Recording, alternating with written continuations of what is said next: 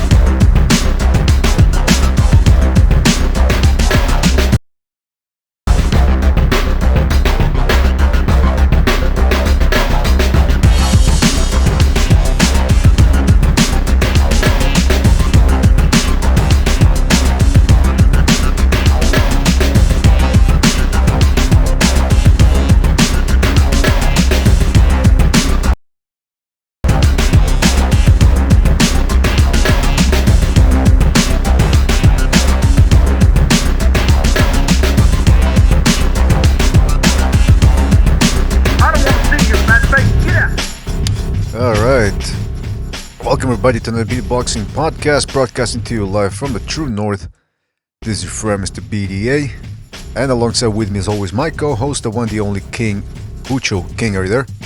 Yes, sir. Fantastic. Now before we get down to the fun, and there is going to be a lot of fun today, let's just get the business right out of the way. If you want to keep the gravy train a-rolling, don't forget to like, don't forget to subscribe, keep leaving comments, keep spreading the BDA gospel. Sign up for the BDA Twitter, the BDA Discord, where we're having a lot of fun. We're creating our own little community. And that's about it, keep donating via Patreon as well, PayPal. And again, it's not obligatory, but keep thumbing up, keep spreading the BDA gospel. You can make a difference that way as well. Well, we got a lot to talk about today. Fight night.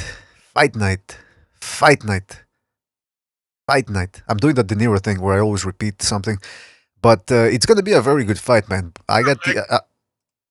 what's that? Perfect.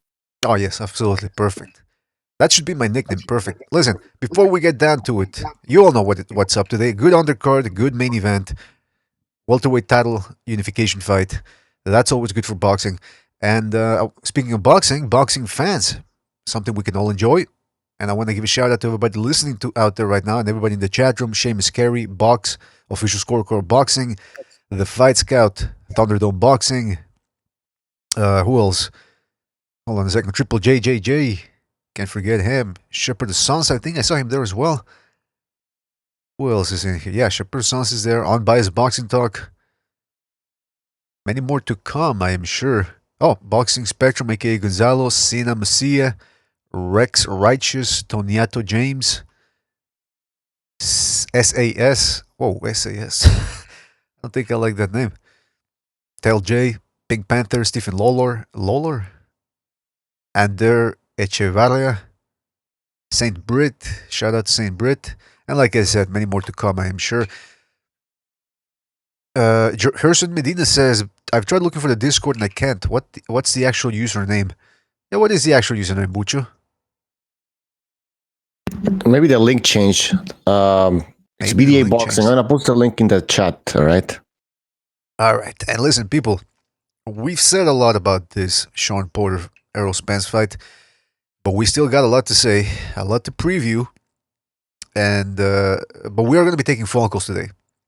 Phone lines are open. I want to hear what people have to say about this fight. I want some predictions. Okay, so that's what we're going to do. Gonna get some predictions from you people out there. Tell us whether this is the mismatch that some people think it is. Tell us whether it's actually gonna be a closer fight. I want to hear from the people, because Bucho, I'm a man of the people, and I speak for the people. I also want to hear the people. I want to hear the people. So we're gonna invite a couple of the regulars, a couple of people, take the phone calls with us, have a little fun, pop open a drink, so you can watch the fight. Bucho, take over for a couple of seconds, all right? Tell people out there what you think about this fight. Okay, let's see what's happening in the chat over here. Rooting for Sean tonight, says Rex. Saint Brit says Mr. BDA. Is Gerson or Gerson Medina says, I've tried looking for the Discord. Yeah, put the link there. Go ahead and click on it. Let's see what else. Boxing official Pink Panther says, hey, Mr. BDA. Tell Jay says, I bet on a draw 22-1. Yep, that's the biggest bet out there. Well, one of the biggest, actually. I decided not to bet, by the way, guys. I know yesterday we've talked about it. I contemplated that idea, but I decided not to bet on this fight. Now, if Porter actually knocks out Spence, then I'm gonna lose it. All right. So let's hope that Spence wins. My prediction is Spence wins a close unanimous decision. 116, 112 on 2 cards, 115, 113 on 1 card. But we will have to wait and see. All right, what else do we have in the chat? Oh, we have H Money saying the zone. All right, H Money, take it easy. Thunderdome Boxing says, can I be sent an invite for the Discord? It's the only way I know how to join. Yeah, we'll send you a link. But first, we need to invite a few people because I don't think we can send invites yet. BDA is working on it. Yeah, Discord is kind of weird. You can't send invites unless you get a few people in, like three people, I think. What else? Gonzalo says, H-Money is freaking me out. Yeah, H-Money, calm down. The formats are gonna be open soon, so you people can call in. This is the Spence Sean Porter countdown. I call it the countdown party because that's what it is. It's a party. It's a hangout. All right, I'm back. Sorry about that. Need to refresh my coffee a little bit there. Spence fans right now. Bob, I got a bad feeling on this one, all right? I got a bad feeling. Hey, Sarge, I was thinking of getting a little R&R. You know I need you.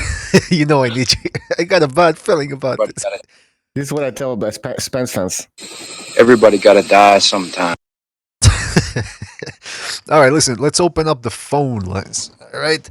And by the way, H Money, if you keep spamming with your Mr. The Zone bullshit, I'm gonna fucking ban you for real this time. All right.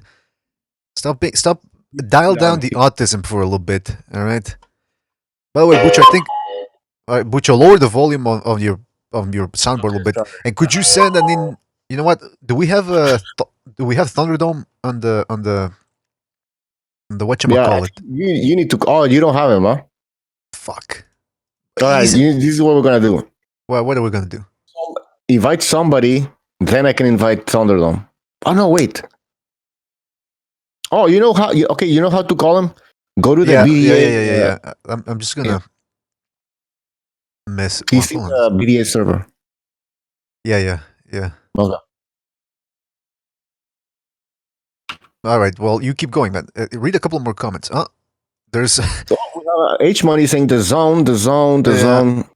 All right, man. He's banned. Sorry about that. I usually don't do this, but I can't. You can't negotiate with Aspies. You know. Sorry about that. Did you ban him completely from the channel? Absolutely. Just Bucho, come on. time him out, man. No, Bucho. What's he's gonna call? This is Mr. The Zone, aka H Money, MVP Rookie Cocksucker of the Year, AVN bitch award. Shut up. Got no time for you today. We got things to talk about, man. Errol Spence, Sean Porter, the undercard. We're gonna be taking phone calls. If Home Money wants to call in, fine. But I don't want them. I don't want that bitch in the chat room anymore. Fucking slut. He's a chat slut. That's what he is. Keeps wanting attention. Shut up, slut. All right, Bucho, read some more comments from the chat room while I try to get a little group going here. All right. Well, before I continue reading some comments in the chat, let's just go through some of the predictions that we have over here. Thunderdome Boxing said in the early prediction show said Sean Porter wins, I guess by decision, obviously. Dr. Dre, he's Dre from Philly. One of the callers said Porter wins by unanimous decision. Pete Scalebender said Spence by decision. Vinnie Mac says Spence by destruction. Kane, one of the callers, said Spence by stoppage, round 10. All right, sorry, Bucho, I gotta interrupt you, but I gotta call Thunderdome, and so we're not gonna be able to hear you for 2 seconds, but I'll create the group that way. All right.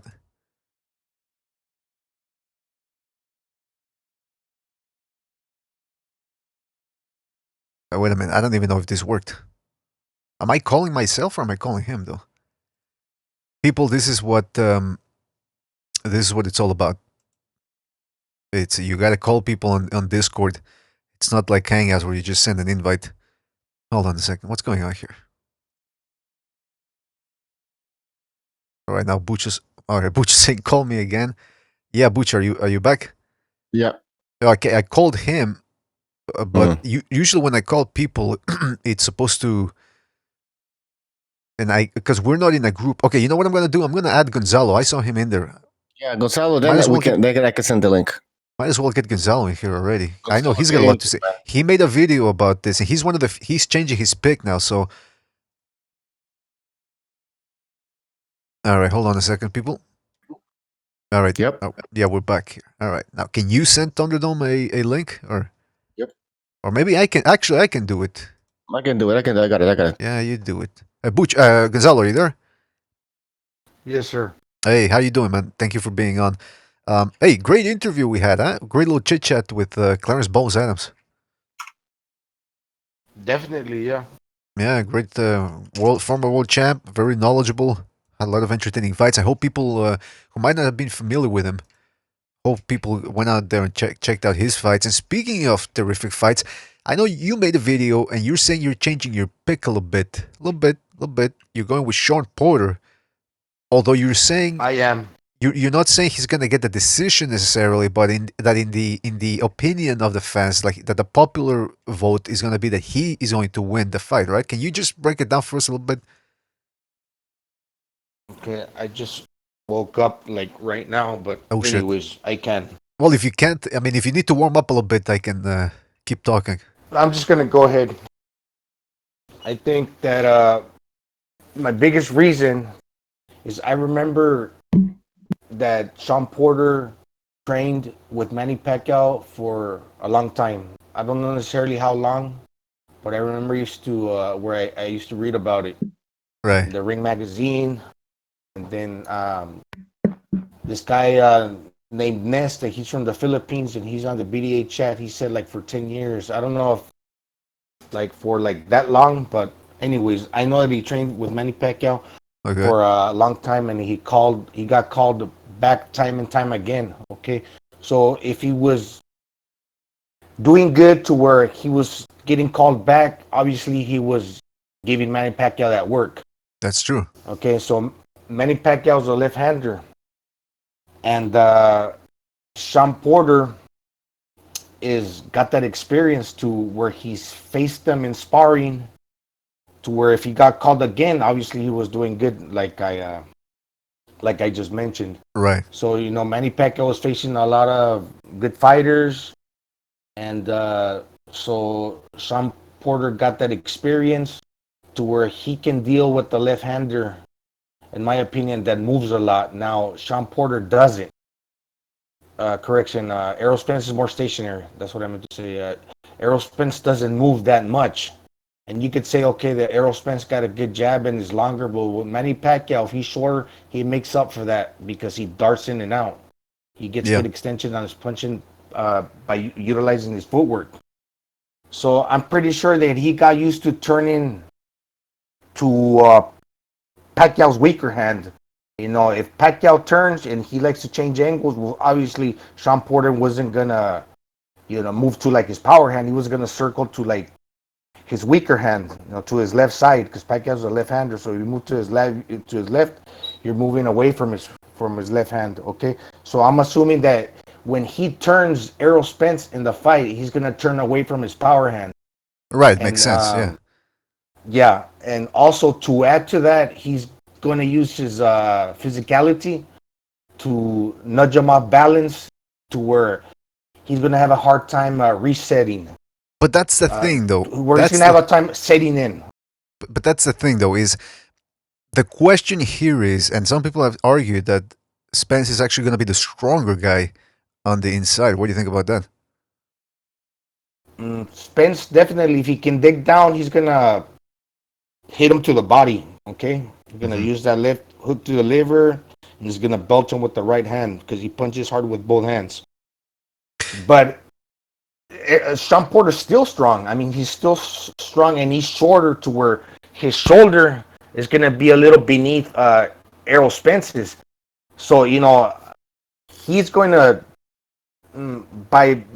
if it's by like natural reaction or if he does it on purpose, he's gonna pressure Sean Porter and like try to push him off balance because he likes to, like they say, smother his work, and he closes the distance. So if he starts getting hit really hard, his natural reaction is gonna be to like push this guy off balance. That way he can't plant his feet to like land his his body shots. Okay, and once he nudges him off balance, he's gonna turn away from his power hand and and connect with the shots more often than not. And although Errol Spence's consistency, that's where he's gonna lose that ability to be that consistent, because he's gonna have to constantly going to be having to reset his feet, and Sean Porter is gonna do a good job of being physical with them. Well, that's the thing, that though. When he fought Manny Pacquiao, just the last thing, he could fight really well when he had the space to impose his rhythm. Yeah, that's it. Well, I was just going to say... Correction, when he fought Mikey Garcia. Sorry, I just woke up. Yeah, that's okay, man. I was going to say about that is, who do you guys think... I mean, not who do you guys think, but Errol Spence, okay, everybody's thinking, oh, if Sean Porter stands in there with him, he's going to get run over, and especially if, if he stays on the inside. But Errol Spence, even though he's a good inside fighter, he does have the longer arms. So the reasoning here would be that Sean Porter, maybe with his shorter arms, and I would argue quicker hands, might actually get the best of Errol Spence in there. I don't know what you guys think about that.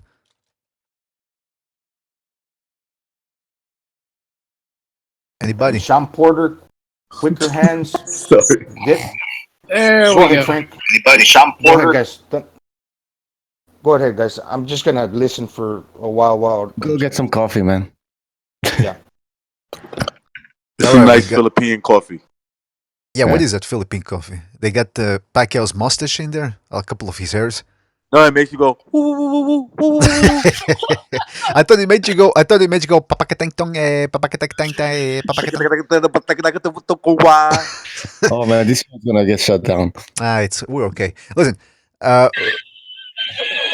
right, Bucho, with that wheezing laughter all the time, man, come on. You gotta I stop. have another one. There you go. All right, Bucho, take over. I'm trying to open up the phone list here, right? Yeah, I was trying to send some links. At some point, I started sending the wrong links, so that's why Thunderdome couldn't get in. Yeah, well, I'm here now, so thank you. All I right. want to recognize.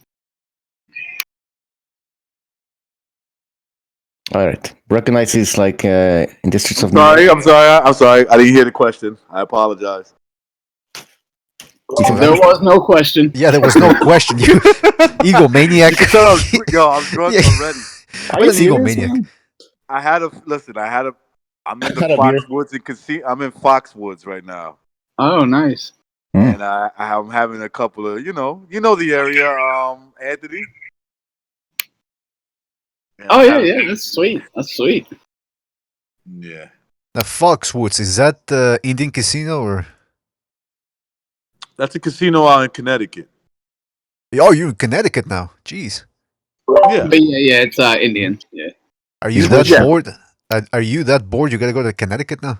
What are you doing? Well, I have a friend of mine who fucking let his today's my boy's birthday, and so he let his wife talk him into going out here. So last minute change, and we're still trying to find where we're gonna watch the fight. That's the thing, though. You just reminded me. I'm still looking how to buy the fight here. You see, Your shoe will go you see, live. there's a little bar inside the casino, and he One. told me come back at fucking 8 o'clock, and the guy who manages the bar Right. likes boxing. Let him know, and more than likely he would know for sure if he's gonna play the fight. But I don't like playing it that close. You know what I mean? Yeah, you don't want to. Yeah. AMC theaters. I mean, I don't know if you guys would want to do that, but AMC theaters are showing the fight. That'd be a cool Okay. way to watch it. Wait a minute. AMC theaters. I'm gonna look that up, man. Maybe if Yeah, over here in like Canada. they're everywhere. We don't have those here. No, we don't. All right. Well, No. because I was thinking, all right, if I can't buy the fight, which I think it's possible. I think we can buy the fight. But if we can't buy the fight, I was thinking, am I gonna go to a bar? I mean, I'm 20 years sober, and I'm gonna risk it all by going to a bar. I don't know about that. I don't really know Fuck about that. See where I'm at, and where I'm at, everybody's like 50 and over, so it's like perfect. You don't gotta gotta worry watch about out for that. You gotta watch out for that. When a bar owner tells you, "Oh yeah, sure, we're paying. We're playing the fight. Come on over in 2 hours." It happened to me one time. We went in there, and they're like, "Yeah, we're gonna show the fight." The pay-per-view starting to get near. They're still playing football on the screen, and then all of a sudden it's like, "Oh, we're not actually playing it." So why did you? They just wanted you to buy drinks. Yeah, Oh, you that's should have happened seen. to me a couple of times as well. You should have You seen know the what I'll do? mess. You should have seen the mess I made in the bathroom, man. Ooh, left him a little gift in there, if you know what I mean. I'll smack the manager in his face. I say, "Hey, you think I'm a fucking clown? You're gonna tell me you're playing it, and then I come back for two hours later, and you got this shit on? I'm sorry, sir. I'm sorry. Give me the fucking boxing match before I smack you in your face. Hurry up." You know what? The violence I'm okay with. The violence I'm okay with. It's the bad language that I really can't stand. I mean, that's unacceptable. Hey, give me the fight before I fucking break everything in this bar. Hey, but listen, it's gonna be a good undercard. I'm looking forward to every fight, including the guy there that they have on that they call the next Lomachenko. What's his name? Badar, something, some Eastern European. Rasputin. No, it's not Rasputin. Oh, sorry. By the way, people, the phone lines are open, so if you want to call in with your predictions, make fun of you a little bit. No, I'm kidding. Okay. No, yeah, give us your Call prediction. in, Vinny Mac. Call in, Vinny Mac. I don't even know. I don't even remember what his prediction was. I wasn't there on the last couple of shows, but like I said, I'm looking forward to this event. We were talking with Gonzalo, who just changed his pick. He's got Porter winning now. He thinks And Porter's. I changed mine to Spence. Ah, come on. Well, Yeah. why do you think Oh my Spence is gonna? Why do you think Spence is gonna beat Porter?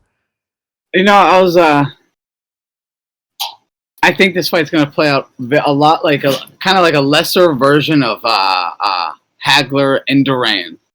Spence obviously being Hagler, and the punches and bunches. Everything's still good. Yeah. Okay. The Duran part being played by Porter. He's going to come in throwing a lot of punches, but I don't think he's not going to be able to knock him out. And that's what I picked. I was thinking maybe he could hit him with enough to the body to slow him down, then go to work on his head later in the fight and get him stop him late, because that's the only really way I could see Sean winning. And I thought, I still think he can do it, but I'm starting to think it's going to be just more difficult, just based on I'm not sure even if Spence is like pretty damn tired. I'm still not sure if Porter's really going to be able to get rid of him. It's just really going over like who's he really hurt. I was really just going over like who's he knocked out, who's he hurt, and it's I'm not sure he's going to be able to hurt a bigger guy. And the other thing that really helped turn me, the main thing is the weigh-in. This is the main thing. Porter looked dry as shit, like so dry that if you just puffed on him, like baby powder would come off his fucking skin. And Spence looked great. I mean, dude, I don't know if they put lotion on him before the weigh-in or something or what, but I mean, he looked healthy as shit. Like, he looked phenomenal weighing in at 147. Ripped, I mean, and Sean didn't look bad, but he looked very dry. Very dry. Spence was nowhere near that dry unless he just got a ton of lotion put on right before he went out. Yeah, some lotion put on him for sure. Do you think that's what it was? I think so, because you could look at his face. He got the dead-eye face. I'm not saying he struggled. It's just that's what boiling down to 147 does when you're 180. Yeah. And I was banking a lot on that a tough weight cut added with Sean's pressure, all this combining, and those like last 4 or 5 rounds. If Sean still is there and his face turns the heat up, that he might be able to break Spence.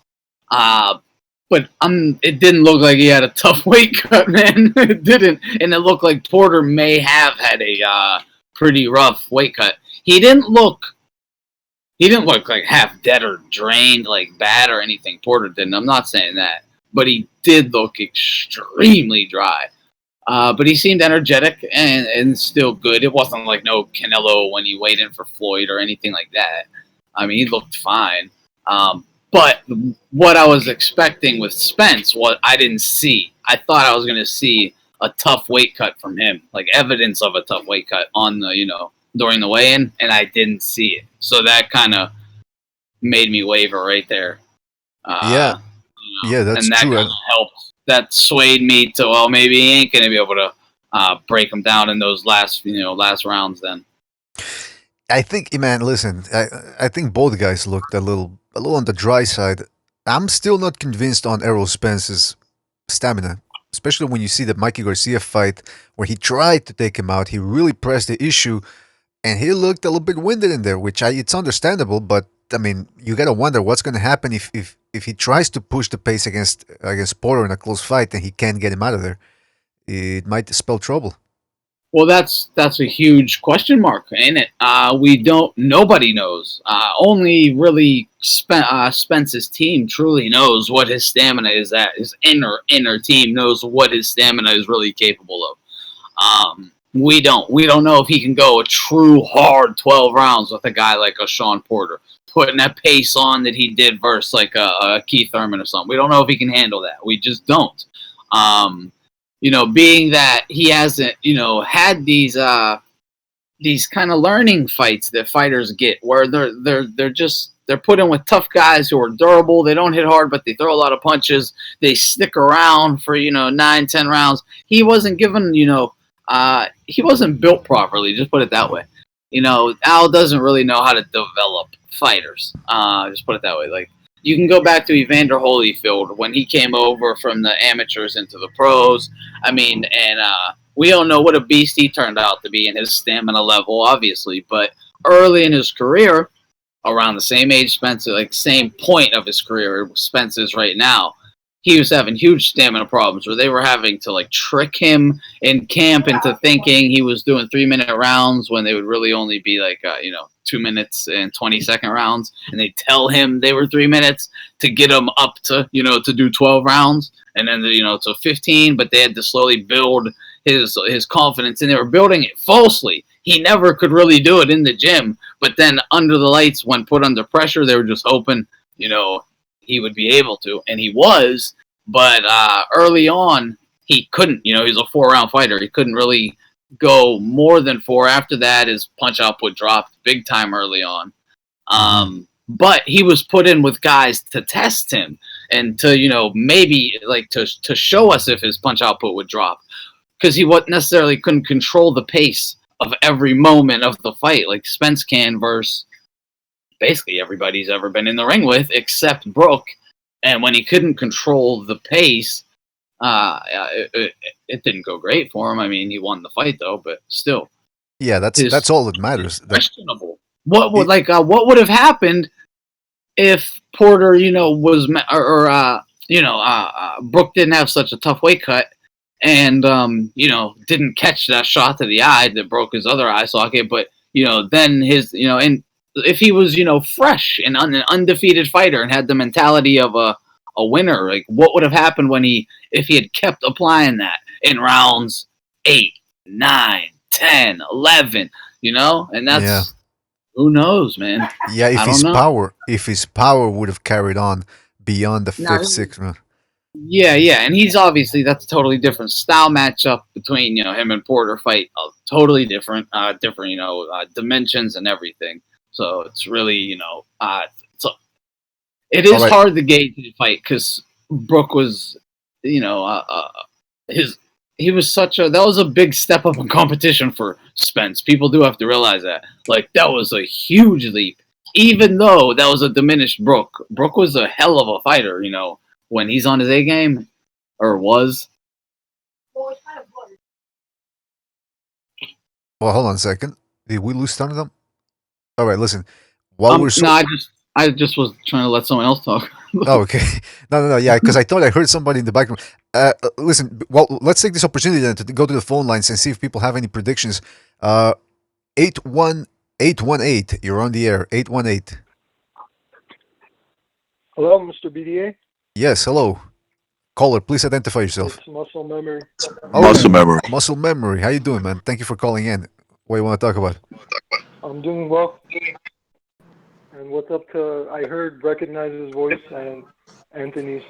So what's up, you guys, too? I don't know if anybody else is on the panel, so sorry if I missed you guys. Yeah, well, that's okay. You got Gonzalo, Bucho. But yeah, go ahead. Have you given your prediction? Yeah, I see you already gave your prediction. Spence 8-4 decision. You want to change that? That's right. Yeah, last week. No, I still think it goes to distance. Look, Porter's he's a tough out for anybody, but I mean, judging from all his championship fights, I don't really recall him having anybody in any serious trouble. From Garcia, Thurman, Brooke. So I see this going similar. And Spence is like arguably a junior middleweight. Some might say even middleweight. Right. So I can't see Porter being able to. Yeah, I mean, even if he rushes him, I don't think it'll be such a bright idea. And with Jack Reese refereeing, I see him kind of keeping it a little more clean than usual. Oh, wait a minute. So, wait a minute. That's my prediction. Wait a minute. Jack Reese? Is that confirmed, guys? Jack Reese is going to be the referee? Yes, it is confirmed. Oh, boy. Yeah, that could be trouble for Porter right there. Maybe I'm getting my names maybe I'm getting my names confused, but is Jack Reese the one that saved Tyson Fury from getting knocked out by Deontay Wilder? Correct. Yeah. All right. He was also the guy that was you helped Ward out several times. Ward liked to use him. He would let Ward do anything. Okay, so wait a minute. So this might he's good and bad. It all depends. It all depends if he literally, this is my opinion. Depends how they utilize him. If he's left at his own devices, he does a great job. Yeah, the question is, was he left to his own devices for this fight? Oh boy. Well, see, that's not good because I think we all know who the favorite is in this fight, or at least who the powers that be want to win. So I think there might be a lot of closing. I mean, separating them right away as soon as they clinch or as soon as they come close to each other. Muscle Memory, what do you want to say? Anything else you want to add to your prediction? Yes, I think Benavidez stops Durrell within 6 or 7. I never rated Durrell as a actual champion anyway, so I think and he's past his prime, so I think Benavidez stops him 6 or 7. I'd like to ask Muscle a question before he leaves. Yes, please. Okay. What do you think of Spence's weight cut? It looked to me like he had a great weight cut, so I personally expect him to be huge tonight, like big, because he looked big, and like he didn't have that much trouble making the weight, so I think he's going to be able to get up to a solid 165, just jacked.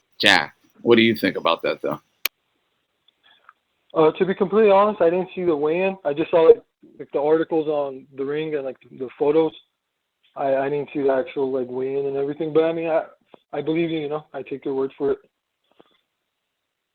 Okay, I got you. Yeah, I mean, I think this weight thing can go either way. I mean, both of these guys are young. I think they can still pull it off, but let's not get it twisted. Whether they're young or not, the amount of weight that they cut can make a difference in this, especially a fight of this caliber where you got a monster, cardio monster like Sean Porter.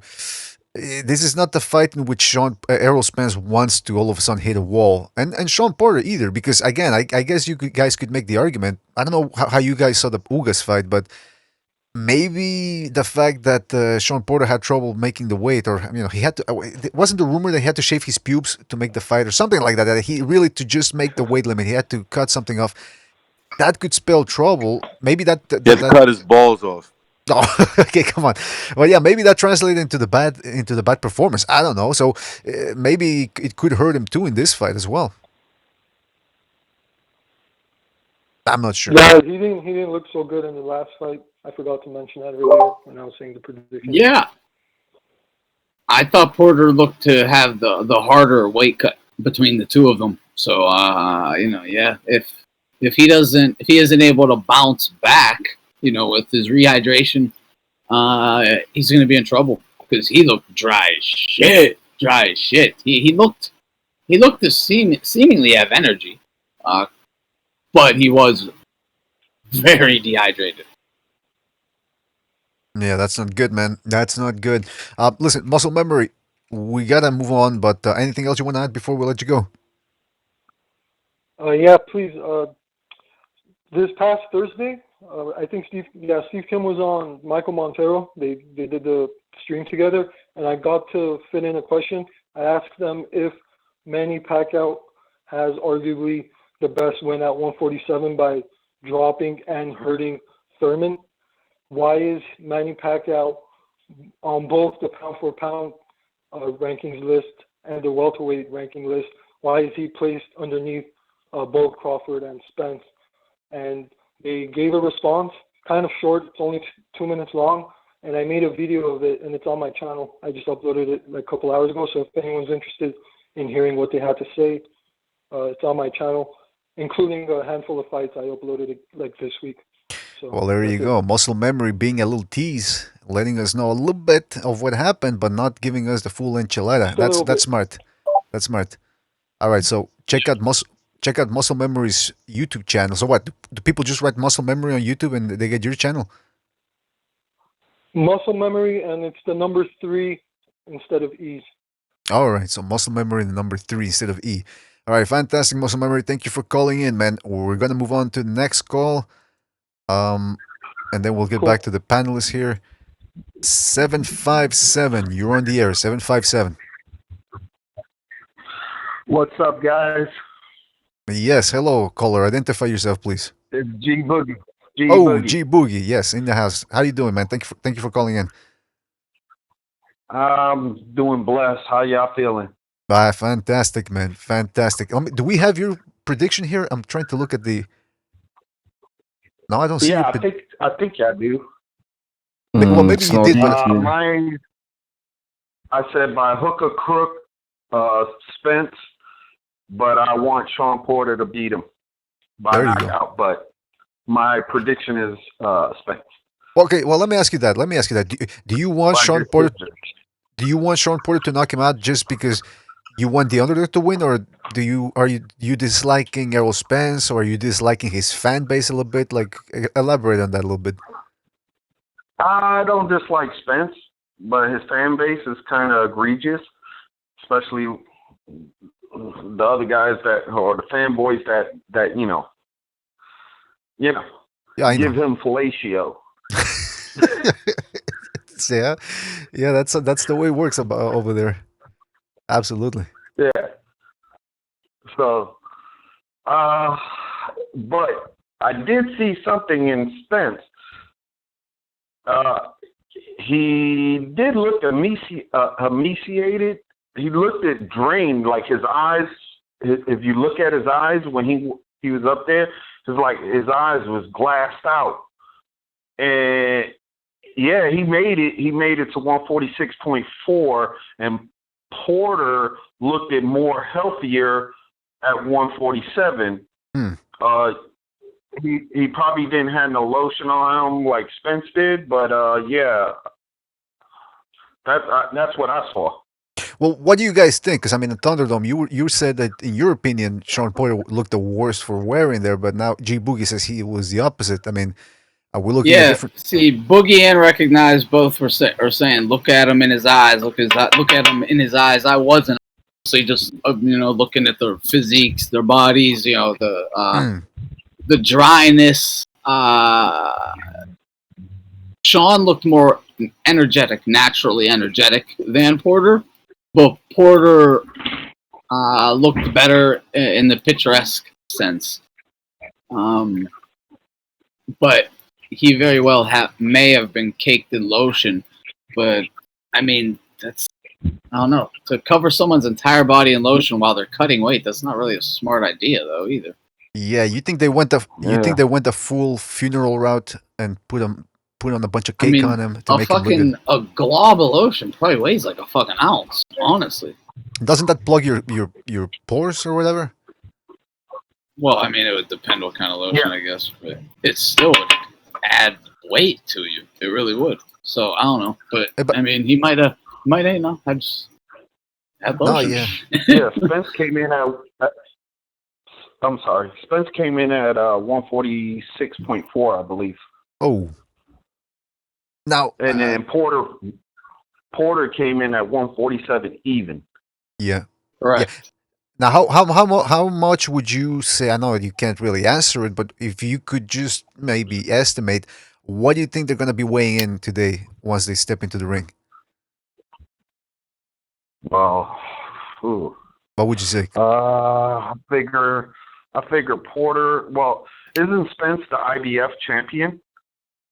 I don't pay attention to those titles, so I don't know. Anybody? Yeah, but I think that 10-pound thing is gone, isn't it? Do they still do that? I thought think it's gone. Fight, they got rid of it. Yeah, that was the last fight. It's gone. I'll go first. Especially if it's for a unification bout, it's not happening. IBF got rid of that. Unification bouts doesn't apply. Also, that too. Yeah. I mean, they're both going to be, anywhere from like 165 to 167 ish. That's what I would think. I'll say Spence on the heavier end of that. I'll say Porter will be at 162, maybe 159, in between 162 159. Spence, he probably will blow up too. It depends on how when he walks in, how he looks. If he looks like if you could see from his way into that picture, if you take that picture and blow up the next picture of him coming in, he probably will be, I'll say 20, maybe 20 pounds. Jeez. So you figure 167, 160, anywhere from 165 probably to 163 with his stature. Yeah, what do you guys think about since Spence came under the weight limit so easily, and he said, he's for this camp he was focusing on speed to be able to really get the knockout. Do you think that that actually is why he made the weight so easily? So maybe he might not blow up all that big. Maybe he wants to stay like 162, 63-ish maybe. I don't know if he's ever even really fought that low at 47, honestly. 62, that is. In my perspective, I believe that he he's not going to gain no speed out of it. It's just going to hinder him even more. And then blow up that fast, 16 to 17 pounds. That's going to slow him down, actually. You would think so, right? Naturally, you would. It should. It sure should a human naturally, but who knows, right? Yeah, well, it depends on the individual itself too, on his work habits and his own physical stature of it. Knowing his own body. Yeah, that's a major part of it. The longer you're in this professional fight business, they learn their bodies. Especially with Terrence Crawford's team. If you listen to that Joe Rogan podcast, that was a perfect example. They broke that down. From the lightweight training camps all the way up to now, they finally found exactly what works for them. All right. Well, you know what? Yeah. G-Boogie, anything else you want to say before we move on? No, sir. Thank you, everybody, for listening to BDA podcast. My man Thunderdome, Muscle Memory, Frank the Tank, a.k.a. Recognize the Matrix, and Gonzalo, Lolito, Boxing Spectrum. Everybody support each other. That's right. No doubt. All right. Lolito. Well, listen, love you, bug. Thanks for. All right. Thanks for calling in, man. Take it easy. All right. Listen, I just want to get to the bottom of this because we're talking about the weigh-in, who looked worse. I got two pictures here, one of Errol Spence and one of Sean Porter. So we're just it's not the best picture, but I'm gonna put it up there on the screen. And you know what? I'm gonna put it on the Discord too, just so you guys can see it here in the group we've got. But I want you to tell me what you think, because first of all, Errol Spence always looks like he's high or something. So there you go. We got the pictures up there on YouTube and on the Discord. I don't know, man. He looks high. Yeah, something wrong with him, bro. Like I'm not saying he's gonna lose the fight. I think he's gonna win, but something wrong. He always looks doped out, but but he's starting to look a little bit more doped out these days. Like a little 24/7, man. I hope he ain't going that Devin Alexander. To me, Sean Porter looks better in the win. Yeah, that's just my opinion, but I'm not. I thought they looked about equal. I'm glad to hear this, you guys, because I'm rooting for Porter, so you guys are at least giving me some hope again. Well, that's the thing. Are you guys rooting for him because he's the underdog, or like I asked G Boogie, or was it Muscle Memory? About are you rooting for him because he's the underdog, or is it because his fans, Errol Spence fans, are too annoying? Like, what's going on here? No. I'll answer that very, very simply. Because he is a fighter's fighter. He fights anyone, everyone, wherever, doesn't matter. He's does it all with class and respect. He's humble. He's an actual role model. Like he doesn't just preach it. He walks his talk. A true Christian. The dude is a good guy. You couldn't find a more deserving fighter. You really couldn't. But isn't that the problem a little bit, that he's not acting? Wouldn't you want to see him threatening a guy's wife in front of her kids? Wouldn't you want him to be saying that he wants to murder a guy in the ring? Wouldn't you want him to choke a prostitute out? Come on, that's he's not gonna get fans that way, being nice and being a decent person. Sadly, not in this day and age, man. But to me, Sean Porter, he's like a typical Wheaties box athlete, man. He really is. How can you? In that picture, he looks like one of those. You ever see those little dolls? I forgot the name. No, he does look good in that photo there.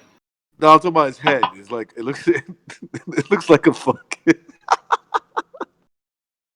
He looks like that. He looks like that guy that had that hit like 20 years ago. Remember when I got high? Afro Man. He looks like Afro Man. Shit, that was a picture. He looks a little bit like Afro Man. He looks like a homeless black guy because of the disheveled hair. That's the problem. He needs to, I don't know, cut it off, man. Get a crew cut or something, change it up. But anyway, listen, we're not here to talk about hairstyles. We're here to talk about the fight. So my question is, let's get down to the nitty gritty. All right. Well, hold on a But second. yeah, the blue collar said something real quick. Said something. I just want to say, since I said that about Porter, he said he doesn't think Spence is all that bad. In all honesty, a bit arrogant, but not a degenerate.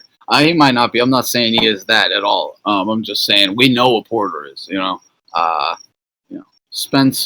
He seems deserving as well. Honestly, I don't think there's any question about that. He's put his work in.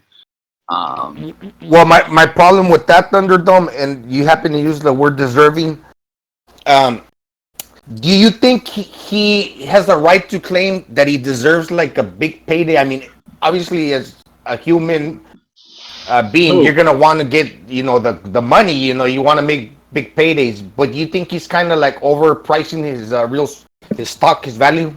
Who at this point? Errol Spence. Errol Spence. This soon. I don't know. I mean, it's again, he doesn't set his price. Al Heyman sets his price, so he doesn't have control over what he's worth or isn't. By like him saying, I'm I'm like the pay-per-view star. I got the fans. I'm supposed to be the A side. I mean, he can say that, but I mean, whatever. I mean, if he really has the brains, he can sit down and look at the fucking numbers himself and see that he isn't. But whatever. Let's let McGregor in because McGregor has to but bounce. At welterweight with him and like Crawford, I'm sorry, real quick. I mean, what's the problem with doing a 50-50? Just 50-50. What's the problem? You guys will probably rematch. Then the winner gets the bulk in the rematch. That's all. McGregor, go ahead. Because he has to bounce, he says. Okay. Hi, how's it going? Hey, how you doing, man? McGregor? I'm good. We're talking about Spence Porter, right? Yep. Yeah. So Spence is gonna win. Sooner people start realizing that, the better. Porter's not gonna win. Even if he's close, he's not gonna win. And I don't even think he'll be that close. I think too many people want to overrate Porter at the idea of underrating Spence. I mean, Ant said we know what Porter is. We do. Against his best opposition, he's a nearly man. He's a what? A nearly man. I thought you called him the N-word. Yeah, but what do you mean? But what do you mean by an early man? Nearly. Oh, I thought early. He's like a nearly man. Okay, I thought nearly beat Brook. He nearly beat Thurman. He maybe beat Garcia. Outside of that, the rest of his opponents were like B-side welterweights.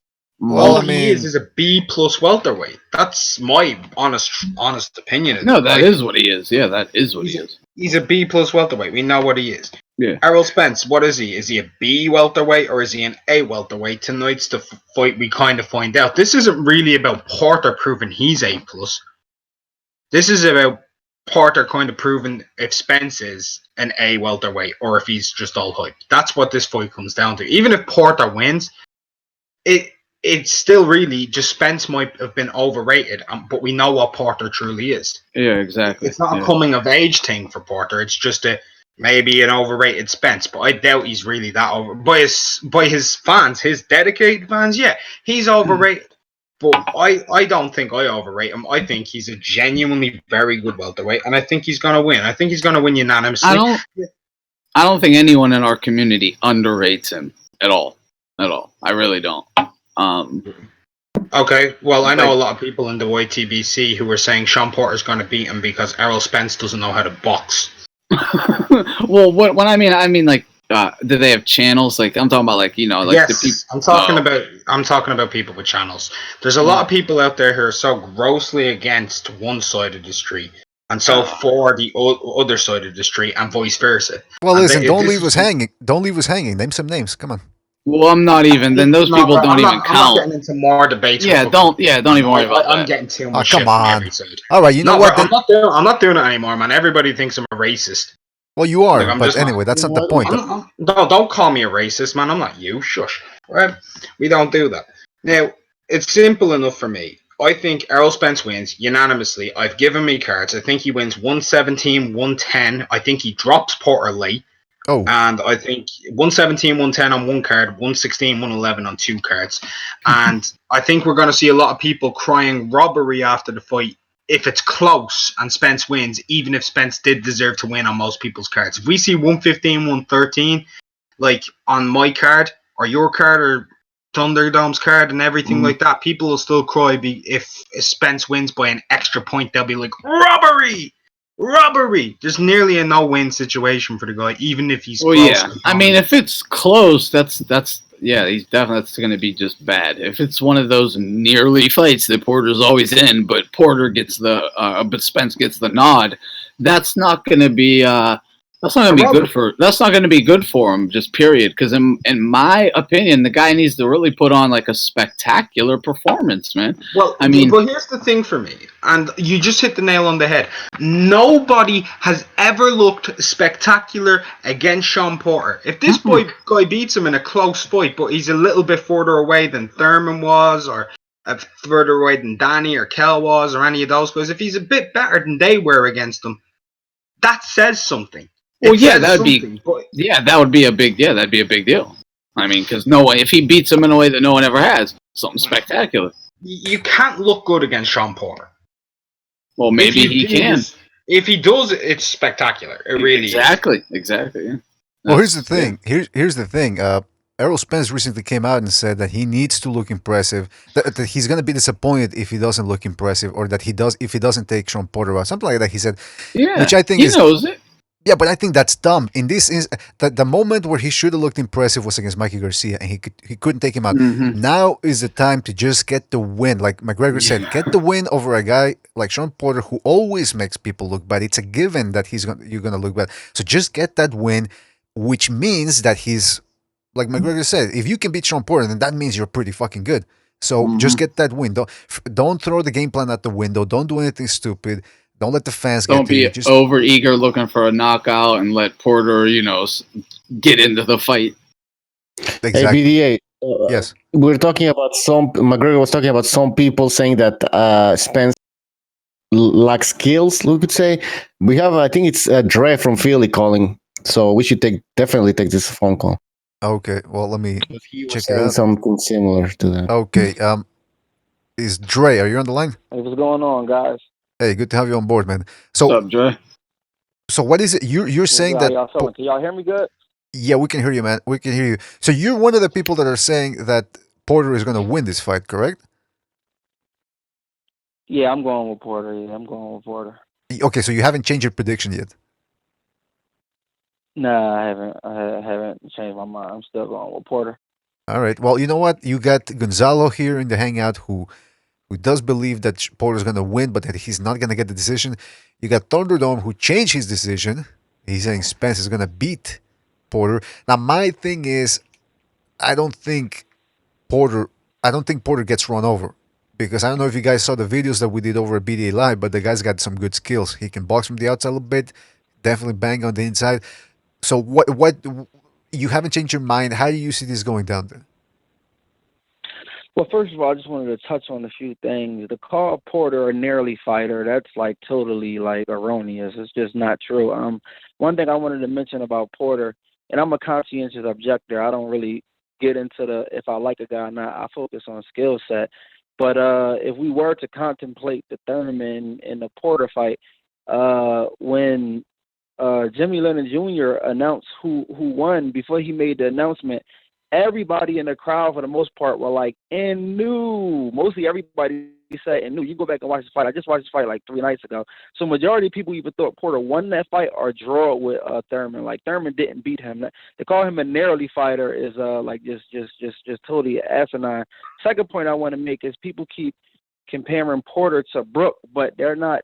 People are being disingenuous when they say, Porter lost to Brook and Earl beat Brook. First of all, Porter has like exponentially improved since he fought Brook. Exponentially. He's not the same fighter at all. So you really can't compare a Porter performance to Brook when he was smothering his work, not focus on defense, getting hit at will, and just continue to come in, to the Porter who started utilizing his jab, setting traps, taking angles, smothering the other guy while landing his work. I mean, Porter has definitely definitely improved. So he's not the same fighter on that note. But what's the question you asked me again? I'm sorry. Well, the question was, how do you see the fight going down? Okay, well, a lot of I've just been looking at Errol Spence, and there's a lot of things that Errol Spence really doesn't do well. Everybody keeps saying, okay, well, Errol Spence has a good jab. First of all, Errol Spence's jab is at the same speed every single time. Porter will be able to counter that jab. A second thing is people saying, oh, yeah, Spence can maintain the distance. I have a question for you guys. When have y'all ever seen Spence maintain the distance on someone who was actually trying to get in on him?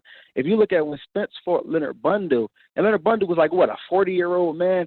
Every time Leonard Bundu rushed Spence, he pushed him back, and he would catch him. He would automatically catch him.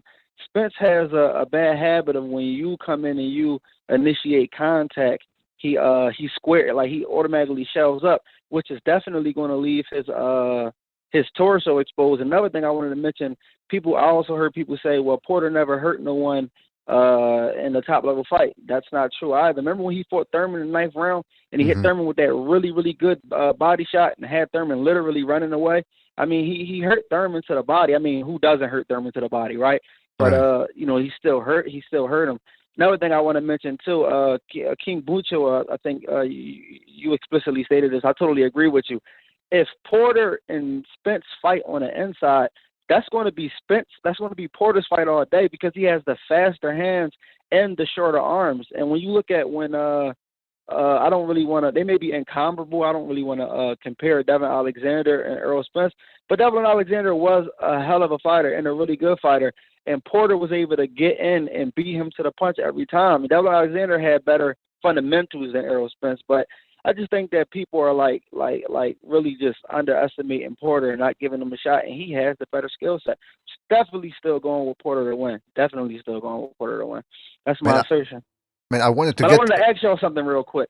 Yeah, go ahead. Oh, my bad. Go ahead. Well, I wanted to get McGregor's take on what you said because he's the one that called him a nearly fighter, but he dropped out. But real quick, also one point that I want to bring up, and I want to get your opinion on that, is Sean Porter's ability to cut the distance, because you mentioned whether Spence can maintain the distance. Sean Porter has a very good ability of cutting the distance. I don't know if it's because of his football background or whatever, but he's got some speedy legs on him. What do you think about that? Do you think that's going to be a problem for Spence? Yes, I'm going to tell you why. Spence, and this is a question to the whole panel, when have you ever seen someone come in on Spence with erratic foot movement to throw him off? Or when have you even seen anybody feint at Errol Spence? Sean Porter uses feints really, really, really, really well. And another thing I wanted to mention, if you look at now for the Ugas fight and Porter fight, I had that fight a draw. Porter really didn't do enough, but he didn't lose though. But my point is, when Porter fought Danny and when Porter fought Ugas, he had them confused. People keep saying it was close with Danny. I think Porter won that fight, honestly. Like clearly to me. I mean, he just outworked him, outlanded him. He won the fight. But my thing is, no one, Lamont Peterson wasn't feinting at Spence. Mikey Garcia wasn't feinting at Spence. Alcampo wasn't feinting at Spence. Those feints are definitely going to throw Errol Spence off his game because, like I said, when you even throw a punch at the guy, he automatically squares up. So I think that's going to definitely be that's going to be an asset for Porter in the fight, in my opinion. Yeah, very good points. Now, when have anyone? I'm asking the question. Anyone can answer. When have anyone seen anybody feint at Spence? Have anybody ever observed that? You guys want to take that question? Oh, nope, never. Yeah, so how's he going to handle those feints? That's what I was gonna. Yeah, feints are key, man. Feints. Nobody Lamont Peterson. He was Jimmy. Jimmy, you want to say something? No, I was just going to say it's Garcia's not a feinter, but other than that, it's also because it just goes to show that his level of competition hasn't been good. Spence, it really hasn't. I mean, look at the dude's resume. So that's the reason why you can't. I mean, anybody's on a pay-per-view, you should be able to say this is how he'll react to someone who feints. The fact that this dude's on a pay-per-view, and might I add, the numbers, in my opinion, they're definitely going to show, like I agree with what I saw on Twitter too, are going to bear out that fucking Garcia carried that fucking pay-per-view. And Vegas got this fight going off huge right now, like crazy. They got Spence winning, but I think he was plus 900, which blew my mind, to be honest. I was actually shocked. Yeah, Spence was plus 900 last I checked, and Porter's minus 600. So yeah, I mean, I Spence was kind of Porter surprised was by that. Porter was the underdog against Danny Garcia, and he prevailed. Oh, Porter was listen, I'm just telling the underdog Vegas against odds, bro. You know Adrian what I mean? Broner. I'm just saying that. So it kind of tells you too that Vegas wants Spence to win too. You know, that's the odds on money. That's what they're saying. But they have that. That's pretty fucking Yeah, wide, Vegas. man. That's real wide. That's much more wide than Yeah, most Vegas wanted her championship to fights. win. Definitely more wide than Vegas what's wanted on her most to win. They pay-per-view wanted fights. Joshua to win. They wanted a lot of people to win. Yeah, But I that's wanted to true. ask y'all guys like a quick question. A quick question, if y'all don't mind. This is kind of a tangent, but y'all can make it real brief. This is a real quick question. I was just watching an interview with Richard Schaefer, and they asked Richard Schaefer about a fight. If Spence is to be successful in this fight, will they match him up with Crawford? And Richard Schaefer, he just pretty much said, in a nutshell, that they plan to pretty much match Spence up and just like pretty much have like essentially like a little like tournament. And Richard Schaefer, like verbatim, he literally said, well, Crawford is an odd man out. So my question to y'all is, I really don't think like Crawford has any options. Do y'all think it'd be a viable decision for him to just go back to 140? Because he can't go to 154 because the three title holders there are PBC fighters as well. So do y'all think he just needs to go back down to 140 because he's ostracized right now? I could tell you my thing. I say stay right where you're at because listen, it's going to be. Remember what drives everything. Listen, nobody can like each other. It's all this other shit. Bob Arum, everybody in boxing, remember, none of them are friends with Al because Al tried. This isn't even up for discussion. Al Bernstein talked about it. Al had originally had belts. They were going to be PBC belts. He was going to get rid of the sanction bodies. He flooded the market with fucking just anything he could, bought up all the TV times. He wanted to take over boxing. It didn't happen. But now he's running into trouble right now. This is not hyperbole. There is a serious problem at Showtime right now. What happened was simple. Basically, fucking Al, Brazil and Wilder, Espinoza paid through the ass for that fight, way more than he should have. All right, under this understanding that he would get Wilder Joshua, and when that didn't happen, obviously because of Ruiz, he at least thought he was going to get the next pay-per-views. I was told that he wasn't even offered this one tonight, which I guess he wouldn't have wanted, but then he was offered the Wilder one as a pay-per-view, and he was furious that it was a pay-per-view, and he said no. But the writing's on the wall. Listen, Fox is only going to stay in bed for so long. Fox has got much more money. They've flooded the market with, they would actually advertise this fight pretty well. Showtime has it's a pay scription. That's kind of archaic now that HBO dropped out. Espinoza's heavily into producing inside the NFL now. He's much more involved in other parts of Showtime. The writing's on the wall, and I respect a lot of people in the game who are saying it's just a matter of time for Showtime's out. That means Al Heyman's going to be resting on one thing: Fox. He's not going to let him dance with other fucking things unless it's a co-promotion, or meaning Fox will give him so much. I give you 50 million. You got 200 fighters. How far you think 50 million is going to go between 200 fighters? Although that's dropping more than it is gaining. He's And how lost a many hell of a lot dates more are they going to fights. give him? How exactly, brother? So when's that's going to happen? He's going to have what's constantly happened. It's been happening regularly. A lot of his fans don't talk about. He loses stars. Jacobs walks away. Khan walks away. Listen now. All of a sudden, fucking Thurman, because there's no money. Showtime has no more money. Thurman's got nothing going on. Now he's tweeting out, "Oh my another fucking nebulous injury that he's going to have surgery and have the rest of the year off." No, listen. There's no money on the table. It's just disgruntlement. His fighters are fucking. Look at the way they fight. They're all. When you watch any Heyman PBC fight, usually one of the things they describe the fighters with is the ring rust, which is terrible in boxing. So it's just going to be money is going to drive it. Bob Arum has got more money than fucking God, right? That fucking rich Jew. Oh, I sorry, shouldn't say that. But anyways, no, seriously, dude. They got hundreds of millions. Never mind. Listen, the connections he has in Vegas. He has, that fucking. I'll tell you. I'll be honest, man. Fucking, this is what I heard. That Jew that I'm only saying the Jewish gentleman that the guy who pulled the biggest Ponzi scheme in the world. The guy who lives in Vegas, right before he went to prison, he hit him up for $365 million to keep the thing going for 2 more days. I guess very close friends with Bob. It's almost an open piggy bank. So Bob has access to investment banking. Heyman doesn't. Heyman, his name in the investment banking world is shit. He just burnt Waddell Reed for almost $1 billion. He is hanging on the tits of fucking Fox right now. That's why there's rumors of him retiring or taking a lesser fucking angle. And I'll tell you, when that happens, these guys are going to scatter to the wind. But that was my long-winded answer. I'm just sick of Heyman. I think he's been a fucking cancer since he's come in, and that's it. Dre, does that answer your question? Dre, So I guess you're pretty much you saying just Heyman's fucking going to run murdered out of it. money, and then like then welterweight's probably going to have to fight Crawford for money. Is that pretty much what you're saying? Yes, because what will end up happening, Aaron will throw enough money, like all of a sudden he sees what these guys are making. None of these, you look at Gennady Golovkin, his last 2 fights with Canelo, he's made more just straight up off the fucking rip than the top 3 or 4 PBC fighters has in the last 3 years. These guys are making $2, $3, $4 million a fight. The pay-per-view fights made $10 million, but Gennady pulled down $35 million for the first. I mean, there's numbers being thrown around at the zone. These guys see it. Listen, Broner, nothing's going to change the past. Broner, it cost Broner $40 million to stay with Al Heyman because that's exactly what fucking Rock Nation offered him, and he turned it down. And then he was offered, before the fight Pacquiao, he was offered, I believe it was $7 million, turned it down, and ended up fighting for 1.6 or whatever. You know what I mean? It's been a fucking disaster. And what ended up happening, you don't hear about it. And the only reason you don't hear about it is he's got these motherfuckers under contract. And the ones who don't who talk, he'll take them to court. But there's a few guys who've talked about it. But it's just look at the history. It's the writings on the wall. Because listen, Heyman will work. I mean, Bob will work with Hearn.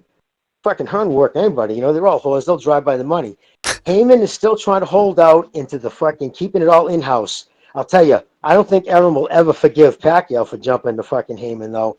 A lot of bad blood there, because that's what's kept that fucking promotion going. If Pacquiao wouldn't have done that, there wouldn't have been this race to pay Pacquiao pay-per-view for Heyman fighters. What would they be doing?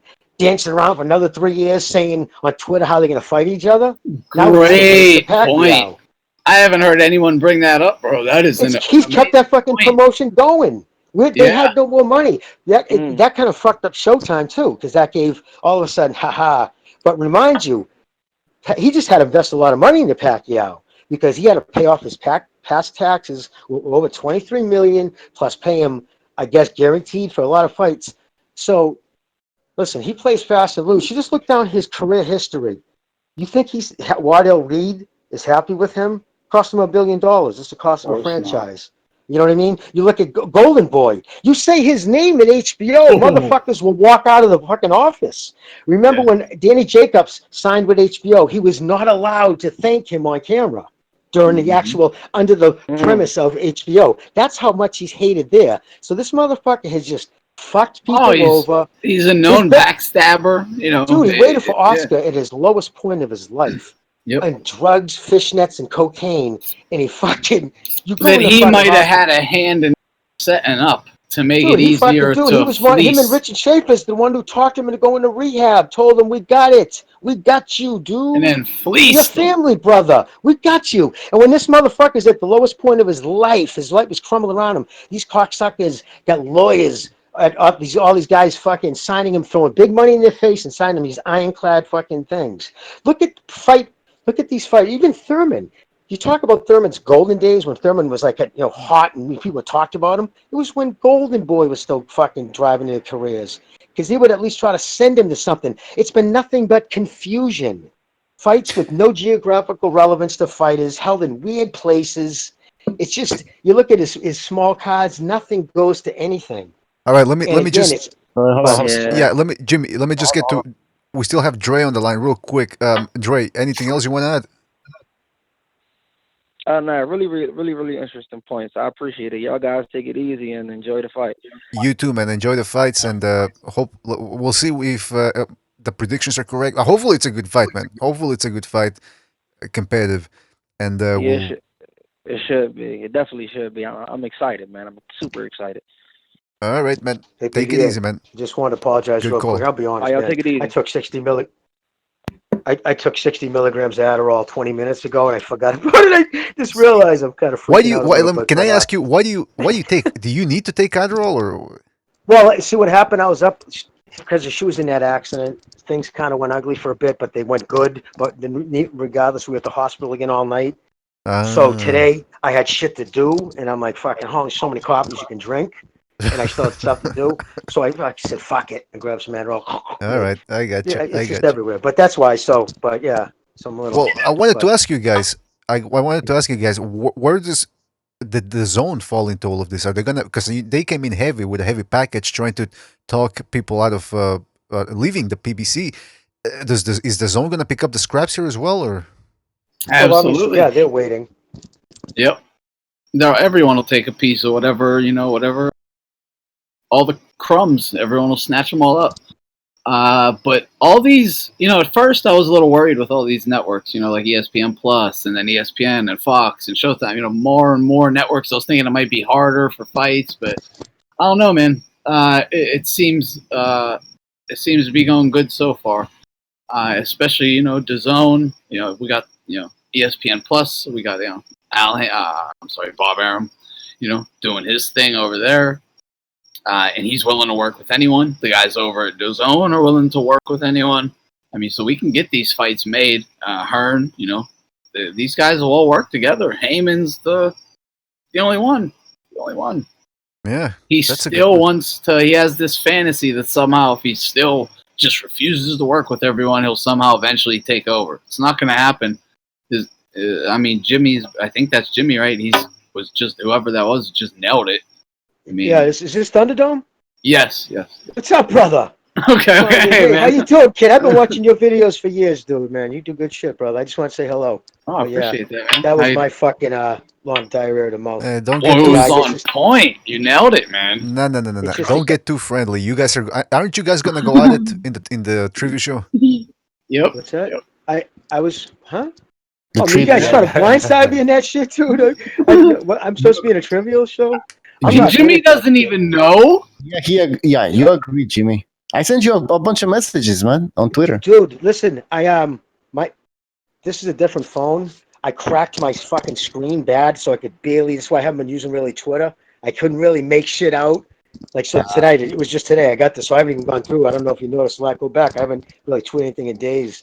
I haven't had this. So no, I don't want to argue with anybody. Too. What's going on? Argue. It's a trivia. Oh, the trivia thing. Oh no, he'll beat me.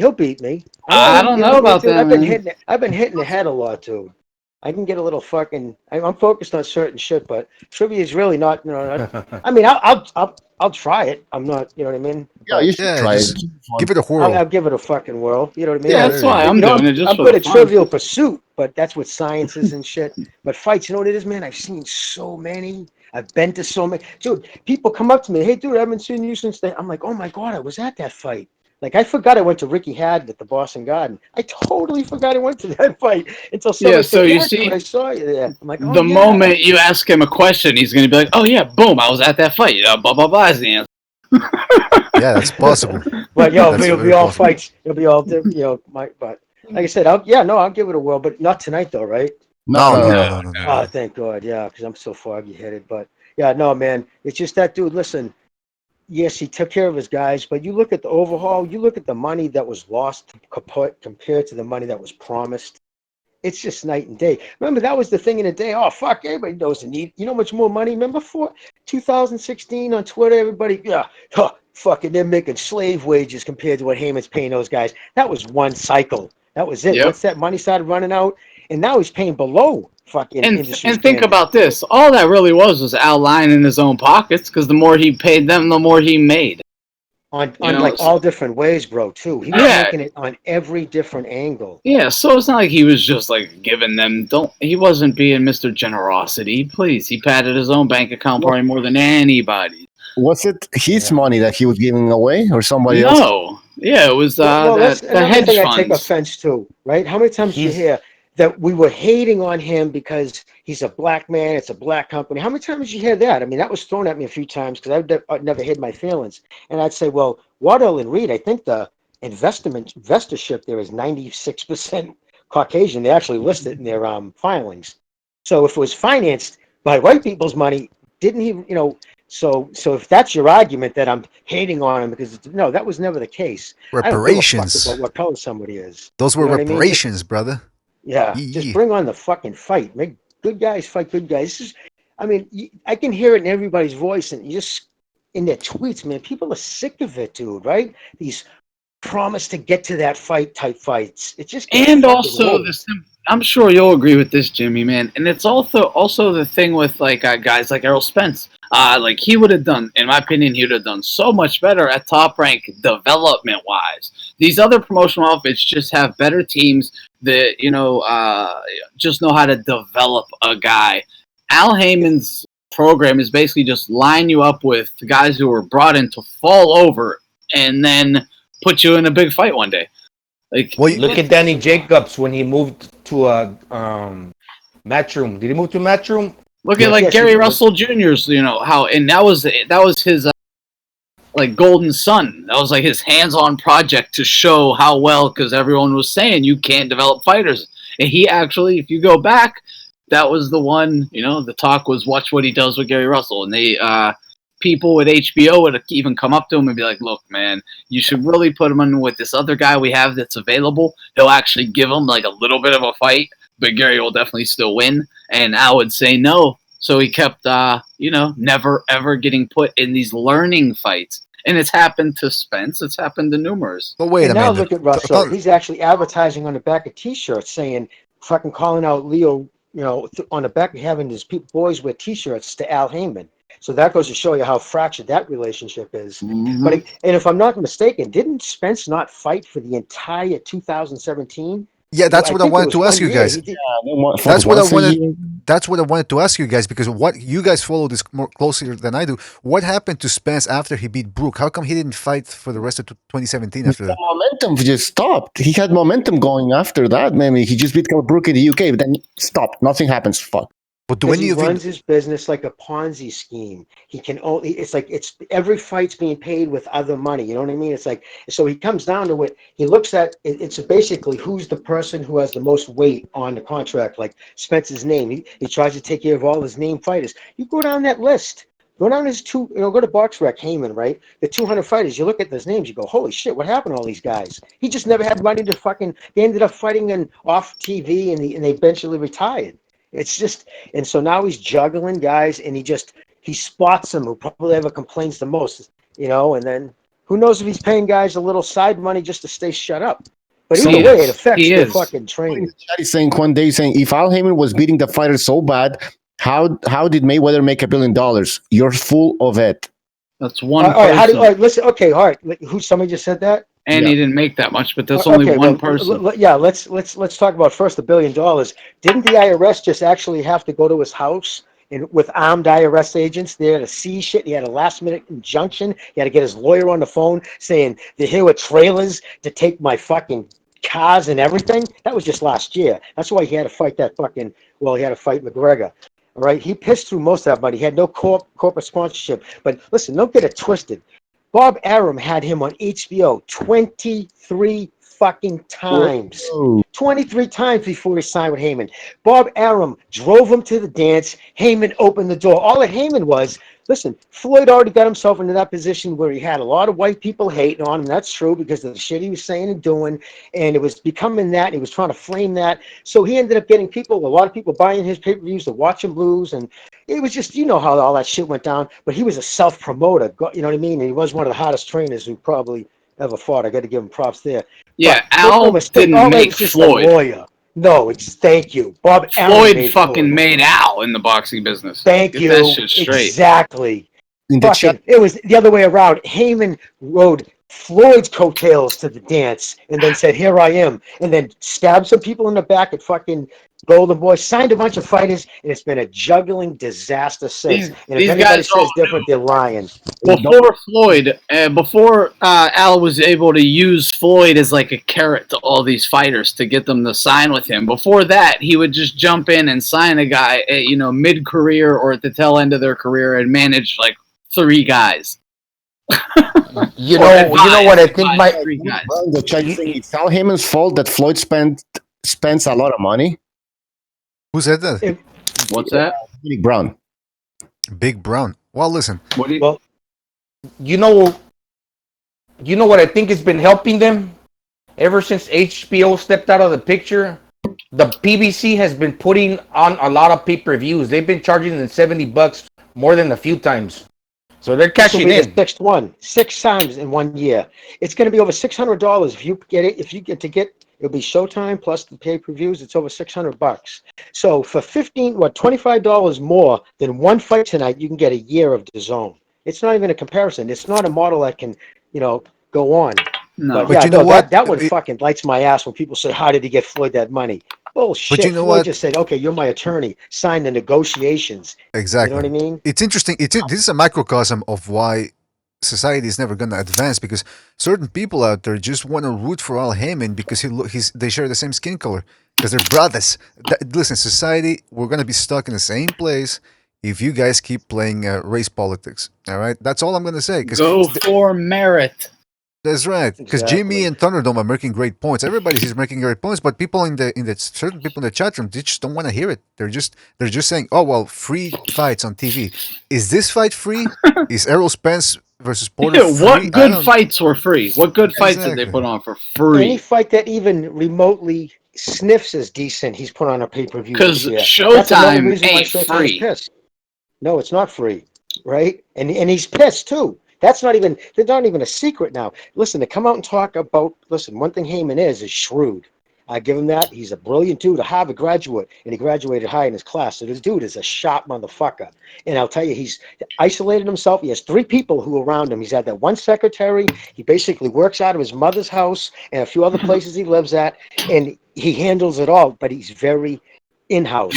And to talk about him publicly is like brutal to him. And Espinoza just let it be known publicly that there's a rift.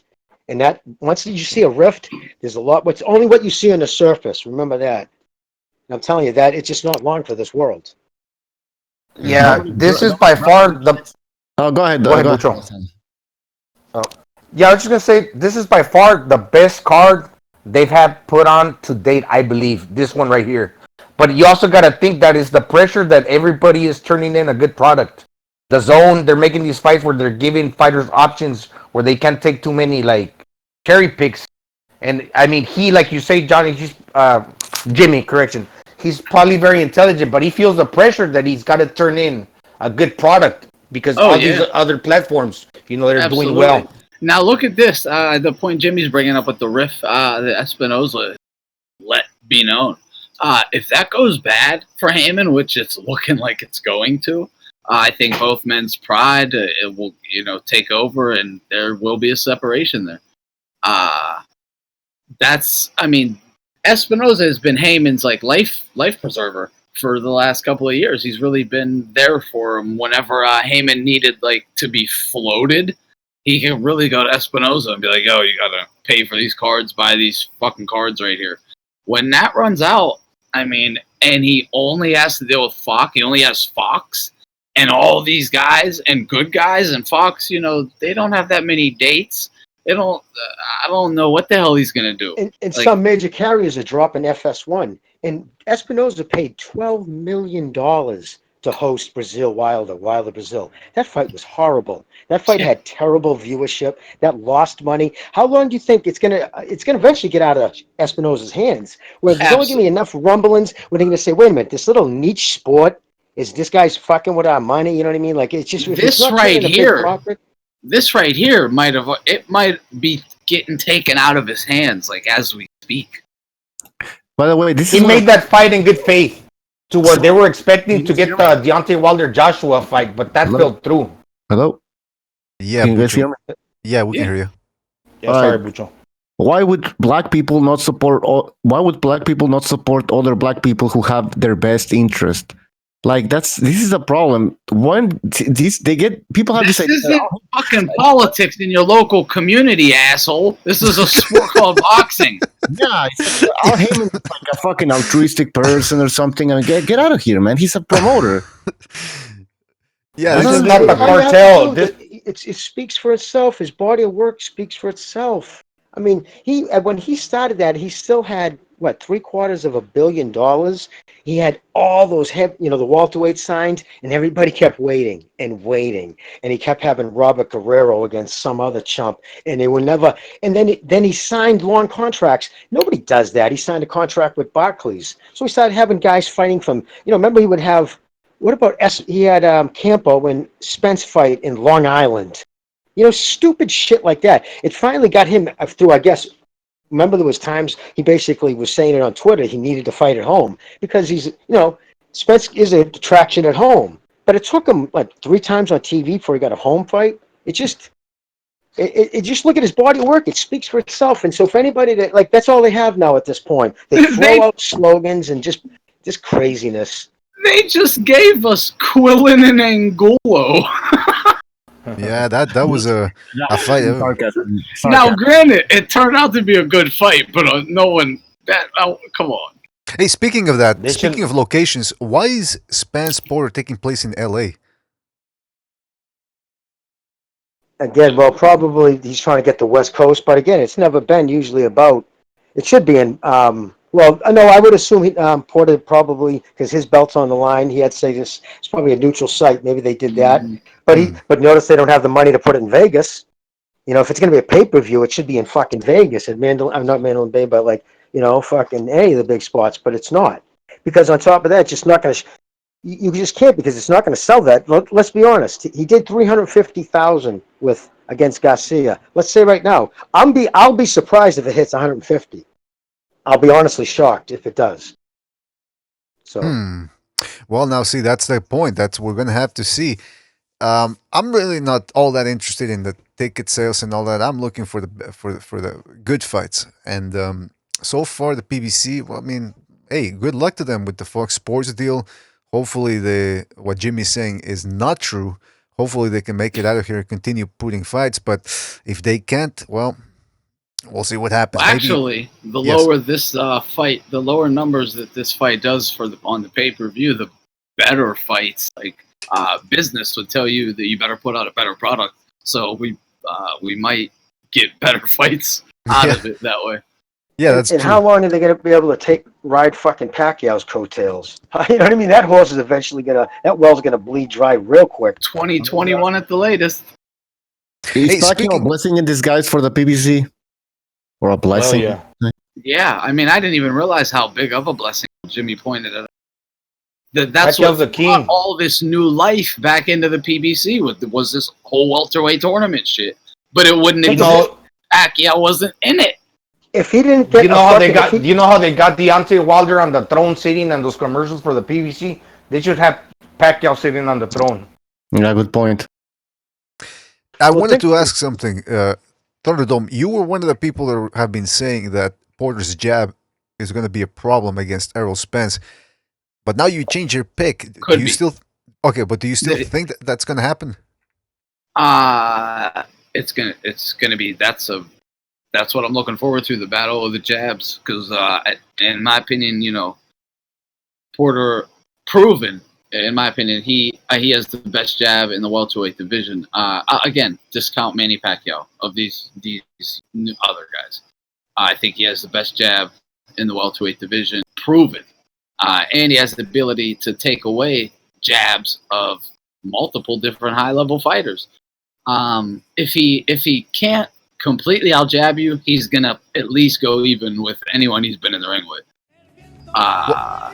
But we'll see what happens with this Spence one. I mean, if he can take away Spence's jab or win the jab contest on the outside, that could cause some problems. But I'm not, so sure that can only work in spurts. He can only do it in spurts. He can't try to just outbox Spence all night. That ain't happening. All right. But in spurts, if he can out jab and then attack on the inside, yeah, I think he's still. Well, I want to add something to that, but before I do, shout out to X 100% X, my brother X. He says, "Here's a little something. BDA have to save some for tonight. I have a few hosts coming through to watch Spence knock that coon out, to to knock that coon and his fro out." Oh boy, listen, X, I appreciate the contribution, but you shouldn't talk about other people that way. That's my opinion. But then again, you did send us a super chat, so you can say whatever the heck you want. Now, Thunderdome, Poo Dude in the chat room just said Porter does not have the best jab. This dude is dumb. He just told you. He just told you which fights to watch where you can see his jab on display, Poo Dude. Come on, man. I just said Porter just fought every welter besides Manny and Spence, and he's out. He at least broke even, but he basically out jabbed every one of them. So can you name one that he out jabbed that out jabbed Porter? No, you can't. So you're a fucking idiot. Oh. Well, I'm not gonna let you talk to the listeners that way, but I will say that sorry. Poo Dude, that's Poo Dude is saying.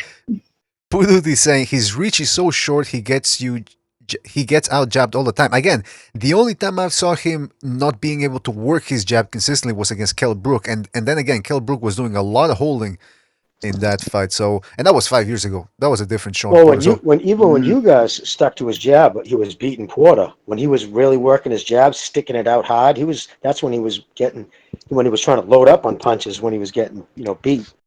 So if Spence uses his length, that's all he does. He does stretch his length. You know what I mean? How he steps out, he traps people, he kind of feints them in, and then he stretches out his length. That could be a problem because of his Porter's stockiness and his kind of a bum rush style. A lot of it has to be answered from tonight. I mean, the way they've anointed Spence. I mean, some people in some circles are giving that kid. I mean, people calling this show top pound for pound status. I mean, top 3 pound for pound status. Even though I think that's kind of clown show, but you know what I mean. So first off, you couldn't stop a kid who was, let's be honest, he was a skinny, flabby dude in Garcia coming up basically 2 weight classes. And if he just goes life and death or just ekes out a win, to me, he's got to look impressive. Or why is he still getting that fucking? Because remember, so if he ekes out a win over a guy who just eked out a win over Ugas, how impressive is this guy? Is he really pound for pound status? I don't know. You tell me. That's an interesting. Well, as long as he wins clearly, he gets credit, in my opinion. But I'm actually picking Sean Porter. But he has to win, in my opinion, to keep that kind of pound for pound talk around him, right? Wouldn't he have to win convincingly? It's just that Sean Porter is a difficult style to where you can't really shine. But that don't matter. But pound for pound, guys, that like. Well, would you at least agree that it hasn't happened yet with anybody? No, of course it hasn't. No. But again, but when he has fought the top guys, he's lost, right? When he's fought Thurman, he lost that. Then he lost to Brook, guys who have a little bit length on them. But Spence is supposed to be on another level than all these guys. Exactly. Fought also, so he has to show it in the ring that he is on another level. Beat him convincingly. Because how many times you heard that, like about Triple G? No matter what style somebody is, I mean, for the most part, he's either finished him or it's been world class guys that he's gone the distance with. Triple G destroyed Kell Brooks. Brook had nowhere near the same success he had over Spence, and they still have Spence over Triple G on the pound for pound list. Now, before we continue, I know it's just crazy. Before we continue, you know what I'm saying? Like he beat him up and he destroyed him in five rounds. Guys, before we continue, you gotta give a shout out to John Gonzalez who says Die X. Oh, come on. I mean that's not correct. But thanks a lot for the contribution, John. Hold on. Before we continue with the panelists, let's go to the phone lines real quick. Again, you can call in and tell us your opinion on all of this. Let us have it. But let's go real quick to the phone lines.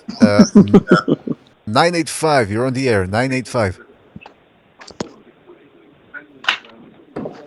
985, you're on the air. Was that? I'm on? Yeah, that's right. You're on. What do you want to talk about?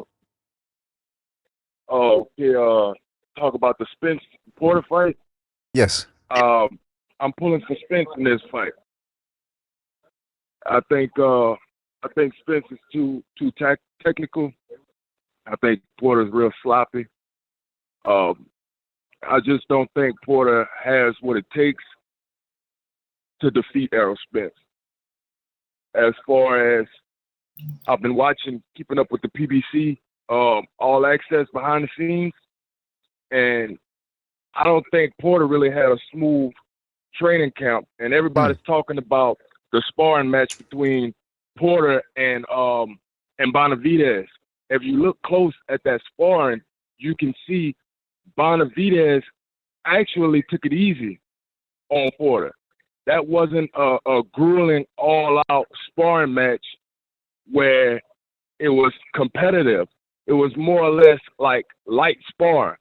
Whereas Spence, on the other hand, sparring guys that outweighs him by 80 or 100 pounds, and they're going 100% in the ring. And Spence is backing them up and delivering blows and taking blows. Weigh 100 pounds more than him? I think that's going to help him out.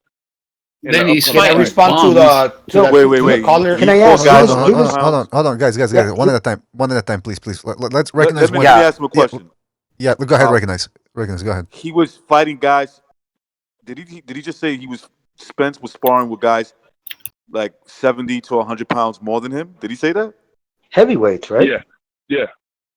Heavyweights. And they were going full out heavyweights with If they what went pound hard. gloves, if you don't mind me asking. That's crazy. No, I've never heard of that. it doesn't matter what kind of gloves. Ain't no way you putting in a 160-pound dude with a 230, 250 guy in a boxing ring, and he's taking you 100%, and you ain't falling apart. That's not happening. Well, can I If ask? I was his manager, I would fucking kill the trainer. I know, right? What are you trying to do? Split his head open? Well, let me ask If the I caller. can add something to that after you guys, Let me just. We got to establish first, Gonzalo. Caller, where did Fighting you see? like a Dillian White, and Dillian White said, "I'm gonna go full 100." He'll fucking kill Spence. Yeah, but caller, where did you see that, or where did you hear that he was sparring with 100 people that outweighed him by 70, 100 pounds all on?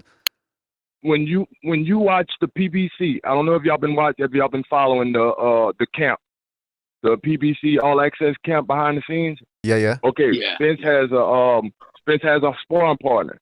He said the guy actually doesn't weigh as much as he used to. He used to weigh, like, I think Spence said, close to upwards of 300 plus pounds. And Spence said he lost a lot of weight. He dropped a lot of weight. And Spence said, I was punishing him back then. But now the guys, I think, like, somewhat upwards of 240, 250 pounds and going all in. You can actually look this up on YouTube. The sparring matches on YouTube. Okay, caller, let me ask you this, man. And Caller, let me ask you this. He's going into one of the biggest fights of his life. Wouldn't he say something like that to psych his opponent out? I don't really necessarily think Spence don't come off as that type of guy. I think more or less Kenny Porter and Sean are trying to psych out Spence. Because I really honestly think trainers, they know they don't have a chance.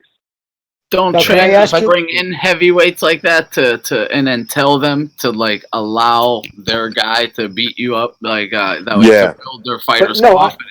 I've seen if that I can happen. put in 2 words after Jimmy, please. No, I was going to say, I've seen Mickey fucking spotlight heavyweights, but they were neighborhood crash test dummies. You know what I mean? Right. So I'm just being honest, right? It's just you're so much better, you can tool them up. Well, so I mean, is he fighting a legitimate guy who goes around sparring dudes who give heavyweights, serious rounds, or is he just a neighborhood crash test dummy? That just teeing real off quick. Can I respond to the caller, BDA? Real quick. Let me just say this real quick. According to Dre, I agree. let me just say something real quick. According to Dre from Philly, who just called in earlier, he said that he heard that the guy was Spence's childhood friend who is overweight and who is not a pro. So that's what Dre's saying. All right, Gonzalo, go ahead. What do you want to say?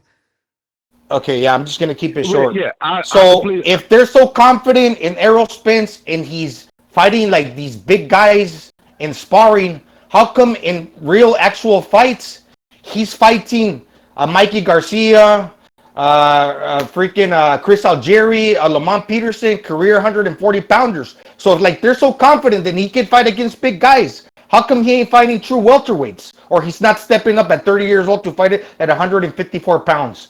Okay, that's one. Garcia, And Sean Porter, he might be a short guy, but he actually fought bigger guys in the amateurs to where they weren't like adults, but Usyk, the other guy, anyhow, he's fought bigger guys to where we can't say that Errol Spence is a beast because he's fought bigger guys in sparring. Because in actual fights, he's fighting tiny guys and he's not even taking them out. Okay, let's let the caller respond real quick because he's on the line. Caller, you want to respond to this is not a diss to the caller. Yeah, I'm just okay. I'm just saying. Okay, you said Porter fought bigger guys in the amateurs. Porter fought at 160 in the amateurs. Errol Spence fought at 152, 154 in the amateurs. So that's really not a big difference. Okay, and as far as Spence not moving up to fight bigger guys, he wants to clean out the 147 division and become the unified, undisputed champion with all the belts. And I don't blame him. That will make him a bigger draw, and that will possibly make him a pay-per-view star, a mega star. So as far as Porter, on the other hand, fighting bigger guys, that's what you said about him fighting Algiers and Mikey Garcias and not stopping them. Everybody, says, okay, Errol Spence has this mega power, this extreme power. That's not what I've seen. I've been following Spence for a while, and I've noticed the same thing, him not taking the guys out. But I think he has this type of power where he wears you down. And the reason he didn't stop Mikey, because Mikey was very defensively sound. Like, all around the board, Mikey has great defense. And Caller, let me ask you though, brother. Let me ask you real quick. Chances, don't you go, I'm not trying to put words in your mouth, but I personally think that he showed Garcia way too much respect. You know what I mean? He showed his power way too much. If you're showing little Garcia, who was a skinny fat dude coming up 2 classes, if you're showing that kind of respect where you really don't want to step in and you're trying to do everything from a distance, because a few times he definitely bailed out when he had opportunities to exchange in the pocket. And I just personally, it took a little shine off his diamond as far as I'm concerned. But I'm curious how he's going to do. Plus, on top of that, this kid's struggling to make 147. That's what's been said for the last couple of years. A guy that's 5'10", 5'10 and a half, and is close to being 30 years old. With that size, when he's not training, with a walk-around weight, that has to cut down to 147. I mean, obviously, this is his first division to where he's a champion. A lot of guys in his situation are already moving up. I mean, there's career guys that stay at one weight, but like Golovkin, he's 5'10", and he hasn't moved up. But then again, Spence is a big guy for a smaller division at 147 pounds, to where he walks around big. All right. Hey, caller, you don't think that maybe it's time for Spence to move up? Because when I saw him in person, I don't know if you know who Steve Smith is, the football player. He was a wide receiver. He's that big in person, bro. He's close to that size. What? He's like that height and that weight, like walking around outside of the ring. I think it might be time for him to win, lose, the draw after this fight. Start thinking about moving up.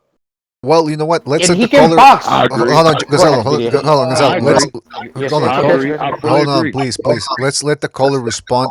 Caller. We have to move on to the next caller. So. Yeah, but that's what I'm saying. Let's let the caller have the last word before we move on. Caller, anything else you want to say before we let you go? I agree with Spence needing to move up, but let's be honest. Don't y'all want to see that Pacquiao fight? I want to see Spence versus Pacquiao before. I do too. I want to see Crawford. I want to see Crawford. I want to see Crawford myself. And Crawford. Absolutely. I'm just not in that Pacquiao camp at all myself. That's just my opinion. Because we're gonna go back to the same thing. Him fighting smaller guys. Go ahead, Tony. Sorry. Thanks for the call. Or take it away, Bucho. Take it away. Yeah, sorry. He's gonna move on here. All right. Thanks. All right, thanks, Oh, caller. Call Bucho's back. right, and I just want to say Bucho's right to it. I just checked, man. You did send me messages on that. So, yeah, you definitely did.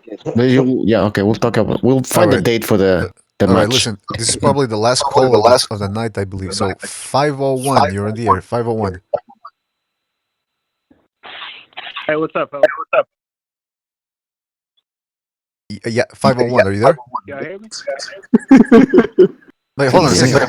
Pucho, I'm hearing echo from your end. I'm gonna have to mute you because. All right, 501. You're on the air. Yes, I think I can hear you. You hear me now? Yeah, I can hear you. All right. Oh, look, I'm the last. I'm not gonna get into what the last caller said because, like, I mean, anybody that's ever been in a boxing gym knows that, like, if you just can't fight, it doesn't matter how much weight you bring to the table. So, regardless what you're sparring against, like, if he ain't, you know what I'm saying? Like, I walked around at 165 when I fought at 147, and I would dust certain bums that would come in the gym time and time again that were 200 plus. And I wasn't even a good fighter, you know what I'm saying? But I'm not calling about that. What I'm calling about is the fact that Vegas has Porter so heavily an underdog in this fight. And that's my question, is whether you not think that's fair. Because, like, and maybe it's because I've seen Porter more, you know what I'm saying? Like, I've seen Spence fight 2 fights, and yeah, he looked good, but this is Porter. Like, don't shade Porter on me, you know what I mean? And maybe it's because, like, I'm old school and I like the guys that I grew up with, but it's still Sean Porter. And my question is, like, do y'all think that's fair to put him at that much of a discounted rate against somebody like Errol Spence? Guys, who Well, wants I to already answer said that? I was surprised. I said I was surprised when I saw how wide Vegas had the odds. I did say that. Super wide. Definitely. Remember, there's also people, they set the line and then people start betting. So if it's still super wide, you know, that means a lot of people are betting on Sean Porter, betting on Spence to win. But all that's tricky, man. That's very tricky. The whole, I've been gambling for a long time, man, and still haven't really figured it out. I know how to win money, but still I always say if you're good at it, if you were really good at it, you'd be working at Vegas. Because that's where all the guys who are world-class gamblers end up working for one of the casinos. Yeah. One thing that I do listen, like, even from casuals and others that that are more into the sport, but then again, I'm not a guy that does the betting odds. One thing that's consistent across the board is everybody's picking it to go a decision. So to where if you have to give it to a guy because one guy is like the guy that's supposed to win, you're gonna give it to Errol Spence. So that's why the thinking is that he's an overwhelming favorite because regardless, nobody's getting knocked out. So the guy that does win, whether it's because one guy threw more punches or the other guy landed more accurately, to which it's a pick 'em. But then again, the A side is favored. Spence is gonna get the decision. Toward you know what I'm saying, right? That's pretty much a resounding. No. That's just part of the politics. I definitely understand that point, but that's exactly my point. And you're actually. That's like a safe bet. It's going the distance, and you can pretty much surmise who's going to win. Sorry. If the whole world thinks it ain't gonna be a knockout, how do you create that kind of margin between these two fighters? This is still Sean Porter. You know what I'm saying? Like, I almost want to. You create that margin because the choice is not in the knockout. Gonzalo, it's actually in the judges. Gonzalo, let the caller speak, man. Come on. You know, I would take seriously. This is one of those bets where, like, you bet on the man that you don't think is going to win only because the payoff and the chance that he does have the win will pay off. You know what I'm saying? Like, you do this 1,000 times over, and eventually it's a profitable bet. And that's exactly how I see this. I don't have a clue how Vegas has Porter that far behind Spence. And I agree. My respect to Spence. Respect to Spence. Hey, caller, this is all I'm you have to not know. I trying think to this is Spence at all. Go ahead. This My is bad. this is all you have to know.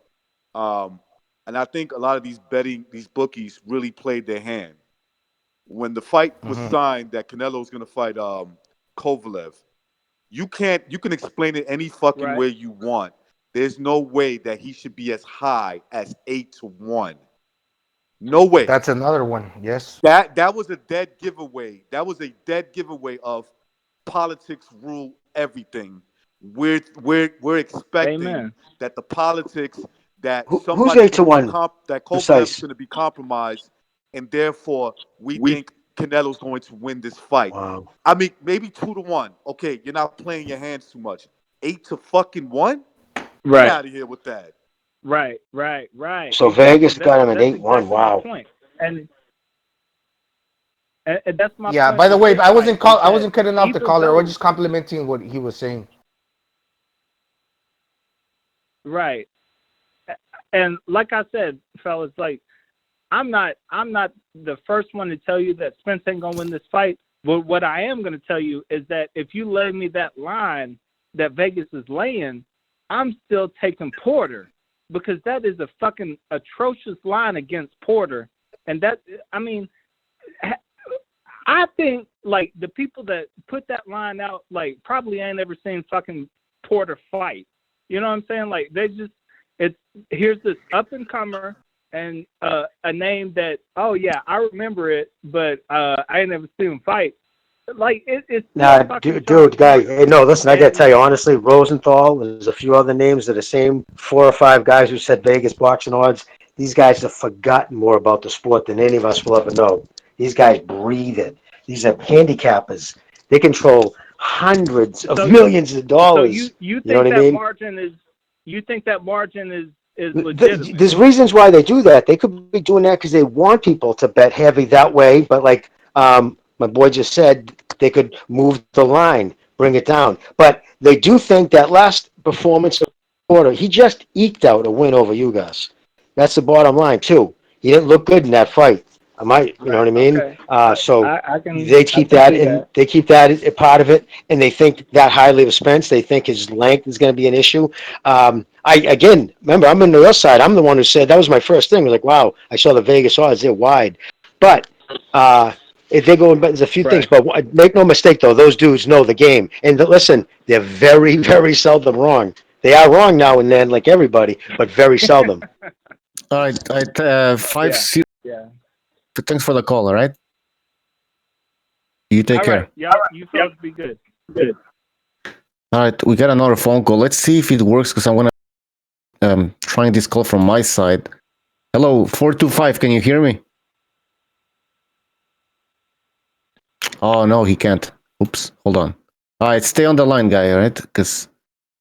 All right, guys, you continue talking. I'm gonna try to fix this.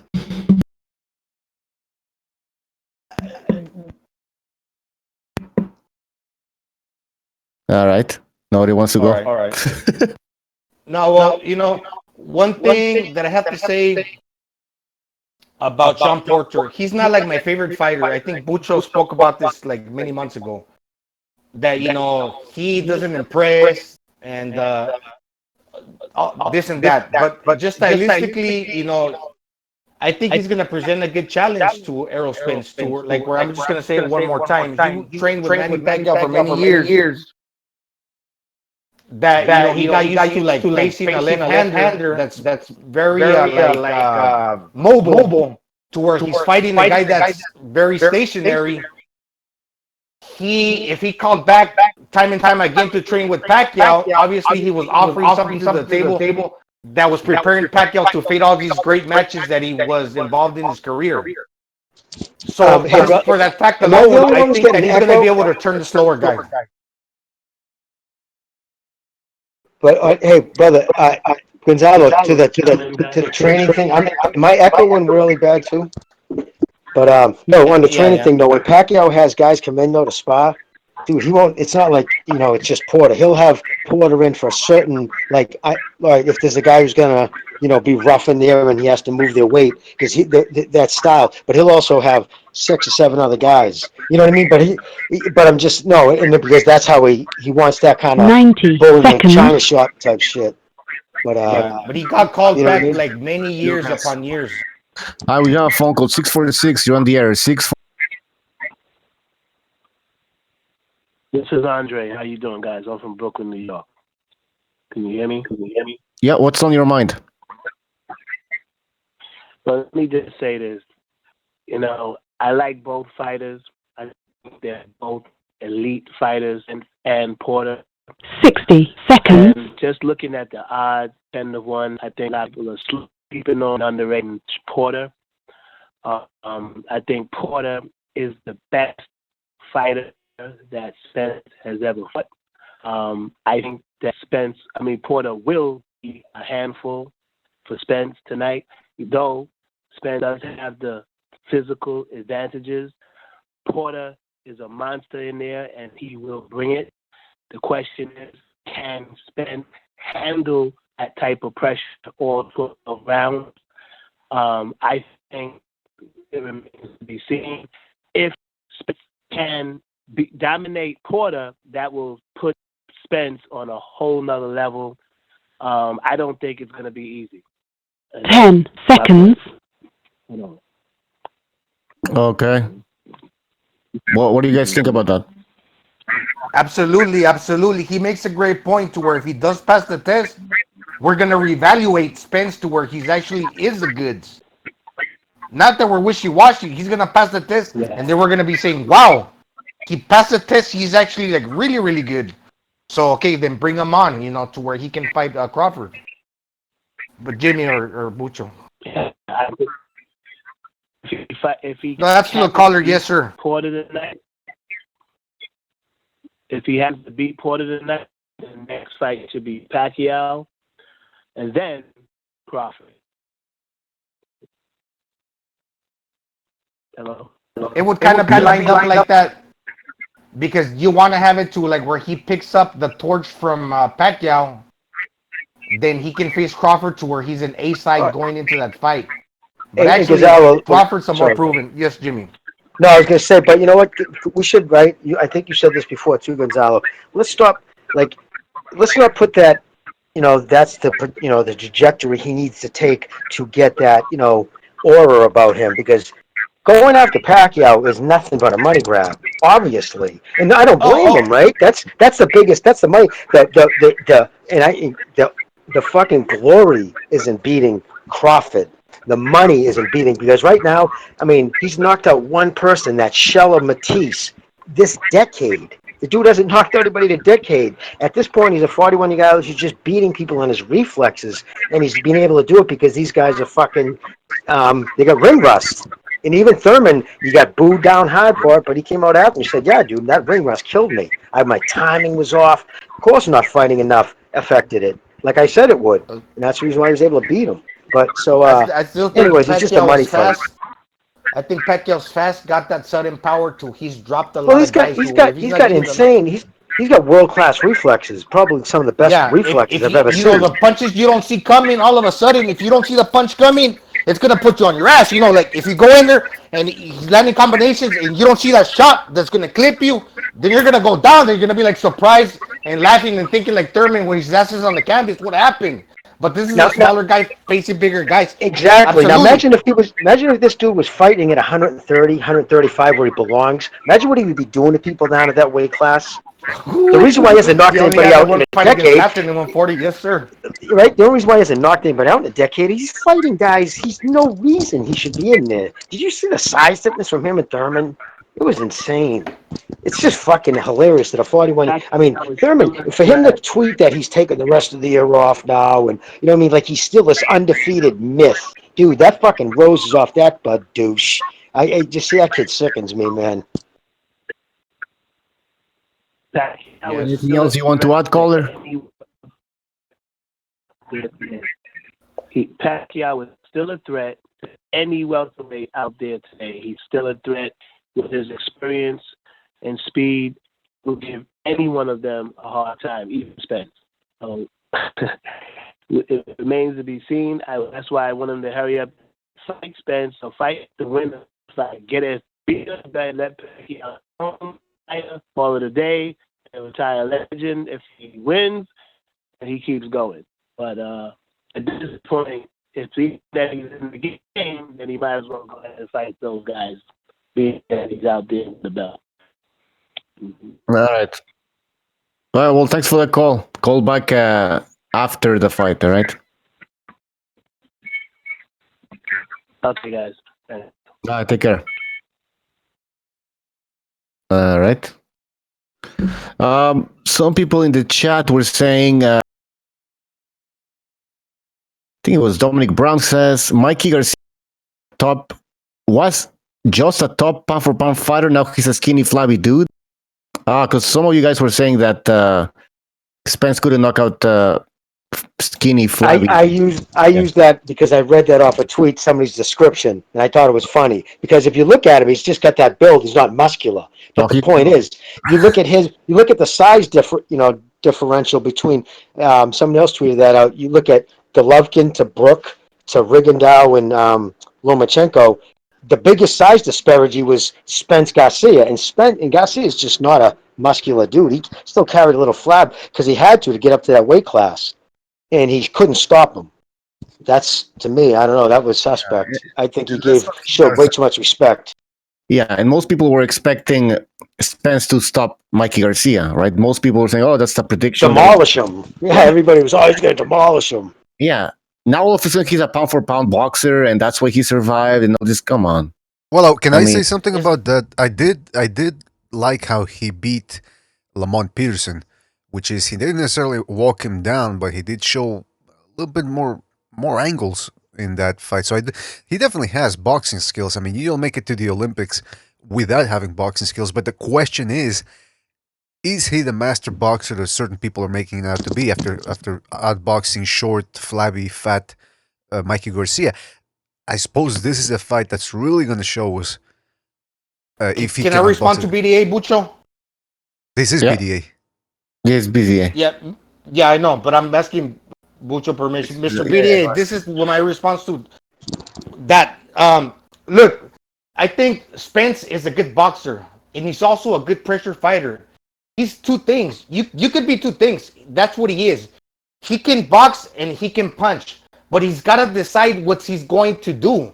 Because when he fought Mikey, he decided to do both, to where he tried to punch later. It wasn't enough because he tried boxing him in the beginning. So he's got to decide if he's going to go invest, cut off the ring, pressure from the gate, to where if he's going to chip away and be able to break down, Sean Porter, to where that's going to pay dividends on the latter part.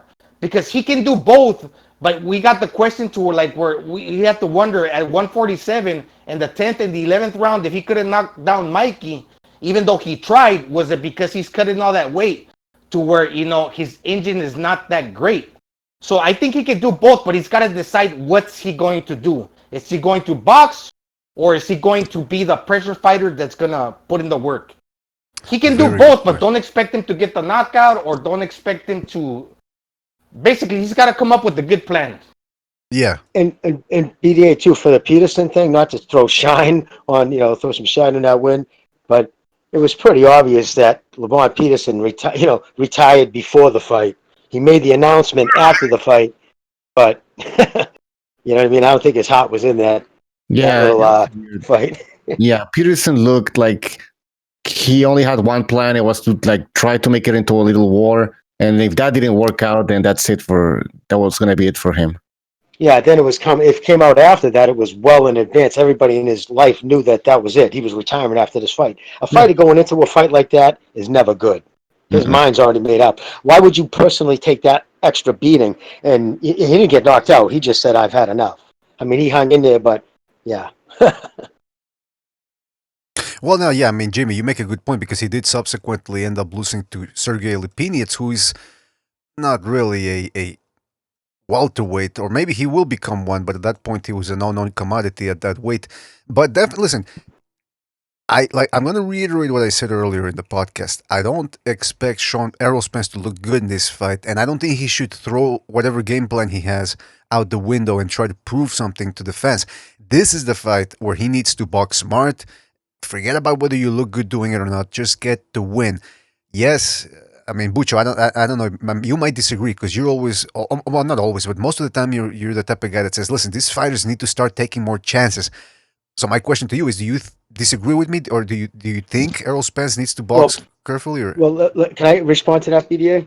Yeah, go Yeah, ahead. I agree. I would agree 100% with that. Oh, I'm sorry. Were you posing that question to Bujo? Did I just step on his toes?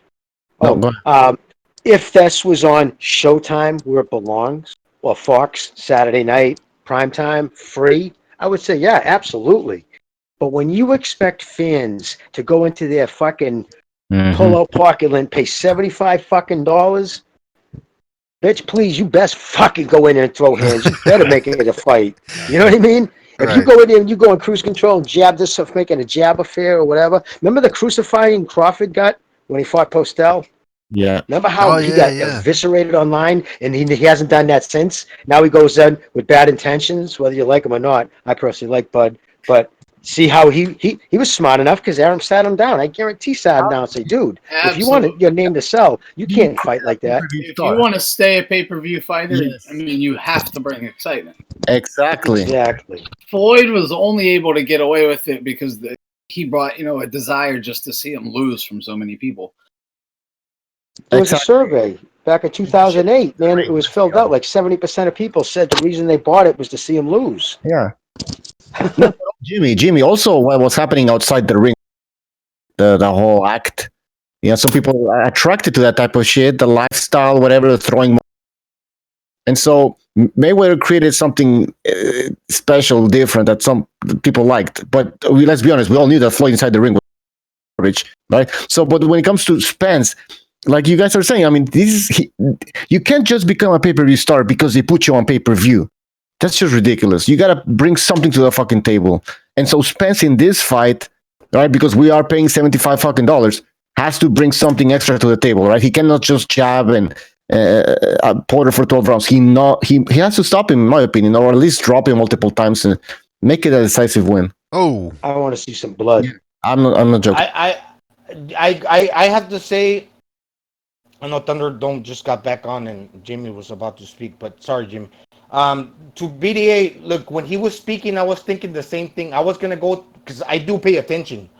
His original thoughts were that Spence needs to box, and I do definitely believe if he wants to win, forget about trying to infight. Although he can do that very well, if he's gonna stick to one plan, if I were Spence, I'd box. I'd box because I'm a better boxer than Sean Porter if I want the win. And I'll stick to that game plan. I'll tell you right now, Because Fox executives will be listening. I'm gonna add one more thing to that because if I start committing to my punches, I put a lot into the shots to where I'm gonna get tired, and the conditioning for a 147 to where I have to cut all that weight, it's gonna hurt me if I'm Errol Spence. Well, anybody else want to add something to that? Well, I was just gonna say, Fox is gonna be paying very close attention. They spent a ton of money advertising this. They were putting this fight on football. You know how much it costs to advertise a fucking 15-second spot on Monday Night Football? And they were putting that up, and they charged they might get a discount, but they got to pay money too. So they spent a lot of money, and they're going to see the return. And if this thing does like 150,000 pay-per-views, it's going to be considered a failure by Fox. And if Showtime, I think that's why Espinosa's waiting around. It just is not. Things don't look good. That's all I'm saying. So, but again, if he wants to be a fucking star, be a star.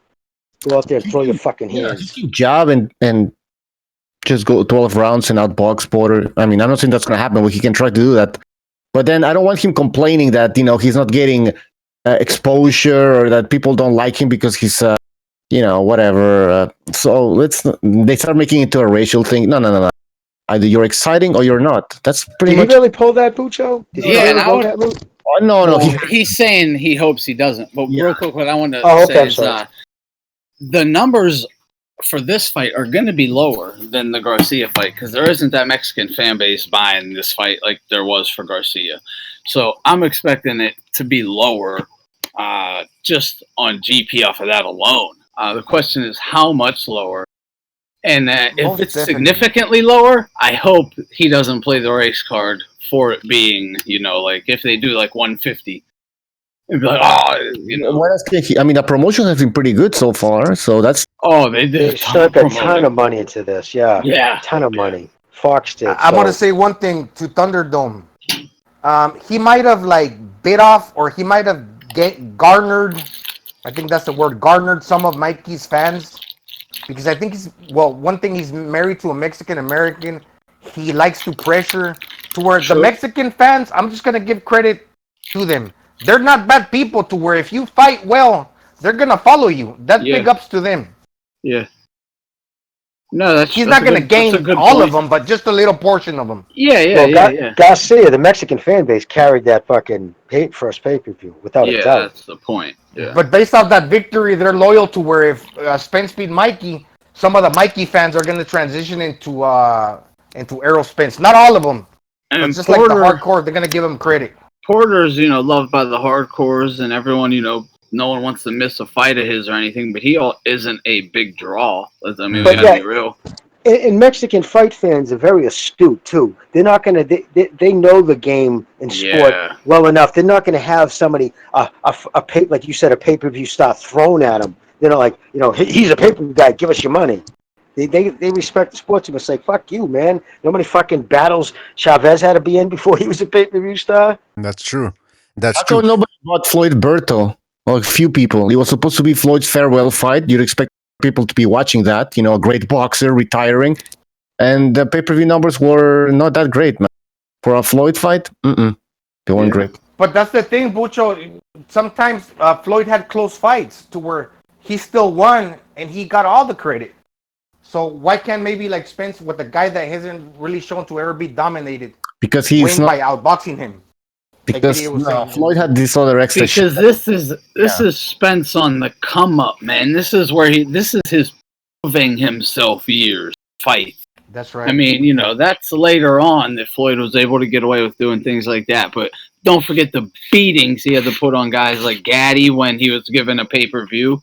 I mean, he knew what to do. It was time to go out here and do everything I can. Even though in the press to that fight, he said, look, I'm an A-level guy. This guy's a C-level guy. This isn't really an even fight. Made it clear. But still went out there and showed you what an A-level versus C-level should look like. And by then, too, he was shot.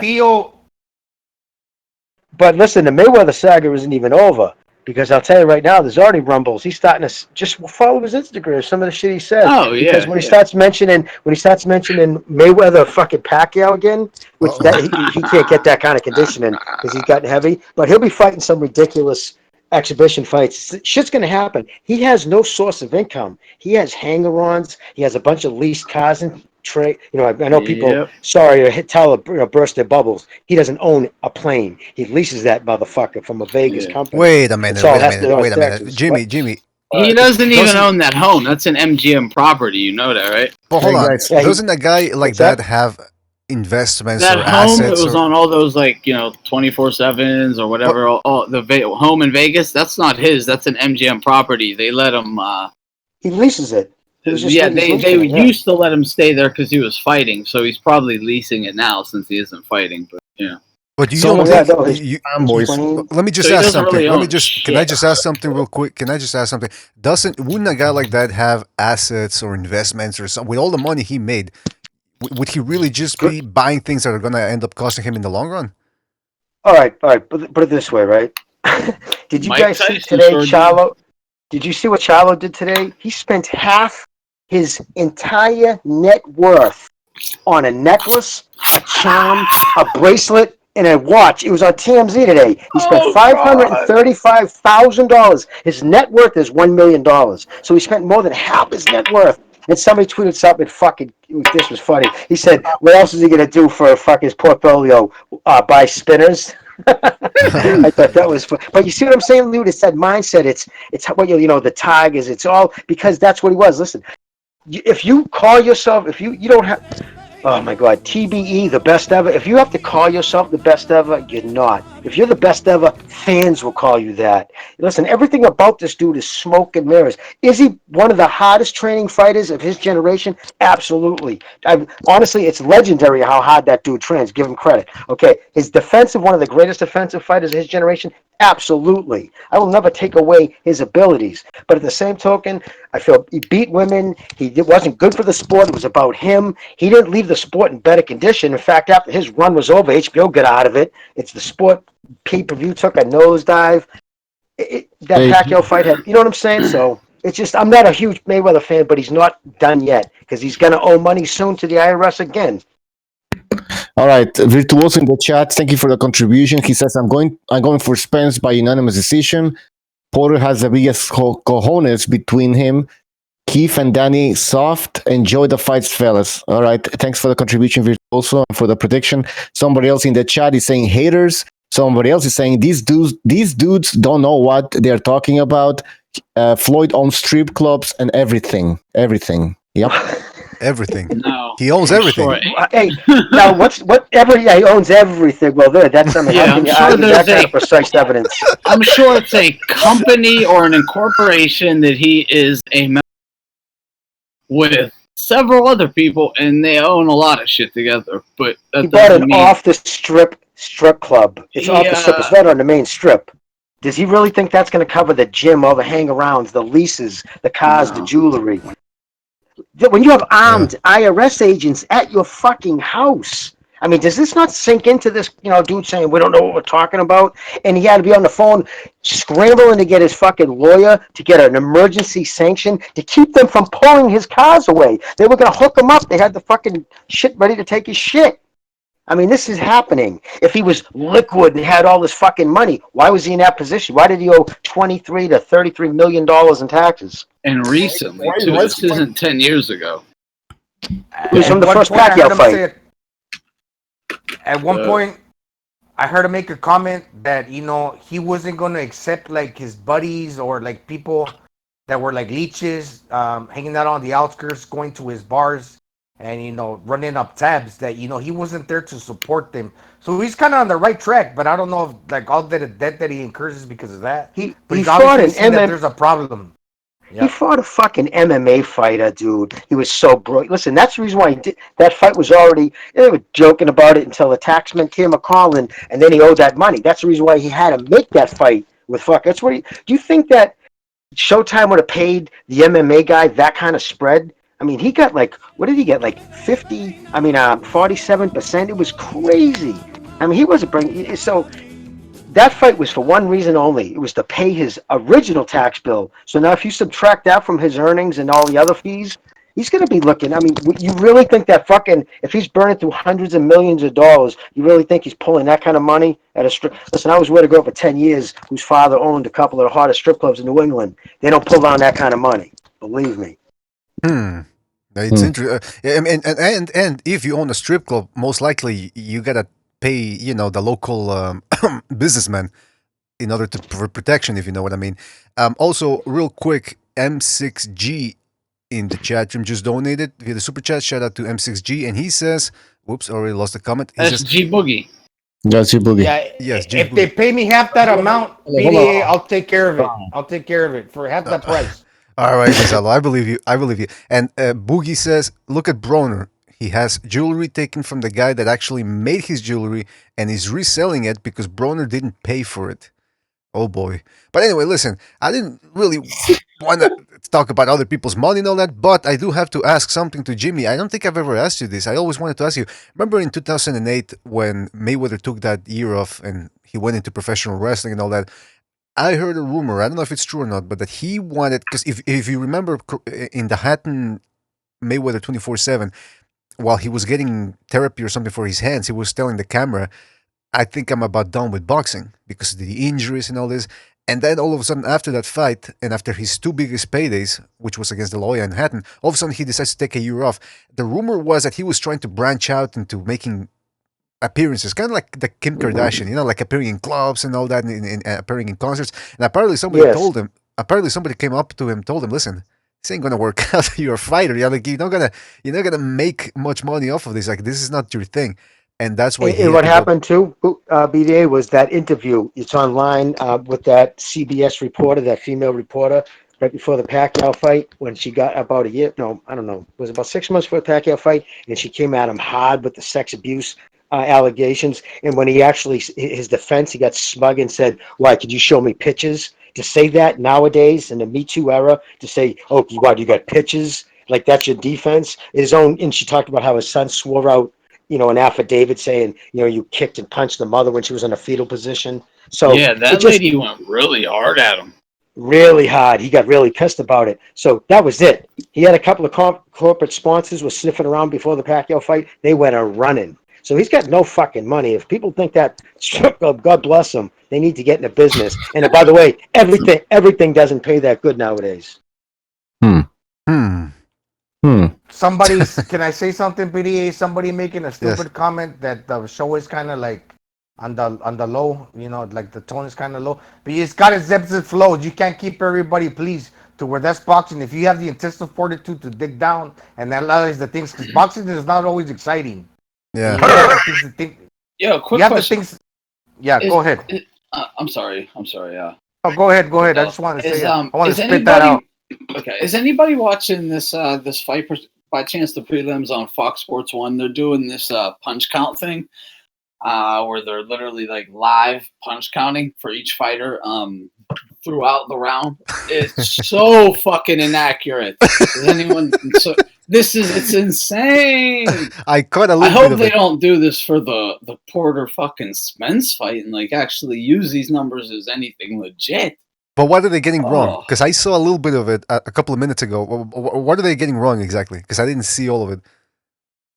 I mean, just like every time I'd see a punch land, I'd down a number change. Sometimes it wouldn't. Sometimes Well, yeah, because punch it's human. miss, and it would. It's human error. I don't. It's your appreciation. There's If no you got reason somebody to- that's not like you clicking the button, they're gonna get it wrong to a comparison There's how really you no have it. reason for them to do this punch count thing, man. Like we can fucking see it with our own two eyes. We know what we're seeing. So right, fellas. Yeah, it's true.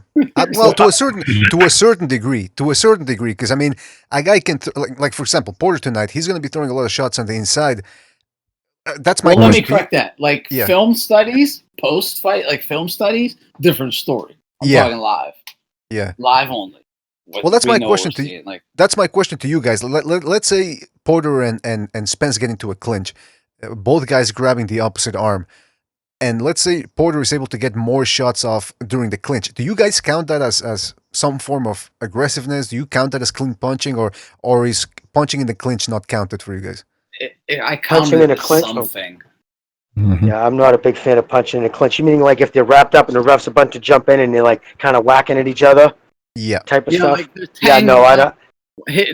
They're both hitting and holding. It's illegal. Yeah, too, but they're both the doing minute, the minute someone like the minute it's a situation where the ref has to break it up, to me, like that's when I would stop if I was judging. And I also wouldn't give. One thing I don't like is just punches landing on the fucking bicep as a power shot. They count that as a power shot. It should be like half a power shot. It's a difference from a power shot dug to the ribs or the liver. No doubt, no doubt. But you should see exactly, and I don't even care if you want to count a quarter of a shot, but those kind of shots do count. No, they do absolutely. Rocky Marciano made a career out of that. Yeah, they don't count as a full shot, but they do count. So yeah, it's I mean, you got to know how to. I don't know. I think everyone can kind of see who's winning a round too, but when it gets close, and you got to really know what you're looking for, and then it gets a little tricky. Yeah, that's I see. Sorry. Well, my question was just going to be because if it's illegal, I don't count, and like you're not supposed to hit and clinch and hit. So my question is, does that count? Should that count on the scorecards? Because like Thunderdome and Jimmy said, definitely it counts for the fighter in the sense that it wears the other guy down. But should the judges look for that, or do you guys score that as, hey, listen, when it comes down to it, all things being equal, do we take into account what happened in the clinch? And in my mind, throughout the round, because I'm judging it, it's constantly fluctuating in my mind who's ahead.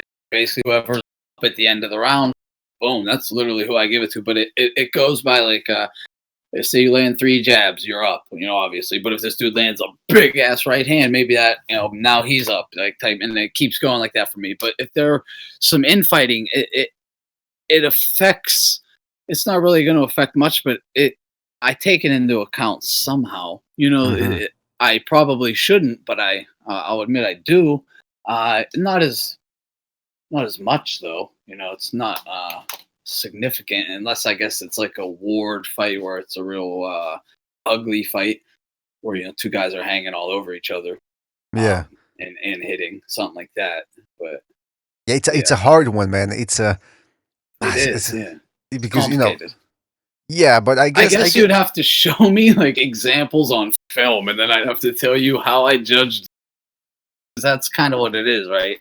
It's all scenario based and like everything that's going on in the fight, who the fighters are. Like, is it being done intentionally dirty, or is it just these guys are just going at it? Things like that. That bunch of stuff. Yeah, if listen, if a guy is landing clean shots and the other guy is only landing shots during the clinch, I'll give it to the guy that's landing them outside of the clinch. Clean, legal shots. Absolutely, for sure. So maybe that's what's going to happen tonight. And because Gonzalo said, I think it was Gonzalo who said that this fight at the end, there's going to be some controversy. People are going to say if it's a close fight, some people are going to cry robbery. Just look at the Ugas Porter fight. People were crying robbery for Ugas, and it was a competitive fight. I didn't see it. If I wanted to give it to Ugas, I would certainly not say that it was a clean, all-out win for him. It was a close fight. Hey, you want to know something? This goes with what you were just saying, Dan. Danny today, and he was talking about how the judges in their fight were counting a lot of that inside work, them like little just paps that Porter will do on the inside. And he goes, but in my mind, he goes, I just put the high guard up, tightened up, and just absorbed it because it wasn't effective. He didn't put any mustard on any of the shots. So in my mind, I'm thinking this isn't effective. Then I get back to the outside and I hit him with some power shots. He's like, but the judges there, they actually were taking that. He goes, if I had known that, I would have just fucking moved. Yeah, I know. The pity pat fucking shoe shine shit when you get him inside. Yeah. Come on, that wasn't doing anything, but yeah. So that's like what you're talking about, though. The cleaner punches. I mean, that means expect more of those from Spence, of course. Just from the range alone, I don't find either fighter particularly accurate with every punch, but I think Spence can be more accurate with specific punches, mainly that left hand, the straight left. Mm-hmm. Well, and the reason why I don't see many good inside fighters today, like Salido was a great inside fighter.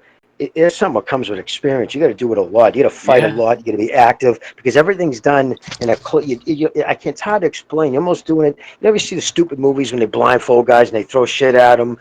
Because you're supposed to just feel it. It's weird when you're inside. You're supposed to feel the way someone's leaning. And Mickey was really good inside fighter, so much better than I was. That's the way guys like Duran and Homicide Hank, they've both explained it the same way. It's a feeling. It's crazy. It really is. And he would get it. And I would try to, get my body in. And I think I was so much in my mind, I'm trying to predict what he was going to do. And he was just waiting for me to lean that right way. And he would always set it up with the same double tap to my head with a light double tap. And he would dig that fucking left into my fucking liver. And next thing I know, he'd be fucking, okay, breathe, dude. Damn. So you are you right-hander or left-hander, Jimmy? Hold on, listen, guys. We're talking to someone who actually felt the famed Mickey liver shot, straight up. But since we were kids, man.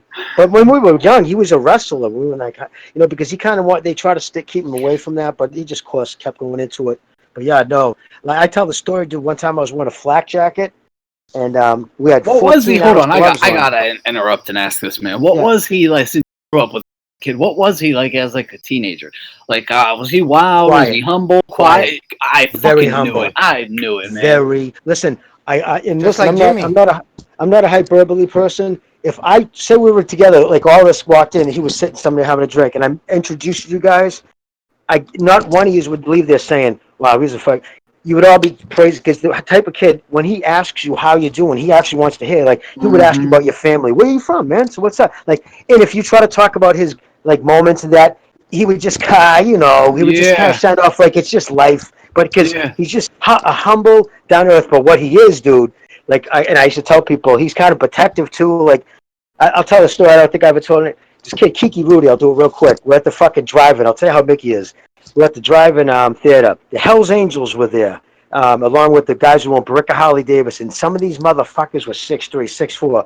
Kiki Rudy kicked a tin can of fucking, and it went flying over by the bikes.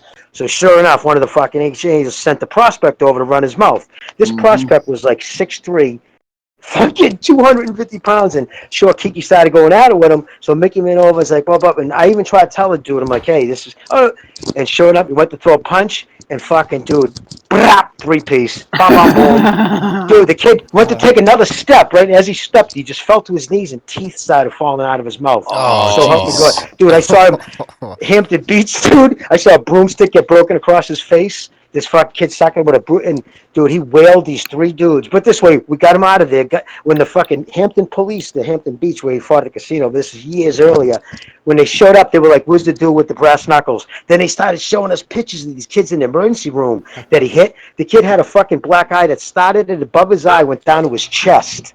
Because they were wrestlers from Andover. I just said I shouldn't be probably saying this shut out loud, but they crashed out party, shit got ugly. But listen, but other than that, like a humble fuck, because he was a mad wrestler. So if people try to get past the ball, just wrap him up. Wrong idea. But yeah, no, very humble, sweet, little right. But all right, make no mistake, he's paying for his wars now. Like I mentioned recently, like a few times he's going to get up recently, stumbles a little, or he's very cognitive of his speech. Like he says all the time, dude, man, I don't ever want to be one of the, like, He goes, if I start talking like that, put a bullet in my head, dude. But he knows he took years off his life. Like you said, I took years off my life, but my daughter's set. Her college is set. You know what I mean? So that's the decision these guys make. That is. But I just want to say one thing to you too, dude. Now, picture this: when he fought that first fucking fight, going into that first fight with that legendary fight with Arturo Gatti, that motherfucker was still working full time up to 6 weeks for a fight on a fucking steamroller out on the highway. You know what I mean? So he was a working class motherfucker when he took that. I don't even think he made $100,000 for that first fight, and he had his teeth punched into his gum line. I know he made. You know what I mean? Yeah, dude, I know he made very little. Dude, I watched that fight live by myself. Stayed in that night, watched it live by myself. It was like, it wasn't even in the 9th round yet. It was like the 6th. I'm hunched over, like this close to the screen as I can get, with my mouth opened wide as hell in awe. And I remember even catching myself like, I just wish someone was here so I could share this. I knew how special what I was seeing it was crazy, right? And it was only like 5 rounds, 6 rounds in, and I already was in awe of what was happening. I remember I watched it. Maybe no real mind. I just wanted to throw 2 cents in there that Cancio has the same job where he operates a steamroller, and he also is a good body puncher. But remember too, right? I know I saw that I saw that inflation before too. Yeah, I noticed that. But yeah, but definitely a legend, and much credit to your nickname, 3-Piece Boxing. Remember that's why I named myself that, because that was his thing, dude. Any street fight, I've never seen it be in a street fight. It was always 3-piece. He would just throw. No, I relate to the left hook. And he would always hit the dude with the belly. I came back. I'm a left-hander also, to where I was kind of raised in the streets in TJ. And I also put fucking dudes on their ass much bigger than me. But anyhow, this is. Hey, can I ask something? You were saying. Can I ask something, Jimmy? Yes. Did Mickey Ward? So he would punch differently in a street fight than in a boxing fight, or did he know how to do that, or was he just punching? Yeah, no, he would. He never hurt his hands too, because you would always say I hit with those first 2 knuckles. No, he would. It would be a left to the jaw, a right to the fucking body, and a left to the body. It just to kind of pop them with the fucking face, get their head up, and they just pop the last 2, and they would always right to the ground, scream. But it got to the point. By the time he was like 20, 21, motherfuckers knew. People just knew not to fuck with him. You know what I mean? Because everybody knew too. Because put it this way, the last person I saw actually punch him, there was dude, my hand to God, it was a drive-by. There was a club called Foxtail, and it was in the front of the club. The street went by. In the back of the club, the street went. It was a one-way the other way. This kid got dropped off in front, right? Walked into the foxtail, paid the cover. Mickey's on the dance floor dancing, actually with my sister and somebody else, and the kid ran by and sucked at him, whack, and just ran out the other fucking door into a waiting car and took off. Mickey runs outside. He goes, "What the fuck? I drive-by punching. You guys see that shit?" And this kid cracked him Not too. because he's a bad guy, but he just fucking played out his nobody father. knew what it was about. It could, but yeah, exactly. Just because who knows? I mean, Mickey got enough fights going. It could have been somebody's brother. So, you know what I mean? Like you said, hey, it's just my karma. You know what I mean? You're not going to get away with many fucking fights. You do enough shit in the street, it comes back no matter who you are. But so he's like you said, I'm lucky you didn't shoot me, right? By the way, if BDA gets permission, Alfonso Gomez can come on the show if BDA allows it next week on Wednesday if he's cool with that. Yeah, we're working on setting a date for that or working things out. So for if he can on. No, don't. I'm gonna tell you though, fucking at the fight that night, the first turn, when I was there that night, let me tell you how that set out. Oh, I was in a bad there. mood, right? What? And you were there, yeah. Oh. Yeah, I was standing on the back of the seat right behind his mom next to Sister Alice. I had fucking scars in my arm because she was digging her nails into my fucking arm. It was crazy, dude. I hated Arturo Gotti up until then. I got myself to hate him. Whoa, Fuck that junkie. Fuck that junkie. All this shit, right? By the end of the fight, dude, I was almost crying for him. Yeah. It was. I fucking, it was like by the end of the fight, I didn't want to see. It was crazy. Even the crowd, that was such a pro Mickey fucking crowd. He got booed hard when he came in, but it was the same friendship, the respect that they got for each other in there. It was the same reason why Jim Lampley, dude, tears were rolling down that motherfucker's face at the end of the fight. They went to the dressing room, and right away the doctor said, your brains are swelling. I can see it in your eyes. Your eyes are not responding to light because, if you could be able to fucking pin light in your eyes, and if the pupils don't react, so you're both super concussed. Mickey, your teeth are punching your gum line, and he started vomiting blood. So right away he goes, okay, that's it, ambulance ride. And by the same time, the ambulance came to Mickey, there was an ambulance for Toro. So by the time somebody told me, hey, listen, they're taking Mickey out in an ambulance, I ran down, and Jim Lampley had Mickey's hand. And dude, hand to God, tears were rolling down his face, and he kissed Mickey's forehead like 4 times, and he's like, unbelievable. I have never seen anything like that in my life. George Foreman's going, son, man, you did yourself proud. And it was crazy, dude. It was they hit each other like you could feel it, the percussion. I can't remember how many rows exactly. It was. I just wanted him to stop it. I really did. I was hoping. I said, God, please don't let fucking him come out for the 10th round. I was hoping his corner was going to say that's it, because I knew how bad they were busting each other up, and I knew at that point every punch from here on in, they're going to be paying for it down the line, because like you're sitting, you watch it as a fan. I do it tonight. I want to see blood and violence. But when it's somebody like I truly love the kid, like I'm like, you know what I mean? Like I'm like, all right, Nick. I've been there myself. It's totally different. I mean? Yeah. It's like, and his mom's bawling her fucking eyes out. You know what I mean? He's gonna get brain damage. She's saying between rounds, what the fuck, Mickey? You know what I mean? And we just know he's not gonna quit. I mean, he broke his hand 4 fights in a row. The reason why his record, dude, I'll tell you. Yeah. Oh, I was gonna say his record was fucked up. People point to his record. After the cops broke his hand, they smashed. That's his what hand I was gonna say. Yeah. Yeah. So after that, every fight he got in match. So that was all the second round. Yeah. Oh yeah. Absolutely, dude. Yeah. Downtown, they fucking Sergeant Darlin with a fucking mag flashlight crippled his hand. Put his hand on a cruiser. They put his hand up there and he smashed the fucking. I thought that was maybe just nah, dude. That was straight up stuff. Yeah, because he punched him. He knocked out Darlin. So when we showed up, I showed up after the fact. I caught it just because I would have tried to intervene. I saw it just as he knocked out the cop. Because what happened, they had Dickie was handcuffed. He was always getting in trouble. And it was when he was robbing somebody that night. Dude, he was bad in the crack. So he was down trying to get into the club to hide out from the cops. They showed up. They were roughing him up because he always ran his mouth. Fuck you pussies. They would beat on him and shit. So they're beating on him. And this cop's taking real advantage. I mean, really cracking him. And he's in handcuffs. I was told that after the second fucking shot, real good shot to the face, Mickey just walked over and said, Darlin. And he turned his fucking head and Mickey popped. 5 minutes later, smelling salts, Sergeant Darlin's getting up. Get that motherfucker over here. Yeah, and they put his hand up on the cruiser and they smashed it up nice with a mag flashlight. Dude, sick, right? So after that, though, every time the motherfucker fought in the first or second round, his hand would fold. But Mm-hmm. everybody knew, obviously, your hand's broken, dude. Like today, like, fucking Rigondeaux had a boo-boo and he quit. But his hand would be broken, dude. He's making $2,500 after taxes. And he's like, fuck. And I'd be like, Mickey, why did you continue? He's like, because fuck that.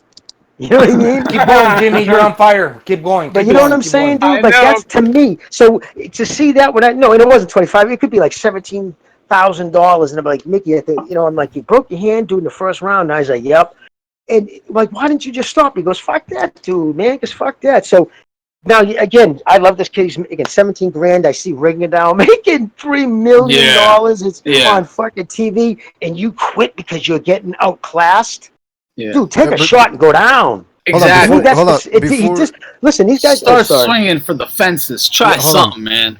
Hold on, sorry. Before we continue, I just want to give a shout out to Revolucion who donated via super chat. He says, "Schedule Jimmy versus Thunder trivia before you forget." Well, if we don't do it, by the way, thanks Revolucion for the contribution. If we don't do it today, I'm pretty sure Butch is gonna coordinate with them to do it. Maybe not today, but later on they'll coordinate. It's up to Jimmy. Yeah, it's up to Jimmy. But I just wanted to say, By the way, Jimmy, just to show you guys that I pay attention, Thunderdome said that you were kind of like those guys that follow the WWF or the WWE that remember everything. When it comes to the moment, they can put themselves in that situation where they remember every little detail. No, dude, I can't. Like, I can't. I was like, I said, you remind me of like the guys that just growing up who were watching, wrestling on TV from the 70s, and they remember every match, all the history. Like you just name a specific match, and they can tell you how it ended, the special moves, and like. But when I listen to you talk, you remind me of those guys, but in the boxing realm, like. You've been around tons of fights and seen all the fights in the gym. Yeah, because my grandfather, you know what I mean? Like because he was, God rest his soul, he was in a Hall of Fame New England for trainer. At his funeral, man, it was Willie Pep was there, Archie Moore. Who else was there? And I didn't even know he knew those guys that good. That's how my grandfather was, though. He was a crotchety old fuck. But he never even mentioned that shit. And these guys, because Willie Pep lived, I think, in Rhode Island at the time. He came up. Archie Moore was there. I'll tell you, Willie Pep punched my arm as a joke, and I was kind of pissed. I wanted to clock the old fuck. Because he hurt me. Jimmy, I have to say something real fast, and I don't care if I'm butting and I sound like the fucking awkward guy. I respect you, and you kind of remind me of something that if I get the fortune of like one day living the years that you have lived, you don't remind me of me because you're older. You remind me of a version that I haven't seen, but then you got that experience that I just have to listen. But anyways, I don't know what I'm saying. No, I know. I thank you. I appreciate it. It's just because, like I said, I grew up in it. I love the sport, and I want to tell you guys something. Mickey used to always say. One of the things he would say, the reason wasn't just toughness. The reason why he would never punk out and quit, because Mickey's a huge history. He loves the history of the sport. He's always at the Hall of Fame openings. He's always stays there till it's sweating his ass off, taking pictures with fans. He respects and loves the fans, and like he says, we stand on the shoulders of giants. Right? And now I ask you, and that's a comment he used to always say. We're only here. This sport is unlike others. There's no corporate sponsorship. It's only alive because guys like us are here talking about it on fucking this chat. And it's because of it's 100% fan-supported, fan-based sport. And Mickey would say, like recently he said to me, let me ask you, Jimmy, do you think if the sport was to start today as a new product or was to come back, how it's being handled today, how these guys are not fighting each other, and he's like, "Where's the brawls? Where's the fights that like?" It's sad. It breaks his heart. And actually, another big gym around here just recently closed too, so that's another death blow. But yeah, so he really is a historian of the sport. I mean, think about it. His uncle now, as big as Mickey Ward was prior to him, his uncle was Larry Carney. Larry Carney was one of the best-known Irish fighters in the '60s. He fought Joe DiNucci in Boston Garden, 1969. Half the Boston Garden was Italian, the other half was Irish. There was more fights in the stands, but so he grew up in that. His sister married Bo James, a New England Golden Glove champion. His father was a fighter. His brother's Dick Eklund fought Sugar Ray Leonard. He fought Hopkins, right? Bo James? Or am I thinking Bo, about? He did. Bo fought Hopkins, yeah. Bo was a character, man. He just recently passed, but yeah, dude, he worked on the fucking garbage. He, dude, he would be Okay, out it's there not the with his same one. tank top and his grease back here and all his jewelry. It just, he was such a fucking weirdo. But yeah, God rest his soul. Now we Yeah, had some serious fighting characters. We had Ouchie McGinnis. We had fucking this guy Ding Ding. God rest his soul. Fucking poor dude walk around downtown and kids would go ding ding and he would start swinging and kids would say, oh, he thinks it's a bell. And Mickey would grab those kids and smack them. You don't think it's a bell, you fucking idiot. He knows somebody's making fun of him. He just doesn't know who it is because he was that punch drunk. He was a world champion back in the 20s, and now he was like an old man. And the kids would go ding ding, and he literally start swinging on women, whoever was near him.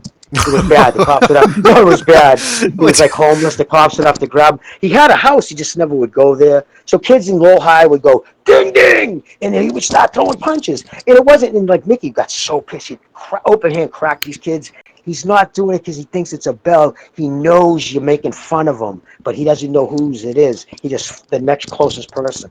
So, Mickey had a big heart. Like, dude, he protected him. He used to go grab him, put him in a car. That wasn't his name. His name was Norman. Come on, Norman. Yeah, no, that's how Mickey was, man. So I'll start crying and think about it because kids were cruel to that poor old bastard. Yeah, but Anyway, hold on. so You mentioned Bo James. I thought you meant Bo James, a black middleweight from New Jersey. Are you talking about this guy, Beau James, from Lowell, I don't know Massachusetts? how they spell Bo's last name. Wait, I it's don't Bo think he was like even a notable pro. He was a big time amateur star. He won the Golden Gloves a bunch of times.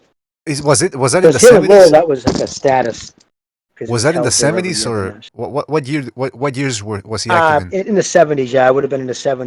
We Is had this Chris the dude? Koustakis. I'm gonna What's put it that? up on the. Is this the dude? I'm gonna put it up on the Discord. No. Somebody else. No, it's somebody else, yeah. It's interesting because this guy's from Lowell, I noticed a lot of Massachusetts. fighters I know aren't on BoxRec. I guess when you're like retired, your family would have to submit it. You would have to have somebody want to do it because I don't even think Manny Freitas has a BoxRec. Manny Freitas was ready to fight Marvin Hagler when he got busted with cocaine. Oh, He was another dude from Lowell. yeah, Tough, that's a bad. tough fucking Portuguese kid. Hey, by the way, I see we BDA, got. can you do me a favor? Yes, please.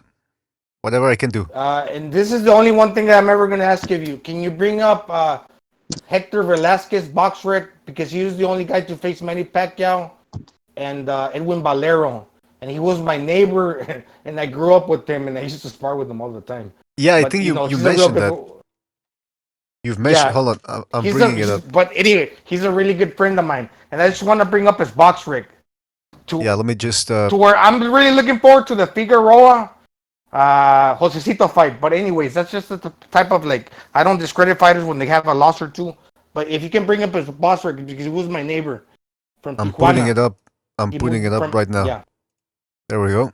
Hey, Thunderdo, did you ever see that movie Lost Lives in Lowell High and Crack Street? It was about Dickie Eklund. It was that crazy falling around with the cameras and shit. Yeah, In that it shows like they're trying to raise money for his bail, and his mother puts on this showing of the Dickie Eklund fight. And during the showing in that movie, next you know the lights go up, and we can't ever have one event without a fight. And you see some dude kind of sprawled out on the ground, and there's Mickey with his white shirt and his vest on. Because what happened? Some fucking knucklehead dating his sister called her a cunt. Hold on, Yeah. 1 second, guys. I gotta listen to this backstage thing. There might be something about a cut. What? Thank you, BDA. Highlight those when he fought Hold on, with this backstage footage link you put up, I'm watching that interview. People, even 78 Sports TV was just in the chat, said cut above Sean. No, but no disrespect to my friend, because I actually asked for him to put his record because he's a real good friend that I grew up with. No, He's got 99 fights. Can you bring that up again, BDA? Yeah, but hold on. Before I put it up, Sure there's no cut on. Yeah, I want to make sure. Hold on. They're zooming in on him. Hold on, I'm gonna mute this so I can listen. Well, that's the thing, Gonzalo, because we got some breaking news here. What, Thunderdome? What are you saying? That who's cut? He's watching. He's watching. Let him finish. Yeah, let me just watch this for a second. I'll Okay. report right back. Sorry, Gonzalo. Sorry, Gonzalo. It's because we had some breaking news there. Yeah. All right. In the chat saying that Sean Porter cut his eyebrows while tweezing. Oh, come on. No, please, no. He went down to the fucking Puerto Rican joint to get his eyebrows straightened Yeah. up. Yeah, I what guess the he fuck? didn't make the cut because he got 99 fights and he got 30 losses. No, but he fought it like you were highlighting and going in circles with the mouse. He fought Israel Vasquez. He fought Manny Pacquiao. He's fought Kevin Kelly, Regis Prograis, Spadafora, which is Thunderdome's friend. And I respect all those guys. And he got robbed a lot of times. Team. Oh wait, hold on. Sorry. You know he's good. Spadafora? Yeah. Dude, he's cut from that Mickey type mold. Just want to say that. I always thought that. You know what I mean? I don't want Gonzalo. I don't want Gonzalo to get angry. So I just want to put up Hector Velasquez's record. This was Gonzalo's neighbor. Now, if you remember Velasquez, he fought everybody. They put it. First of all, look at his record. The guy's got 80 total fights, 56 wins, 30 knockouts. 99. I mean, 30 losses. Yeah, I mean, jeez, Right, that's 99. Yeah, but he fought a lot of top. I mean, god damn, that dude fought a lot of top. Hey, listen, I got mad respect for anybody who steps in there. I was around, and we were when he fought in Cuervo Magaña back in the days, like in 1991, maybe. Damn, that's when we were like. What? Is Sean fucking Sean? In the thick of things.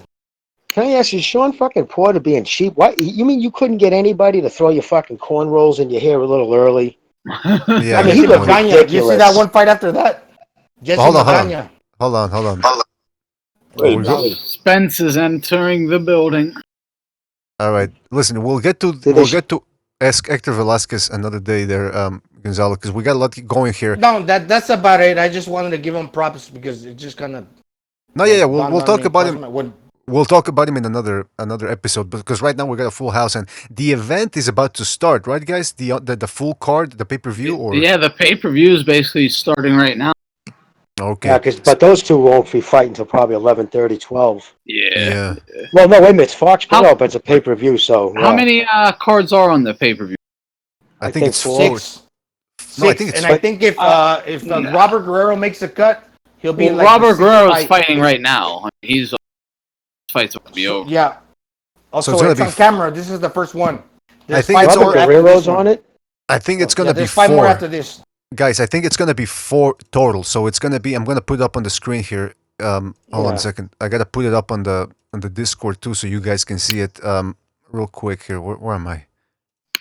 Okay, so we got here's from ESPN. So we got Josito Lopez, John Molina first. That's gonna be a banger.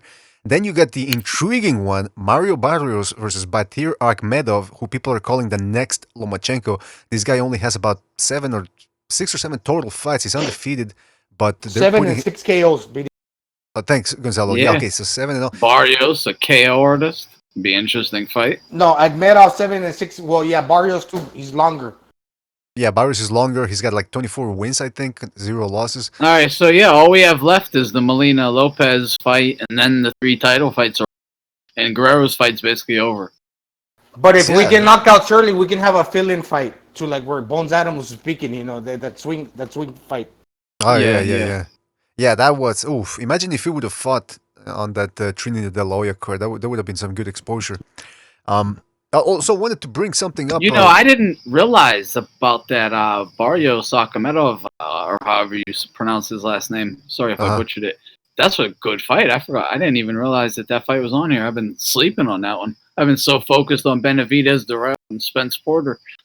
Well, now, I haven't heard anybody's predictions. I personally think fucking Benavidez is gonna just fucking tune. I absolutely agree. Yeah, he's gonna put a beating on him. Well, I think honestly, Durrell is already retired. I think he's in that camp. I think the minute he gets touched up, he's gonna quit. I just be honest. Is this the same Durrell sister that Uzcategui beat up? No. That's no. That's his brother. Yeah, Uzcategui's a buddy of mine. Another one. We're actually. Anthony was actually when they were first coming onto the scene. Anthony. People had the higher hopes for. This fucking knucklehead still charging $20 for an autograph, though. You know what I mean? Like I don't. I just I think with this Durrell that he had, my thoughts was that he had never beat a champion to become a champion, but apparently when I asked McGregor, he beat Sakio Bika, but Sakio Bika fought for a vacant title where he faced Benavidez. He got the title off of him, so he wasn't really like a bona fide champion to where he's only lost one time, but it hasn't really been against really like big names. Oh, yo, a real quick one. You brought up Sakio Bika. What about that Nigel Benn coming out No, of no, no, retirement, no, no, 55 no, no. fucking years old? Come on, man. Let's get a little talk on that. That's all. We talked about it last night. He's 55, man. Come on. Yeah, I missed it. he put McCullough, but that was like eons ago, like in '93. But Eons. anyhow, no, look, freaking the dog here. If he loses, he can face El Perro to where it's a dog versus the other dog. But if the winner can take Lobito. But you know what? I thought, what's his name? I thought Jay Leon Love was going to go a couple of rounds with Benavidez when they fought, and Benavidez just blasted him. So I'm expecting. Jesus. Sorry, because I'm trying to look for pictures of David Benavidez' mother, and I found one here. She looks like a little bit like what's her name? There was a porn star that looked like her. Fuck, I forgot her name. But anyway, yeah, that's. But BDA, is that the mother or the stepmother? Excuse me. Well, good question. I bet it's the Oh, stepmommy. How about some breastfeeding there? Anyway, listen, the point is, I wanted to get to the Jalen Love. I mean, not Jalen Love. I think this is Anthony Durrell. I think he's going to present a little bit more of a challenge because he does have faster hands and hits harder than Jalen Love. I think he's just overall a better fighter than Jalen Love. So definitely going to see what Benavidez brings. But I think Benavidez, by the way, when he fought Gavril, I think it was Gavril, right? The Romanian dude, the first time, he just showed up. Fucked the Gavril. Was that? Yeah, Ronald Gavril, he got dropped by a jab to where Never the freaking Durrell was planning. Oh, he got dropped by a jab. No, but he dominated the rematch. Yeah, he dominated the rematch, but it's that first fight that makes me a little bit dubious about Benavidez and his discipline, because I think when he fights a guy that's not a good fighter or that's not going to present a big of a challenge, at least in his mind, I don't know if he's going to get up for it. Hopefully, he got up for this one. Well, come to think of it, I have to say one thing. If Chavez was the first Mexican to get a title at 160, but then you have Benavidez, which is half Ecuadorian, half Mexican, but his father Mexican, he claimed me Mexican. Right. Where he was the youngest guy to get a title at 22 or 21 years old. That, at 168, that he did something to where I went back. I'm just going to add this second point. And listen to Benavidez, where I thought they were brash. Their father actually says that they don't think they are the best. And they're preparing to consciousness. But anyways, I have to say Benavidez wasn't acting too brash, and he actually shook his hand. And the dog, Durrell, that, he's kind of showing like he's being like character, real character. He's posturing. But anyways. He's posturing. It's part of the game. He has to do that. But the facts is to speak for that, he's actually the first guy to become a champion at 160, the youngest guy, and he happens to be a Mexican. To where Chavez was the first Mexican at 160, this guy's the youngest guy at 168, and he happens to be half Mexican. Anyhow, yeah, we gotta emphasize half Mexican. He's not a. It's like with Andy Ruiz when they keep saying the first Mexican champion. I mean, no. But Andy Ruiz is actually Mexican, BDA, like you and me. But you're Canadian. I'm American. Well, I mean that's the thing. I don't even know. Ruiz is from a border town like me. But I don't even know what I am. I'm from Tijuana. I don't even know what I am because, as you know, I'm transracial, first of all. And you're actually Mexican because you're from the capital. I was born in Mexico. You're born in Mexico. Yeah, you're actually Mexican. But I'm not from the capital, is what I'm trying to say. I'm not from the capital. I'm from the north. Well, I heard that somewhere. The people hate the Mexicans from the capital because their accent. No, I think Bucho said that. You're a Chilango. No. I'm not a Chilango. But Bucho, why are you spreading fake news, man? Are you from Monterrey? Monterrey are the cheap guys. When they show the elbow, that the gesture that when they tap their elbow, they're cheap because they don't like to spin. I don't really know that about you. While we're getting toward the topic, because Bucho went to Monterrey for vacation.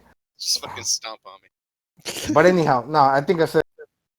Wait, that's the secret hand signal in Mexico for cheat? You tap your elbow? Yeah. Yeah. In San Francisco, it's something else. You tap something else. But in Monterrey, hey, guys, speaking of symbols, right? Hand symbols. I scuba dive. I'm into it, right? And the number one symbol in scuba diving is the OK symbol. Use it 100 times underwater.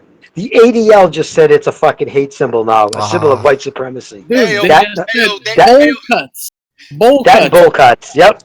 It makes sense. It makes sense. They're throwing around the white power symbol underwater. You know they can't swim. Oh, now wait a Oh, minute. Now wait but a you know what I minute. mean? Like that got a lot of people I know pissed off because Every the fucking- poor white kid has had a, whether they wanted it or not, they had it. every No. fucking kid from any kid born from If you have- 1985 to 2000. Yeah, really.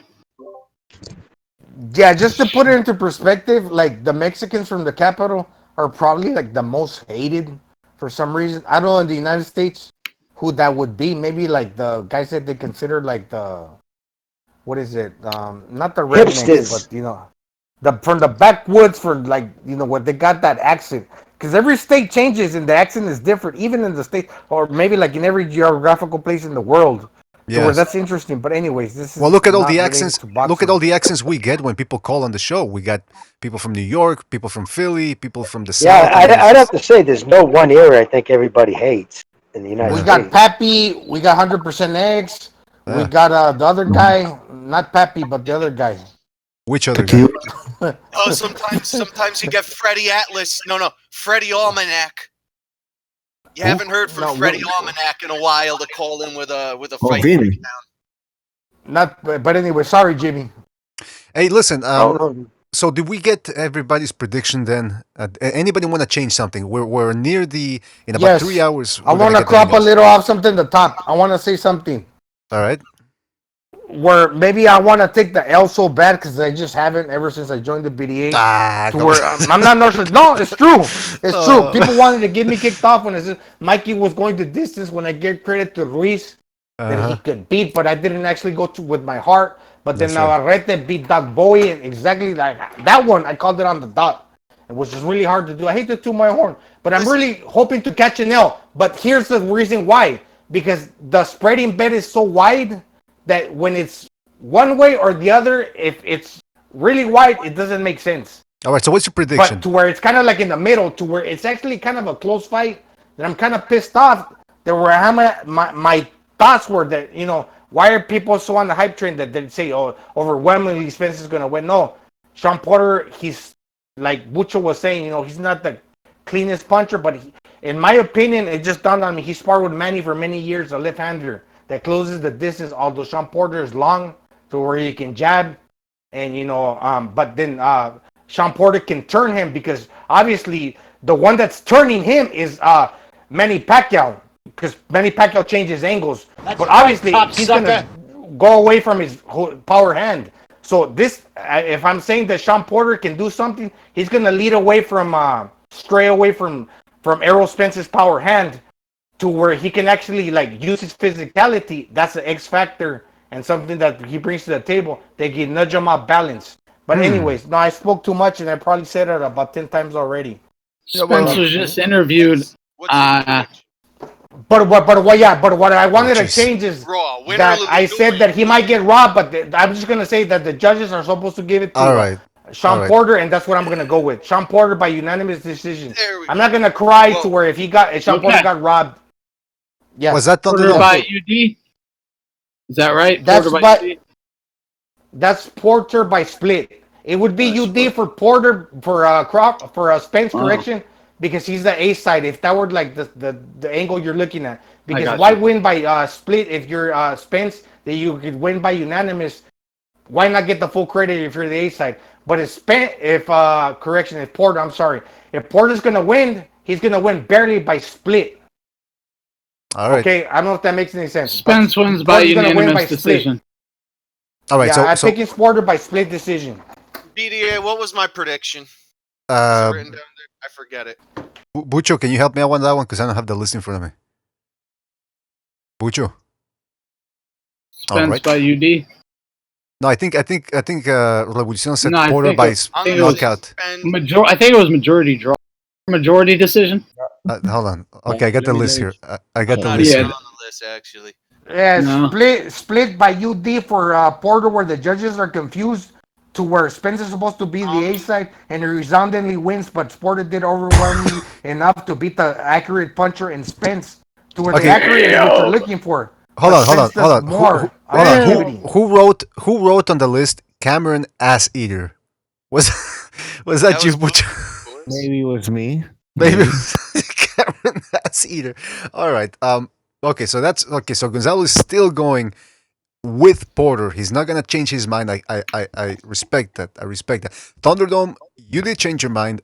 I do not respect that. No, I'm kidding. I'm kidding. Okay. So you're no, you're picking Spence by clean decision, or can you just clarify? Well, I think the actual ruling will be a unanimous for Spence. Clarify how it'll go down. Man, I'm expecting a close fight. I'd be actually very impressed if it wasn't close, and Spence could then prove, that he is a level above, that he is a level. But I'm not sure if he's quite ready to prove it yet. Might need a little more experience, even professional experience versus top guys like him. Or this might be the fight. The Mikey fight might have been the one. But so I'm expecting it though to be close but clear. Close but clear. Like I said, like a lesser version of Hagler and Duran. Because I think Porter's going to land more.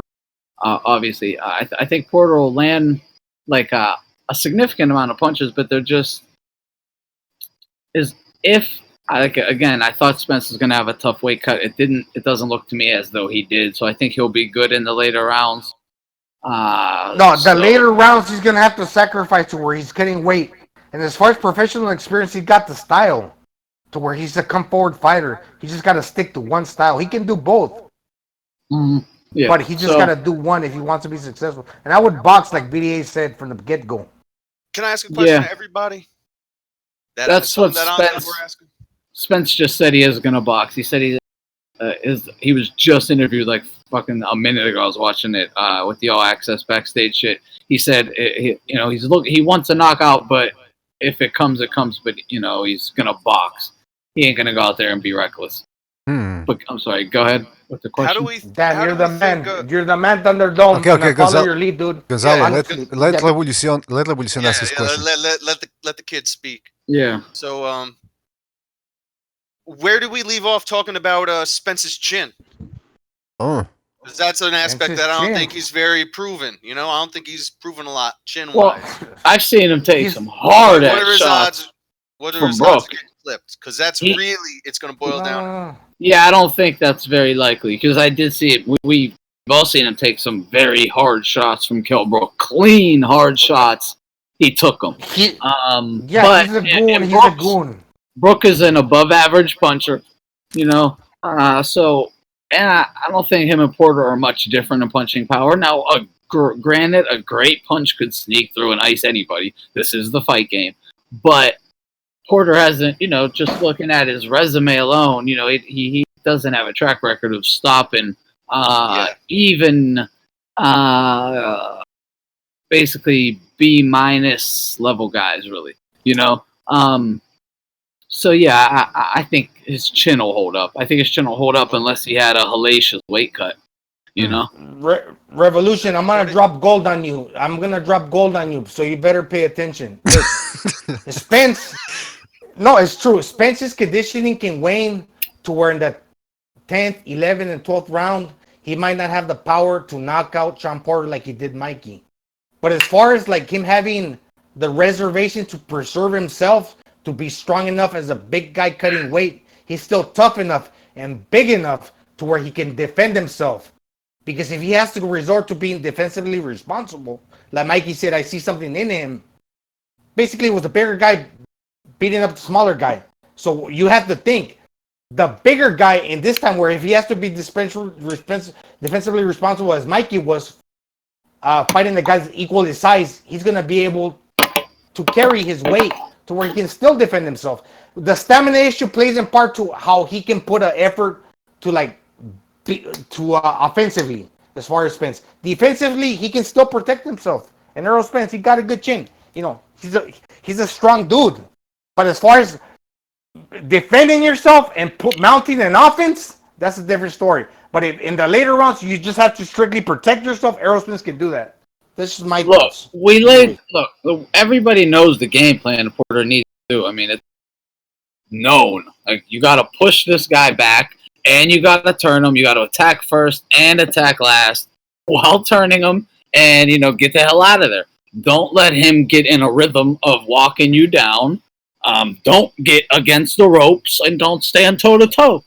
If you just follow those simple instructions and punch with him, straight shots, head and body, you have any upper level welterweight should have a damn good chance at competing with them, if not just straight up defeating them.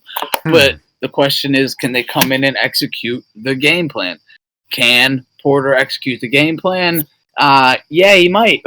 The only question is, well, it's not the question. The only thing is, with me, is I believe that his punches aren't going to be enough to halt Spence from continuing to do his thing too. So they'll be trading shots, and I think the judges will just immediately look at Spence's shots as being, worth more, just as because he's known as the bigger puncher and just everything.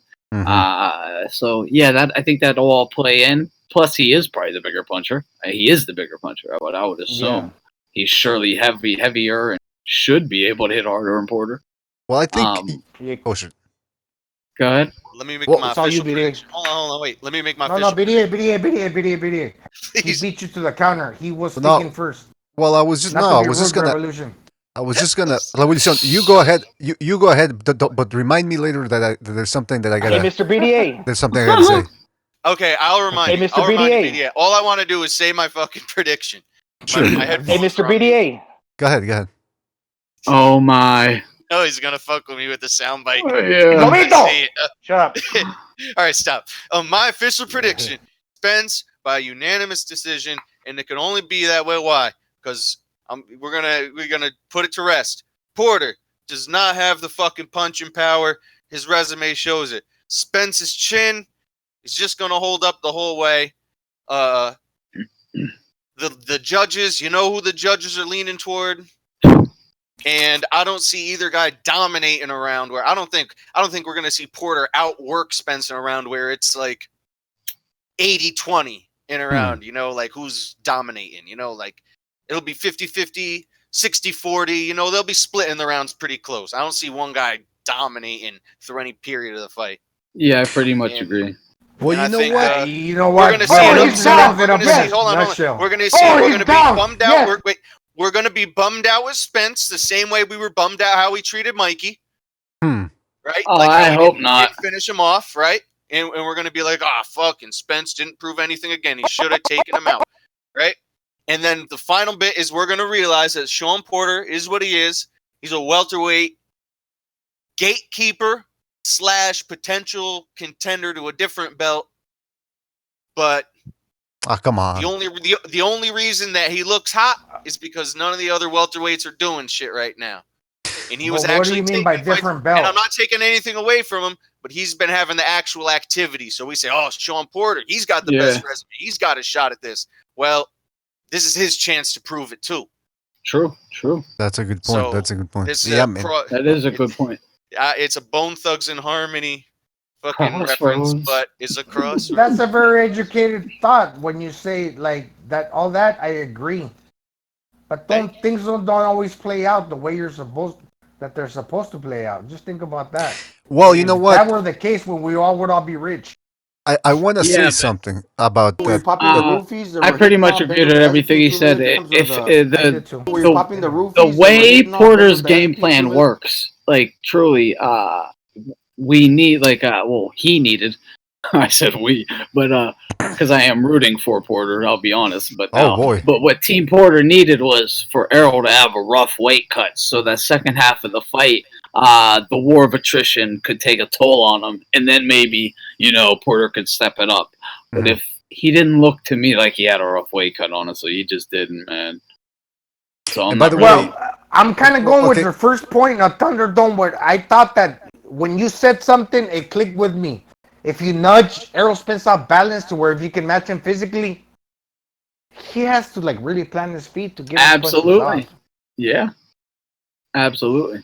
Now, also, I want to mention something here, because we're talking about what Porter has to do. We're talking about what Spence has to do, but we're also mentioning the fact that You guys said that, hey, maybe maybe Porter can't win on the scorecards. I want to tell you right now, keep an eye on the scorecards, because usually what they always do is, if they already got the scorecards all planned out, obviously they're not planned out the scores, so what I'm saying is it's a figure of speech. They already know who's going to win.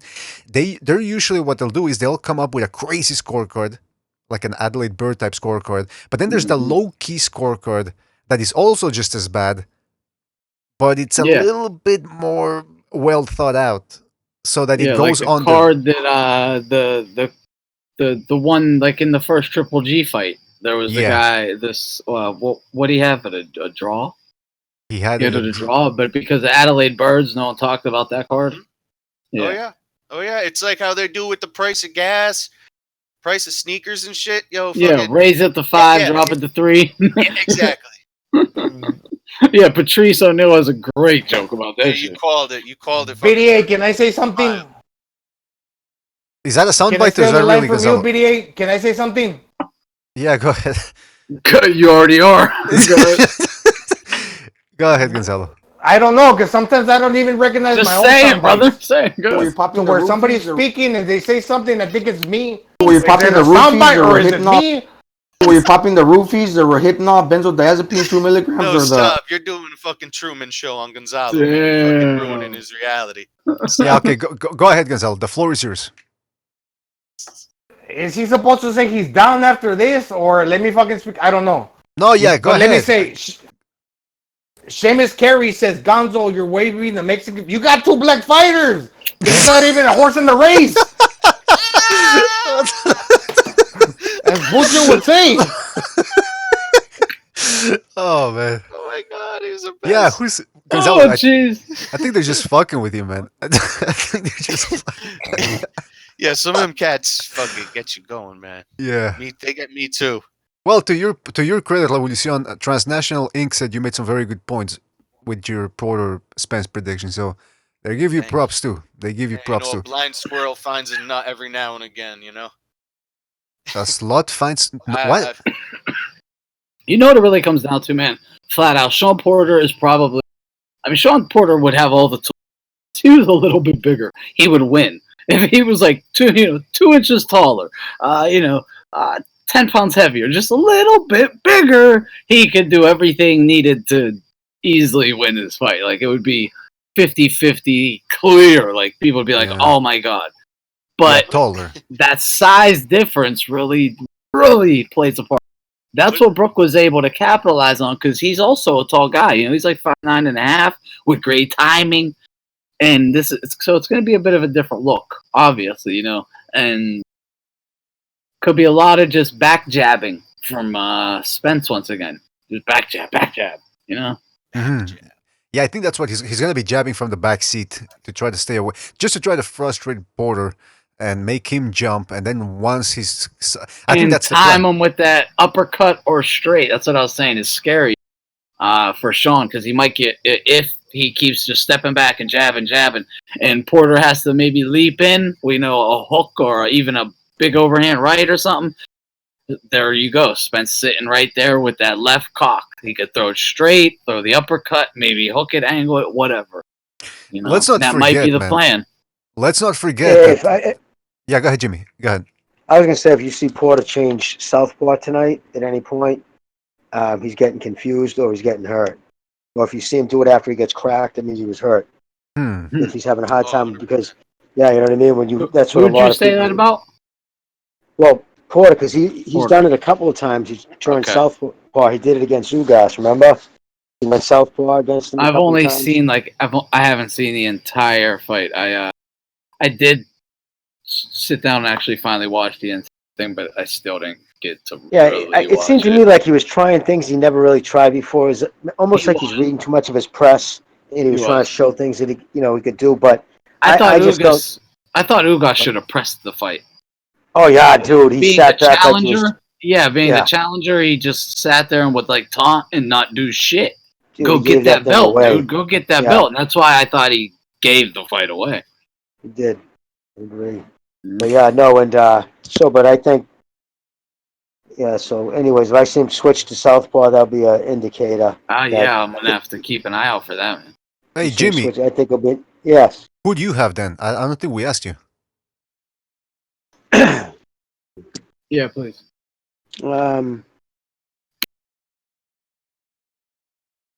See, you know what? It's so tricky because I'm so disappointed that on Spence's power, that Garcia fight to me took a lot off, and I'll tell you why. Garcia didn't knock anybody out, like when he fought Lipinets, right? When it life and death with Lipinets at 140. So I'm saying, okay, Garcia wasn't a devastating punch. A lot of that's hyperbole. So now he's going up to 147. After the 140, he said, oh, 140, I'm natural 135. That's where I belong. Then he jumps up for the money. We all knew that. But the fact that he couldn't stop him, and the fact that he showed, to me, bothered me. Like, you're just showing this kid. Remember when Triple G fucking fought, because everybody's like, dude, he's a welterweight, so Triple G was pissed off by the talk, so he didn't give a fuck. He took, everybody's like, oh, Brooke tagged him up. It's because he didn't give a fuck, because he knew he wasn't going to fucking hurt him enough to stop him, so he ate some shots to get in to break his oracle bone, for Christ's sakes. My point being, there was none of that shit with fucking, Errol acted like he was fucking getting a bazooka coming back at him. Why? I just, to me, why? It's a first pay-per-view, and you acted like you were fucking getting the heat coming back at you, like Garcia was the big shot. I don't know, that really bothered me. So am I saying to myself, can this kid, is his jaw, because really we don't know if it's tested. Look at his resume prior to that. Bunch of fucking feather-fisted no-hopers, no disrespect, but it is what it is. So, but then again, Porter isn't a fucking heavy cracker. I don't know. I see a fucking cut too because he's a southpaw. I see Porter come in and give him a fucking open him up above his eye, something goofy like that. But Porter other than might that, get cut though too, man. He has what's that? Yeah, no, both exactly. There's Either a one lot of of them catch a scar cut. tissue. Exactly. So, but see, it's tough too because honestly, I think Porter and his dad, a couple of cool people in boxing. They seem like good guys. But I know Spence is the PBC golden child. I don't know how much influence Al has with the judges. So if I'm trying to be real technical, put it this way: if I was in Vegas, I'd put money on fucking Porter just because of the spread, right? Yeah. But I'd call it on Spence on the fucking gentleman's bet. You know what I mean? Straight across the board. Yep. That's the way I look at it. But I don't know. It's so many questions. It's just like he's a fucking Spence. Really, what has he done? Really, what has he done? It's almost like he's just. It's like a fucking riddle, really. Boy, are we gonna have a lot to talk about after Right? this fight. And at the same token, this could, styles make fight. This could be a stinker. This could be a real fucking stinker. I which will do know. neither one of them any good. One of the reporters, well, I don't even think it was a reporter. I think it was someone on Porter's team calling out Spence publicly to make sure he doesn't jab and grab like Brooke to try and get a victory that way. Because it was right at their final presser before their weigh-in. Someone screamed out, "Don't be fucking jabbing and grabbing and holding all night." And you know what I would have tweeted back, though? I would have tweeted back. Well, what? No, it was publicly. This was right to Spence's face, and Spence looked right at him and goes, "When the fuck have I ever held? Name a fighter I've ever held." Shit. Yeah. So hopefully, like he's thinking, like, that's not my game plan. I tell you what, man, my original prediction was that it was gonna be a stinker. Hopefully I'm wrong. I'm getting pumped up for the fight now. I'm gonna end my 15-year sobriety today. Gonna get tanked just for this fight. I'll tell you that much of that because I am that excited right now. Just for the intrigue. Then if within 3 rounds we'll see if it's gonna be an interesting fight or if it's gonna be a boring fight. I think within 3-4 rounds that's when we're gonna I think within 4 we will. Put it this way, guys. Let me make a prediction outside this fight. If he doesn't stop Porter, or even looks, if he looks pedestrian against him, Pacquiao will be all over the fucking Spence fight. But if he destroys Porter, say he was to drop him, I don't be surprised if Pacquiao retires. That's all I'm saying. Well, I don't know, man. Pacquiao is made from different stuff, man. He might enjoy the challenge at this point. No, but my point being, like, what why is that, fucking, Jimmy? But no, my point being, like, told why? Bones Adams that don't follow your hero because you're gonna be disappointed. Yeah, no, that's exactly. to listen to myself because I'm a big Manny Pacquiao fan. To where I have to listen to your own words, that just strikes a bell. What am I supposed to do here? You're the older guy. You're 53, Jimmy. Yes, sir. Yeah, Yes, I'm sir. kind of I'm just guessing, saying. but I'm always listening to the experience, so that's what I imagine. Maybe 53. Anyways, what do you think? Like, is like BDA saying, is this like the end of the road for him? His last hurrah for No, Pacquiao? who, Pacquiao? Well, my thing is this, right? There's also his health, his life after that. He's in the Senate. He's got a lot of businesses. I guess he's focused a lot more in the last couple of years. Before he wasn't taking it that serious. He's trimmed a lot of the fat on the hang-arounders. I guess he's done that. And like, my point is, why take the beating? Like, why put yourself through it at that point? Because again, at 42, it's not going to. Boxing doesn't happen on a slow trail off. One night you're going to step in the ring and you're going to be fucking 41 years old. You know what I mean? And you run a much more risk of getting really hurt. It just my point is like, why tarnish the legend, the legacy? I mean, nobody can touch his legacy. That the whole, a great, Floyd retired, undefeated, but you can't. Your career doesn't touch a candle to Pacquiao is what he's accomplished. You know what I mean? He's still in this motherfucker fighting, embarrassing these young fucking ring rust champions. And I got mad respect for Pacquiao. But I'm just saying, do I really want to see it? I mean, at some point, if the guy has to start using Grecian before he steps in the ring, maybe it's tough. I don't know. I just, I'd love to see the Crawford fight. Maybe I'm biased. Like You know fucking what? Spence, you want to say you're the best welterweight? You want to make that claim when you got a dude stepping you in public saying, fucking, let's do it. Like Crawford's he's not made no bones. He wants to fight you. And you're Yeah. I'm pretty stringing him sure along like, Yeah. I'm Yeah, sorry, I that's just don't like got the way something he's to say that disrespecting relates to you. Crawford. It's interesting because What's up, BDA? I was hoping, man, or I'm hoping rather, that whoever wins this fight ends up saying, you know what, screw a Pacquiao payday, I'm going straight after Crawford. But I don't think that's going to happen. There's too much money, and all these guys want to have Pacquiao on their record. And especially Porter seems to be. I mean, actually, Porter and Spence, they really seem to want that Pacquiao fight. So, I mean, listen, Of course they Pacquiao do, the after. Nuggets. But you know what? I was in the minority that I thought that Pacquiao Thurman was actually a close fight, and it was a hard fight for Pacquiao. I mean, you looked at himself; he had to strain himself, especially in the later rounds. Hell yeah. He was huffing and puffing. He What do you wasn't. have to If say about that, Jimmy, after BDA? Because Well, I again, respect it. Thunderdome, too, he's equal my age, but you're older. I want to learn a little.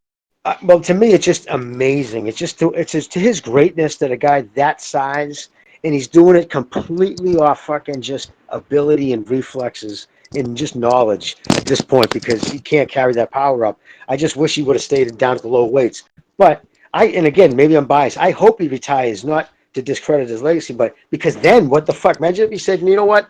I'm focusing, or if the president of the Philippines, who I guess shoots motherfuckers dead on the sidewalk, says, no, dude, you're going to start really taking the Senate serious. And he just says, you know what? Sorry, I fulfilled. He's already, I guess, fulfilled his original agreement. What do So you think about the punishment he took versus Thurman? That's my thing. Is I think he took a lot of Yeah. punishment in that fight, he even took though some he won it. exactly. What? But why keep not? taking this punishment? Like, why? He's good. Like, It would so he for, should. it would If force he can Crawford's hand. he could keep fighting, but he like a Spence. Like, say Spence looks spectacular.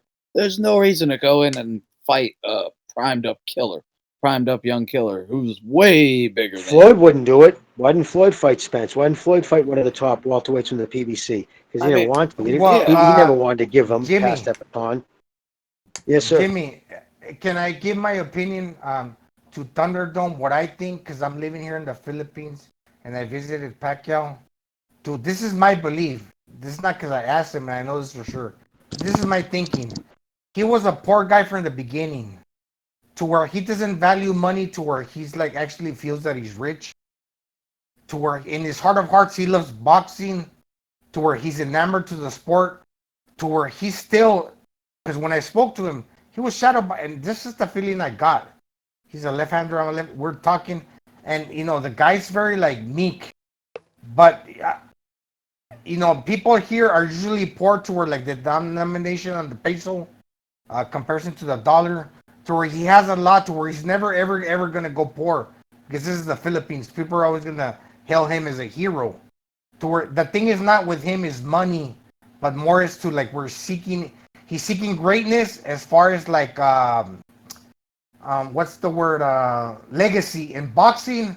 but also as like a national hero in the politics in which he is engaged.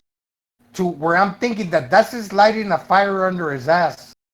In other words, to where that's what keeps him hungry and keep him able. But is that not doing the damage that you're speaking? I think to like where Baron alluded. But how much to Thunder Throwing's point, dude? Yeah, Not that I believe what you're saying. He's a small guy, Jimmy. Yeah, no.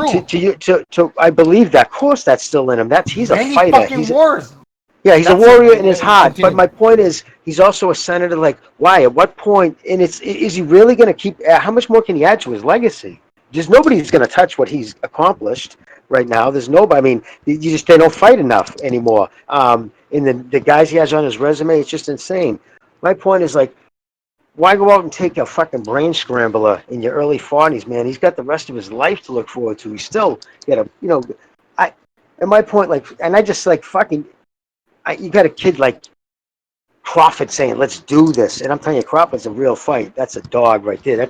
That's the fight. You want to say the fucking because it's the shit he's saying. I hate the fact that maybe I'm biased too in a way that I hate the fact that Lomachenko got nothing for his Rigondeaux fight.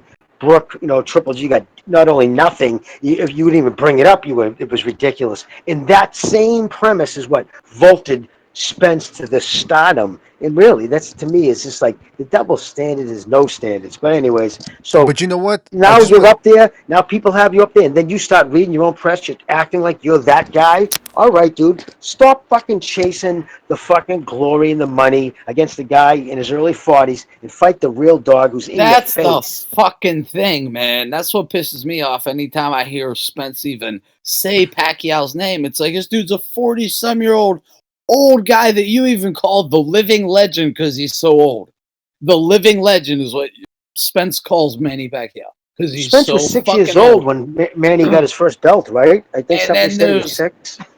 There's this other guy over here who 50% at least of the boxing community is saying he'll kick your ass, and he's saying he will kick your ass as well and wants to prove to everyone that's the fight everyone wants to see, but no one in the so-called mainstream media or PBC wants to talk about that fight at all. They want to pretend it doesn't fucking exist. They want to act like Pacquiao's the big welterweight fight for Spence. No, the big welterweight fight for Spence is Crawford. But they keep saying that. They keep saying that you know how they do it. They downplay the old strategy is to downplay Crawford and say, well, he hasn't fought anybody at welterweight. Benavidez was outboxing him. But I just want to go back to the point about Pacquiao real quick, because Jimmy was saying, well, why would Pacquiao keep taking that? Why would Pacquiao keep taking that punishment? Well, the reason is, Jimmy, you're thinking like the guy that asked Mickey Ward if he ever got used to the punishment. You know what I mean? But is he really saying that? What? Didn't I mute him? Well, I can't hear him. I muted him. What's he saying? That? I muted him. How come you guys can you still hear him? Not anymore. Not anymore, man. Okay. I guess. Okay. Yeah, because I heard him talking to somebody, and then I muted him right away, and then you guys could still hear him. Anyway, you guys watching the? Are you guys watching the fights? No, we're gonna write. Lopez Molina are in round 6, the middle 2 minutes 25 seconds. How's that fight going, brother? In round 6, Lopez pretty much won all the first 4 rounds. Is it sloppy? Is it a good fight? I'm not paying clear attention, obviously, because I'm bouncing back and forth between talking. But, so it's obviously not that good of a fight. It would grab your attention. That's why I actually brought it up, because it kind of is grabbing my attention. Oh, no kidding. Yeah, they're actually starting to bang it the fuck out. Yeah. Well, that's what I figured. I thought that might have been the best fight of the night, just because it's almost like a couple of cement-headed dudes who just get a bunch of whack at each other. Are you talking about, Jimmy, are you talking about Guerrero, the warrior, against Molina, the guy that likes to grind? Listen, and God forgive me. That's the barn burner to me. No! Yes, Jose, John Molina, buddy. Listen, John Molina is a couple of fucking punches away from equal. That's the one that's going to capture the card. Thunder. What's up, Guerrero, because they're slightly past their best. Is this real right now? No, it's true. Yeah, No, okay, no, I'm not being a jerk, dude. I didn't know. I'm now like you. I'm asking. Is it WWE, Jimmy. All right, Robert hold on, Guerrero Gonzalo, versus Gonzalo, Molina. hold on, See, That's Gonzalo, the one that really had. Gonzalo. Okay, I had to mute him. First of all, I gotta tell you guys, when Gonzalo speaks, let him speak getting a because it gives headache. me. When Gonzalo speaks, let him speak right now because I need more ammunition for the soundboard. All right, so Thunder versus Lightning, Thunderdome. You know, remember Chavez versus Whitaker versus Taylor. Thunder versus Lightning. Oh yeah. all right. Well, listen, I just wanted to. Gonzalo, wait, time out. Gonzalo, are you carving a pumpkin right now? Because I heard you talking to somebody. You said Halloween. No, please let that go. I'm sorry. Please let that go. Please let that go. Please. No, please let that go. I was supposed to be. I think I was on mute. I don't know if that was me. I'm sorry. I truly apologize. That's But all right. anyways, That's Then Thunderdome. you were talking about Halloween. No, all right. Listen, the point is, I don't think Gonzalo should ever apologize. Yeah, he should never. Hey, Chico. Oh no, that's why I was asking you. I was asking you if it was the recording. I wasn't trying to be a jerk. I didn't know. I'm like, wait a minute. I know because I He's need like abused by my own Scarface. sound bites. But this is like a tells the triple truth, threat. Is this my even own when side he bite? Is somebody lies. criticizing me? Now I get why you said that. Now it's kind of funny that you said that. Now when you said, I No, don't know if it's my even own be sound bites, serious. I'm confused by them. And the most audience, I think they are. But We to are where I too. am, to where I get a double, it's like a So triple now, threat. could you imagine me? If it's confusing you, right? That's a I'm like, three-piece combo. That's a three-piece combo. Like three-piece boxing. But you know why I that was clash the heads with funniest shit. Thunderdome? Although I truly respect him, because I'm sticking to him like glue to where everything he thinks, I think that I kind of acknowledge, but every now and then I have to think like where I'm going to put him into like positions to kind of question his own thoughts. But that's that's why, because I've been following Thunder for a long time. Then after that, I learned about BDA, obviously. Oh wait a minute! You made that sound. That's You why. made that sound. That's why I love BDA in general because it's just you and the others here. Make me question myself all the time. I don't know if Speaking of Gonzalo. questioning, dude, people gotta question the people around John Molina. Has anybody heard that motherfucker talk recently? Well, that's why I kind of actually thought Josecito Lopez was going to out. To be honest, I thought he might have been shot. Dude, Or it's close to yeah, by, right. Dude, it's almost like, dude, but you hear him he's slurring like putting up that. a hell of a fight. But he's a guy that can knock you out of left field to like what he did against Mickey Clay Bay in the 11th round and against Ivan Redcash, who I'm going to get on the show 2 weeks from now. Yeah, Who's training with Mosley. He's a tough guy, and he had dropped fucking Molina, but then Molina got off the canvas and was able to land the shot off inertia or like natural reaction. So he's just a fighter that can hold out, can contain the stamina to where he can hit you with that one shot out of nowhere. But I'm still favoring Josecito Lopez. No, yeah, but he's shot, but it's ingrained in his memory to where he's still a good boxer. He's might be a little punch drunk, but that doesn't mean that he, like Freddie Roach, that he can't hone his brain into reacting one way to when he gets in the zone. He can, especially if he's feeling the passion. Like, remember Muhammad Ali when he knocked out Ernie Shavers? The definition of a champion when he stepped up into the plate and he took over. Boom! Ernie Shavers was deprived of being the heavyweight champion in history, and he was considered to be the hardest puncher of all time back in the day. All right, Gonzalo. All right, yeah, it's true, man. It's true. Can I just get some because we do have to go soon. So let's get some. Who wants to say something before Gonzalo stepped in? BDA, didn't you have something? You wanted me to remind you of something? That was 2 hours ago, man. Thanks anyway. Thanks anyway. I think I remembered. Yeah, I think Recognize wanted to say something. Recognize. By the way, X is smashed by now. X has been very vocal. Recognize in the chat room, and he's been going after you. He's been going after everybody, man. I mean, I think you ought to come back out of retirement and teach this guy a lesson or something. Oh. Yeah, I'm gonna. I heard he wants to battle me on trivia. I don't know if I'm gonna waste my time with that. But when I do see him, I'm gonna tell him, tell me to my face, you little bastard. Wait a minute, isn't he? I thought he was a midget. Like, you can't look at him in his face to face. He's gonna look at your crotch or something. Well, he does say he's slick and slippery, so my height shouldn't count. Oh, Jesus. From all the fucking Burger King grease. Their shop warned where they're gonna take punches to where one wants to get recycled. Dude, for whoever was talking about for Molina another opportunity. slurring, whoever was No, talking but about this is Molina's- one of these Okay, can be okay, the hold on, greatest fight Thunder Gonzalo, Dome. Gonzalo, Arturo let- Gotti versus Gonzalo, Mickey Ward. Gonzalo. Where they're a little past their Hey, prime, BDA. where they're gonna give a show and Gonzalo, Mr. BDA. Gonzalo, you gotta let Thunderdome was about to say something. I know you got the connection in Philippines. Breathe when you talk. All right. There's Molina a just but got it's the truth, dropped. Thunderdome. Jesus Christ! I love you, bro. You're oh man. All right, Gonzalo. Seventh round. Somebody call the ambulance. He's still in fucking Thunderdome. Molina got smashed with a left hook, then 1-2 drops him. He gets up, survives. It looks like it's good. That happened in the 7th. Looks like it's going into the 8th. Doesn't look like they're going to stop the fight. But whoever was talking about, listen to him speak. One thing I'll say is he took a ton of bombs to the head in this fight, man. Oh, and it ain't over yet, I don't think. So, I mean, Good night. they got And the he takes doctor him- in there, some female. Looks like a young doctor, Margaret Goodman from the 90s. Margaret Mulligan from the 90s. That's that They sounds might hot. be they might be stopping it. Hopefully, because that's the thing about John Molina. I mean, John Molina. He doesn't even gone. roll. He doesn't. Oh, Yeah, sorry. I He think doesn't. Moses Figueroa, Hold on, hold on, hold on, you're right. guys, He took guys. a left shot from Figueroa. Jeez, let me speak, man. Yes. Hey guys, Frank, go ahead. All I was gonna say was John Molina. It's the fact is he doesn't even try to roll Nah, with the he's shots. good to go. He doesn't even try to roll with the shots. He takes him flush on that big ass head of his, and that's the Yeah. most dangerous thing with him. They're Oh. all flush.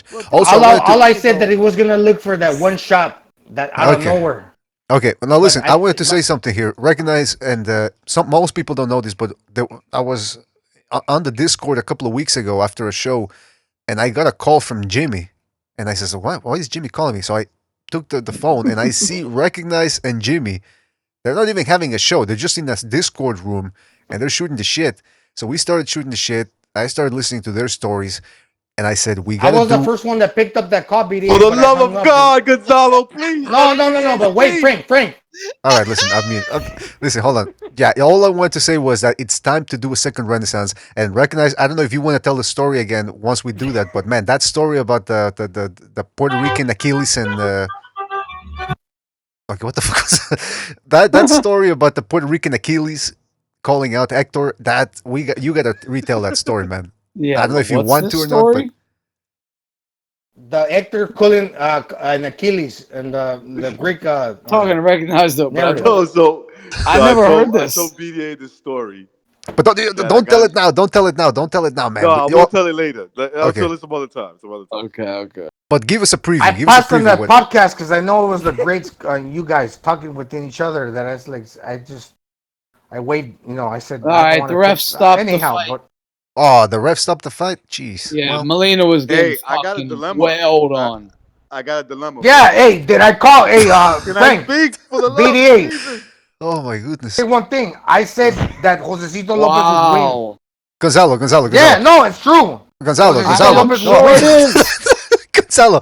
I gotta Gonzalo. But please. No, speaking too much, that Gonzalo. I'm fucking like going back on my thoughts. All No, right, Gonzalo. I said Gonzalo. Josecito would win. Gonzalo, can you hear me? I know this you is got gonna a be- Gonzalo. anyway. I know you got a bad connection because you're in the Philippines. We got a bit of a delay.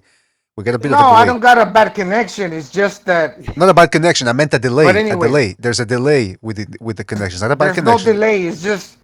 But anyway, you guys are right, and I have to take my L's.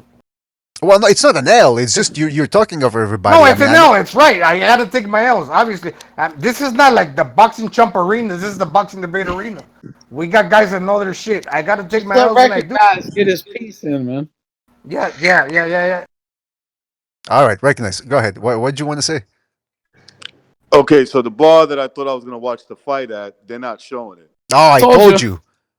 Yeah. Fucking assholes, And man. I've been Let me trying tell to you. fucking find the. I've been trying to find the fight, so the only thing I can do is order it on my fucking. If you need a stream, I got you. Well, yeah, let's just specify that Just saying. allegedly he has a link. Let's just say that. I might. Yeah. But I'm not recognize, sure. can Nah, recognize? I ordered it, but I'm saying I might. Yeah, so did I. Look, listen. When a fighter recognize, loses, he recognize. loses, and we're gonna call it as it is, right? All If right, Sean Porter recognize. wins, he wins. All right, recognize. I gotta ask you. Recognize. What happened when you went back to the bar? What I want to hear this. What did the guy say? So he's like, "Oh, I'm sorry, dude. We're not showing the fight. We got a bunch of people here.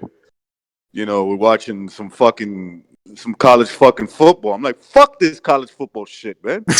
I tell him. But inside of me, Right. I wanted to say that. I was like, "Fuck you, no way." Well, I think. Do you have? I think you can order it. I think you can order it on your phone. On if you buy the Fox Sports app. I think can that's order it in my room. Oh, well, there you go. Yeah, and the thing is that I'm alone because I'm like they're like, "Oh, this dude wants to watch the fight. We want to go gamble." So I'm like, "Fuck this. I'm just gonna watch the fight." Did you tell the guy at the restaurant or the bar? I don't think you understood me. Yeah, I did. I said, "No, sir. I don't think you understand me. You got to play the fight. Come on." You didn't slap him? Dude, you should do what they did in that movie. I should've. Guy Ritchie movie. You know, the dude buys a shot of fucking whiskey and then lights it and spits it on the dudes for changing the football. Dude, I was Robert De Niro in Goodfellas when he found out that his boy got whacked. I said, "What do you mean? What do you mean?" I just can't. No. What do you mean? Yeah, it's like, Wait, what do you mean? Motherfucker! Yeah, who's? I started who's crying and shit. Yeah, who's this? I can't believe it. Yeah, who's My boy this? came up to me and was like, "Yo, what happened, man? What happened?" They're not fucking showing the fight. Yeah, Vinny. Yeah, who's this? Yeah, this is Vinny. Yo, did we get him straightened out? Nah, we had a problem, and we did everything we could, and he's gone. Well, They what whacked do you it, man. mean? They whacked the fucking fight, man. They whacked it. Recognize. Did you tell the guy? Okay, that's okay. I'll be back. And then they shot Then him you in the ran your face car so through his the whole mother fucking couldn't place. have an open casket. Jimmy, you're sounding a It little. was some real Dominican shit. Yeah, it was between Dominicans, some real Dominican shit. Jimmy, you're sounding a little bit muffled there. I don't know if you got your microphone in your pockets or in your stuffing it with your balls or something, but it sounds muffled. So I can't. I don't know, BDA. You said you were gonna end the show, but it still seems very lively to me. Yeah, it's hard to. Kind of like drawn into like the Is that any better? sadistic No. fucking behavior. All right. First of all, that's the problem with this show. It just keeps going and going. It's hard to leave it. It's hard. It's like the porn industry. It's hard to leave it. The money's good. The people are good, and It's like trying to eat one chip. What's gonna happen if you eat Somebody one chip? splooging in your face now. But you know what? I appreciate you guys calling me out. Everybody, from Frank the Tank to Thunderdome when I'm interrupting to BDA to like, come on. To like, No, I know Gonzalo, I said Bucho's I'm on my alright. side. I said I'm no, alright, but Bucho's Gonzalo. on my side to tell you the truth honestly. Gonzalo, then I again, am we always alright. have- You not alright. That's right, man. I ride with yeah. Hey, I love you, Gonzalo. You're the best. No doubt. Okay, you know what? I jumped on the bandwagon and I kind of flipped sides to where I picked Sean Porter to where Thunderdome said, you know what? I saw something as Mikey did to where I said, oh, you know what? I had an epiphany because I was drinking that I chose to go for Sean Porter. But then all of a sudden he changed the script on me. He's going back to fucking Errol Spence. Thank you, Thunderdome. But anyways, I'm the only one left in the dust and hanging in the wind. But anyways, if I do get it right to where, let me get full credit. I did say that weigh-in was gonna mean a lot to me. I've been saying that all week. That I was one, it was people were even saying you're one of those guys that got it weigh-in, huh? Yeah, No, but that's because he used cocoa butter. I wanted to say that for the beginning. Cocoa butter. That wasn't like regular lotion. No, I almost said it earlier too. Because if it was anything, it was definitely cocoa butter. Yo, Revolution. What up? Remember But that I dream use that you were shit. talking about dreaming the result of a fight? Yeah, the Triple G Canelo 2 fight. I dreamt that one. I had a dream Because of you that said fight, that. Hang on. Because you said that. I had a dream last night, and I swear to you, on my beautiful kids, my beautiful kids. Uh-oh. I had a fucking dream that I went to the fight. Triple G, Derevianchenko. You ready for this result? Yep. I kid you not. I'm sitting on good seat. I have good seats. After the first round, Triple G was winning the fight pretty clearly, right? Throwing jabs, controlling it. Out of nowhere, Derevianchenko times his jabs and drops. Dude, hey, you're a legend. Fucking recognized as strong. For the love of God, let me speak. No, but anyway, continue. Yes. No, real quick. No, just continue. I'm sorry. Hold on. Continue with your. For the love of Jesus Christ. Follow through with your combination. Don't let me deter you. Follow through. Follow through with your punch. Really, guy. Connect with authority. No, I'm just saying. But anyways. Dude, no, I'm just agreeing. But anyways, don't let me deter you, bro. So, don't let him deter you. Triple G goes down hard. Revolution. I'm listening. He's down hard. He's bleeding through his face. Derevianchenko is hype. Recognize. The Sorry to referee has interrupt. to keep telling him go back to the neutral corner. Recognize. Sorry to interrupt. How does he? Hold on. Recognize. How does he go down in the dream? How does he? Like, does he go face first? Does he go on? No, he goes straight to his like. Think of Manny Pacquiao when he got dropped by Marquez. GGG's timing is just slightly off, a little bit off. It's just slightly off, a little bit. Anyway, I got a bad feeling on this one. All right. Listen. I love you, Gonzalo, but listen to this. There's a backstory to this, okay? No homo. They're saying go to the neutral corner. Hang on. They're saying go to the neutral corner. So they're telling Derevianchenko go to his neutral corner. The fucking crowd is going crazy, right? So Derevianchenko is giving the referee a hard time. Triple G barely gets up. He's stumbling on the ropes. He's stumbling on the ropes. He's like trying to hold the ropes to keep him up. Derevianchenko ignores the referee and punches Triple G in the face. The referee pulls them back, and Triple G's team jumps in the ring, and Derevianchenko's team jumps in the ring, and they get into a pushing match. And you can see Triple G with his face busted open. He's bleeding, right? Oh my God, okay. No. Oh man, that laugh is great. I'm crying, man. I'm crying from laughter, man. Go ahead. And I woke up to find out. I didn't get to find out whether the referee stopped the fight in favor of Derevianchenko or he disqualified him. Oh man, I hate waking up in dreams like that, and it's like yes, bro. You just lay there and you just close your eyes, and you're like, no, it's gonna happen. We're gonna watch the rest of this, and you just try to pretend. You just try to. Yeah, that's a great dream, man. That's dude. Remember Derevianchenko? And I was thinking to myself, holy shit, this is crazy because Derevianchenko said he's gonna retire Triple G, right? He said I'm gonna retire him. And so, yeah, I was thinking of that. I was like, holy shit. Now, here's the thing. I had a dream. I've only had boxing dreams like twice before this one. The first one was Oscar De La Hoya, Trinidad. In fishnets? Yeah, no homo.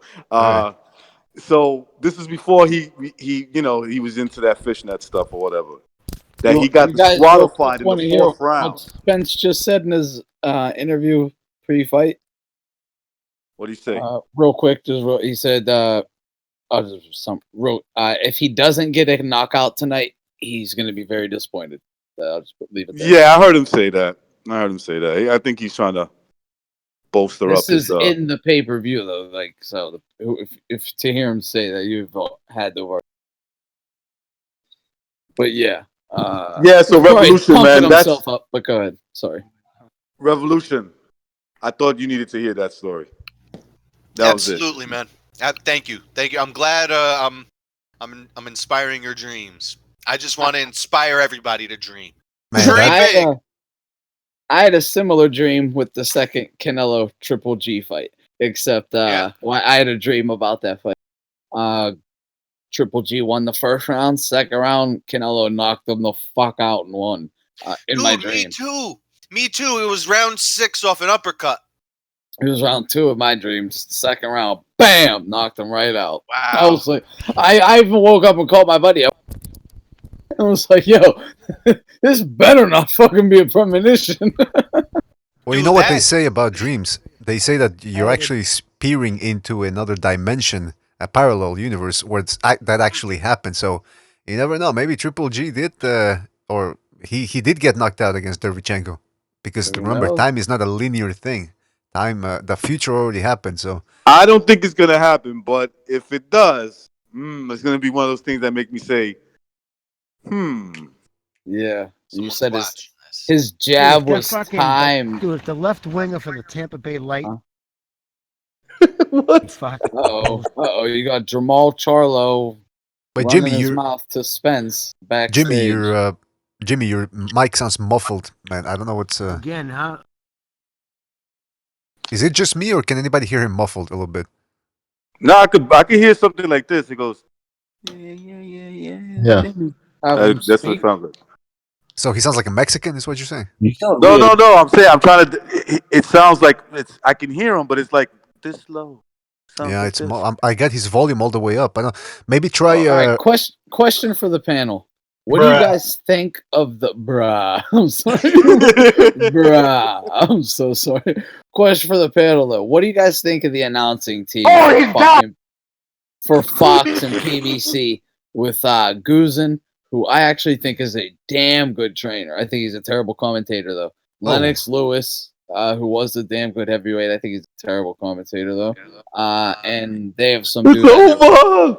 They have some dude I don't know of. Some other guy. But what do you guys think of that team between Guzin and Lennox? Can I say that? I'll go first. I'll go first, man. Okay, I'll answer that. First of all, Jimmy, try to log out, and log back into the Discord, into the room, because I think that might be the problem, or it might be a problem with the microphone. All right, but second of all, to Thunderdome's question, I actually like Goosen because he speaks his mind, and I actually particularly enjoy when he's paired up with Lennox Lewis, because you can tell Lennox Lewis has a bit of an attitude towards him. I don't know if it's the hair or maybe he's jealous of Goosen's hair or whatever, or the style. And also, I hear that Goosen fucks 20-year-olds, and Lennox Lewis, I gotta tell you, even though he's 6'5", I bet you he's not getting that type of pussy. So they're always disagreeing, those two. There's like a low-key passive aggressiveness there, so that's why I enjoyed listening to them. I know Guzin knows his boxing. I mean, he's one of the smartest guys in the business, in my opinion. I mean, he knows fight. I don't know. To me, he's just not cut for call. Get that new job. He's always like to an interview on like. But yeah, I just. Or is it just me, or you? I think you're cutting off there, Thunderdome, a little bit. You're cutting up, man. You're cutting up. I can barely hear you. Sorry if I I may have been. I went way downstairs. Ah, okay, yeah, that probably had. Yeah, and I'm using a router that's up on the 3rd floor. Yeah, I'm sorry. That's all right. That's all right. But yeah, I was saying, I respect him in every way, boxing knowledge-wise. And he does speak his mind. You're definitely not going to get him to bite his tongue under any circumstances. He's a bad motherfucker, in my opinion. I like the guy. Just not in commentating, unless maybe he just needs to, get used to the job a little better. Or maybe it's the Lennox Lewis thing. Maybe that might be what throws me off with the combo. Well, you know what it is? They made the mistake. Sorry, just real quick. They made the mistake of putting in 2 color commentators, because usually it's supposed to be 1 expert commentator. Then you got the quarterback guy like Jim Lampley. Yeah, I don't know why they put 2 experts there. It's like maybe they want them to fight. They should just have Guzin. Yeah. No, it's Yeah, true. and you know what? Too, from an acoustic standpoint, you got two guys with these low voices. You got Goosen who's talking like this, and he's saying, "Oh, you see how he's sticking behind the jab? He's doing really good there." And then Lennox comes like this with the low voice and the accent, and it's just acoustically. What about your accent, Revolution? Is that original? Because it sounds really good. And one thing I about like Lennox it. Lewis, I got all type of accents, baby. Lennox Lewis talks down to the fans Yes. a lot. Like he doesn't talk to the fans; he talks down to the fans, like quite often. Yeah, he's an asshole. He seems like an I asshole. fucking don't like Lennox Lewis, as you can probably tell. You know something. Lennox Lewis, the thing is, he's from. Did we lose Jamaica, to where it gets convoluted that you might think that, but generally he's like a boxer in the world stage to where he stages in America, to where he got 4 nationalities going at the same time, to where he kind of confuses, if any. That's the guy. No. Right or wrong? He don't know what the hell he is. Well, I know him and Goosen. Can you hear me better now, dude? Yeah, perfect. Yeah, well, him. That's Yeah, Lennox yeah. Lewis, but he still was a world champion. Gonzalo, I don't even know if he fucking knows his way. He's swinging, man. He's him and Goosen That don't too, seem but to that's get just along. speculation because he got kids. All right, hold But on. anyway, Jimmy wants to say Revolution something. has a Connecticut accent. I can tell from a mile away. Hold on. Jimmy wanted to say something. Jimmy, go ahead, please. I was going to say, I don't like that. They spend too much time arguing. You know what I mean? Lyrics sometimes is smug. He gives these one word. And I'm not trying to be mean. He's just not a very bright dude. He just isn't. I mean, you ever have interviews with him? And he does. Agreed. I mean, he even gets into it sometimes with people on Twitter. Listen to Kinda his Rogan silly. podcast. He's not a very bright guy. Yeah, no, exactly. That's where I got a lot of that. I listened to that and I was like, wow, yeah, no, he's just not a very bright dude. So I think he has a hard time articulating his thoughts, but he's like, you know what I mean? Very smug in his answers. And he's like, or if, say, Goosen, who, I don't give a shit what anybody says, dude knows boxing. And he Hell starts yeah. trying to say But something. let me go back. He was a Wait, boxer. He took a lot of burn damage to his brain, to where we can't really criticize him. To where if he was smart, to where he's a lesser version of himself, he was still a world champion. We're Come talking on. about him now, though, man. Now, No, but We're anyway, talking about him it as an doesn't matter. announcer. as an We're talking about him as announcer, an man. announcer. Okay. Fuck Oh, his all boxing. right. You want to be you want to treat yourself with like gloves and with like with little like pliers that you want to pick and poke. It's okay. Yeah. Now, so give credit to Andre Ward. He's a great announcer. Very great. Go ahead, Jimmy. Yeah. Was that Bucho? Go ahead, Jimmy. Nothing. What's that? Everybody, I think this is starting to turn dark. what's that, Toledom? What's that, Jimmy? What's that, Luis? No, Lennox Lewis. Jimmy. Is he Mexican? No, he's Canadian. He's American because he's working for the PBC. He's Jamaican by birth. To where he's originally born in Great Britain. To where he's a soup salad, but he's taking a lot of punishment. He got 2 times. He avenged his losses. A lot of fighters lose and they're fucking recycled to where they never get the shine. But this guy was the top of the echelon. He controlled and he dictated the pace for the bigger right. guys to break through All in the right. scene. I'm not saying that the smaller guys don't have a All chance. right. Yeah, we can hear you, Jimmy. Because I was off for a while. Did I come into this? I thought. See, maybe I'm wrong. I thought this was about him announcing. Yeah, maybe that's am I what wrong? Did I come in and I missed something? No, that's this what is it as is. a person. Is a person with multiple nationalities, and if you All want to right. switch it to All right. like where he's announcing, No. it's not a personal shot at anybody. This is just a boxing. No, I'm asking. Is this what we're talking about? Am I bringing up This something is I'm not not supposed to be? Gonzalo. This is not Thunderdome. Three-piece boxing, one of my favorite. Okay, Thunderdome. now I don't know. Now I don't. Now I I don't know. Yeah, now I don't know what he's talking about. I don't know what Gonzalo's on about. But the point is, yes, Jimmy, we were talking about Lennox Lewis and how he's not that. Hold on. Go ahead, Was Mr. BDA. Yeah, all I was saying is, Jimmy, yes, we were talking about Lennox Lewis and how he's not that great of an announcer. And you guys said it all, man. I mean, I think Reckoners was about to say it too before he got cut off. But Lennox seems like a bit of a jackass, a bit of a smart jackass. What I was going to say was every time that Goosen starts a theory or like he'll start, they try to start. I'm not using the correct terminology, but his A chain of thoughts. Yeah, exactly, about a fighter. And sometimes you're in a fighter that he knows intimately. You know what I mean? And Lewis will just contradict him. Just throw out one word, not try to even make a point why he's contradicting him.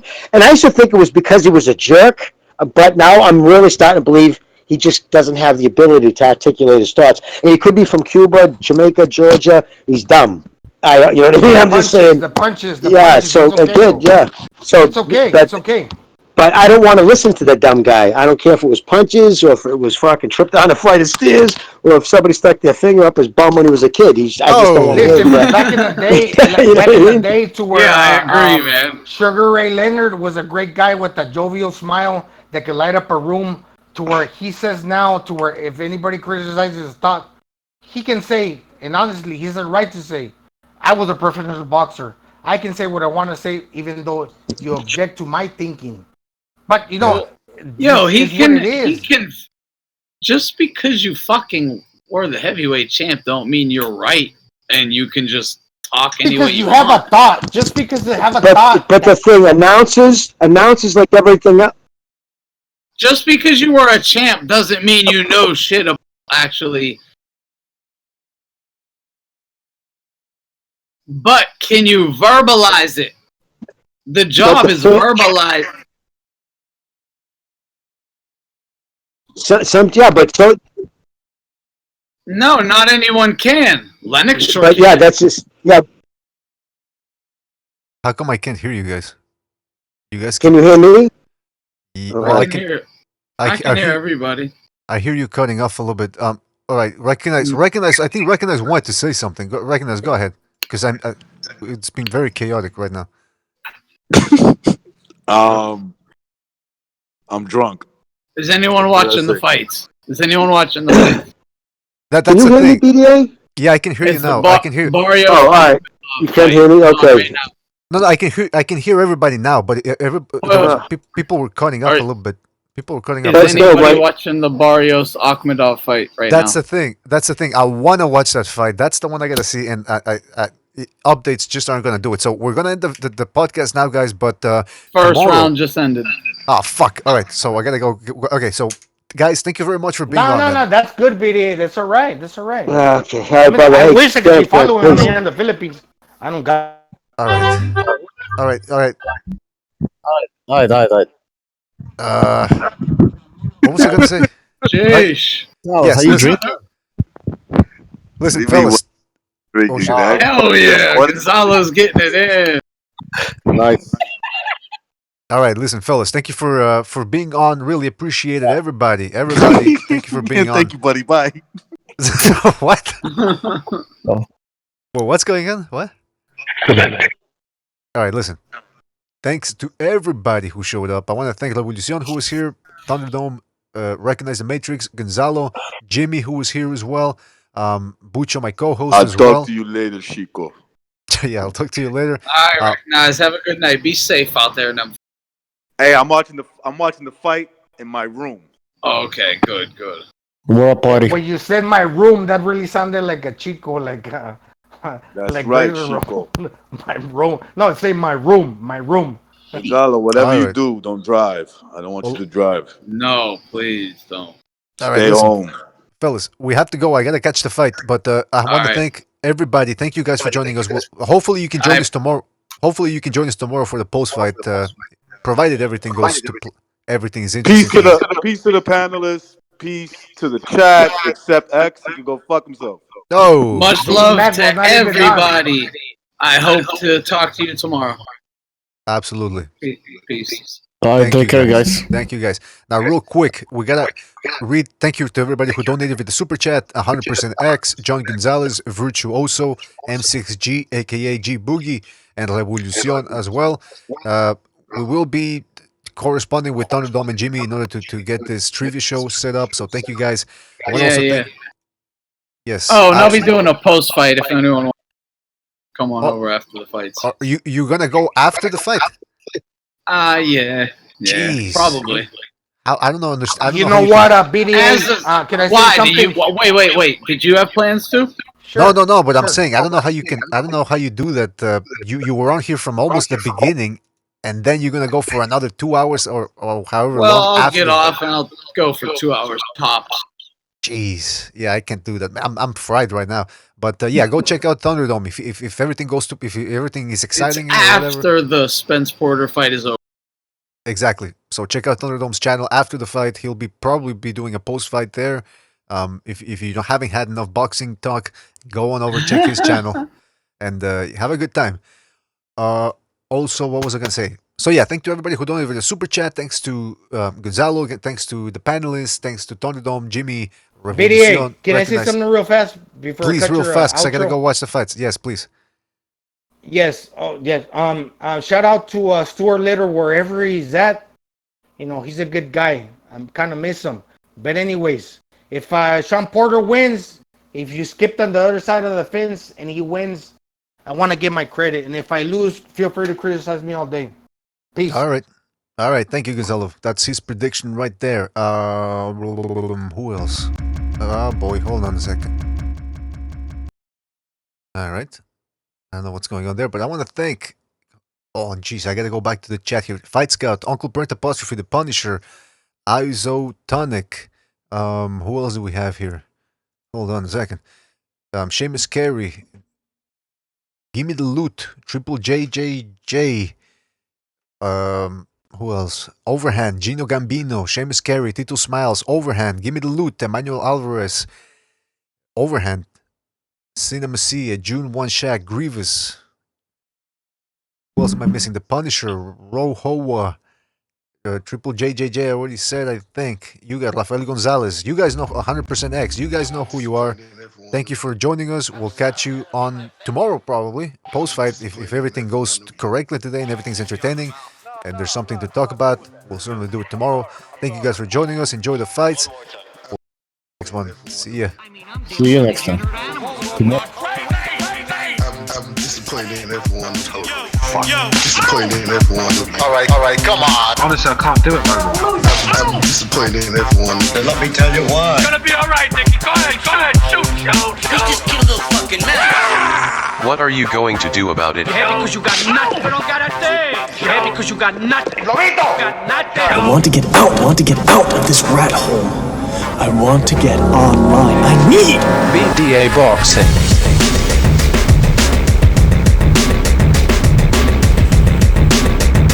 And when the machine breaks down, we break down.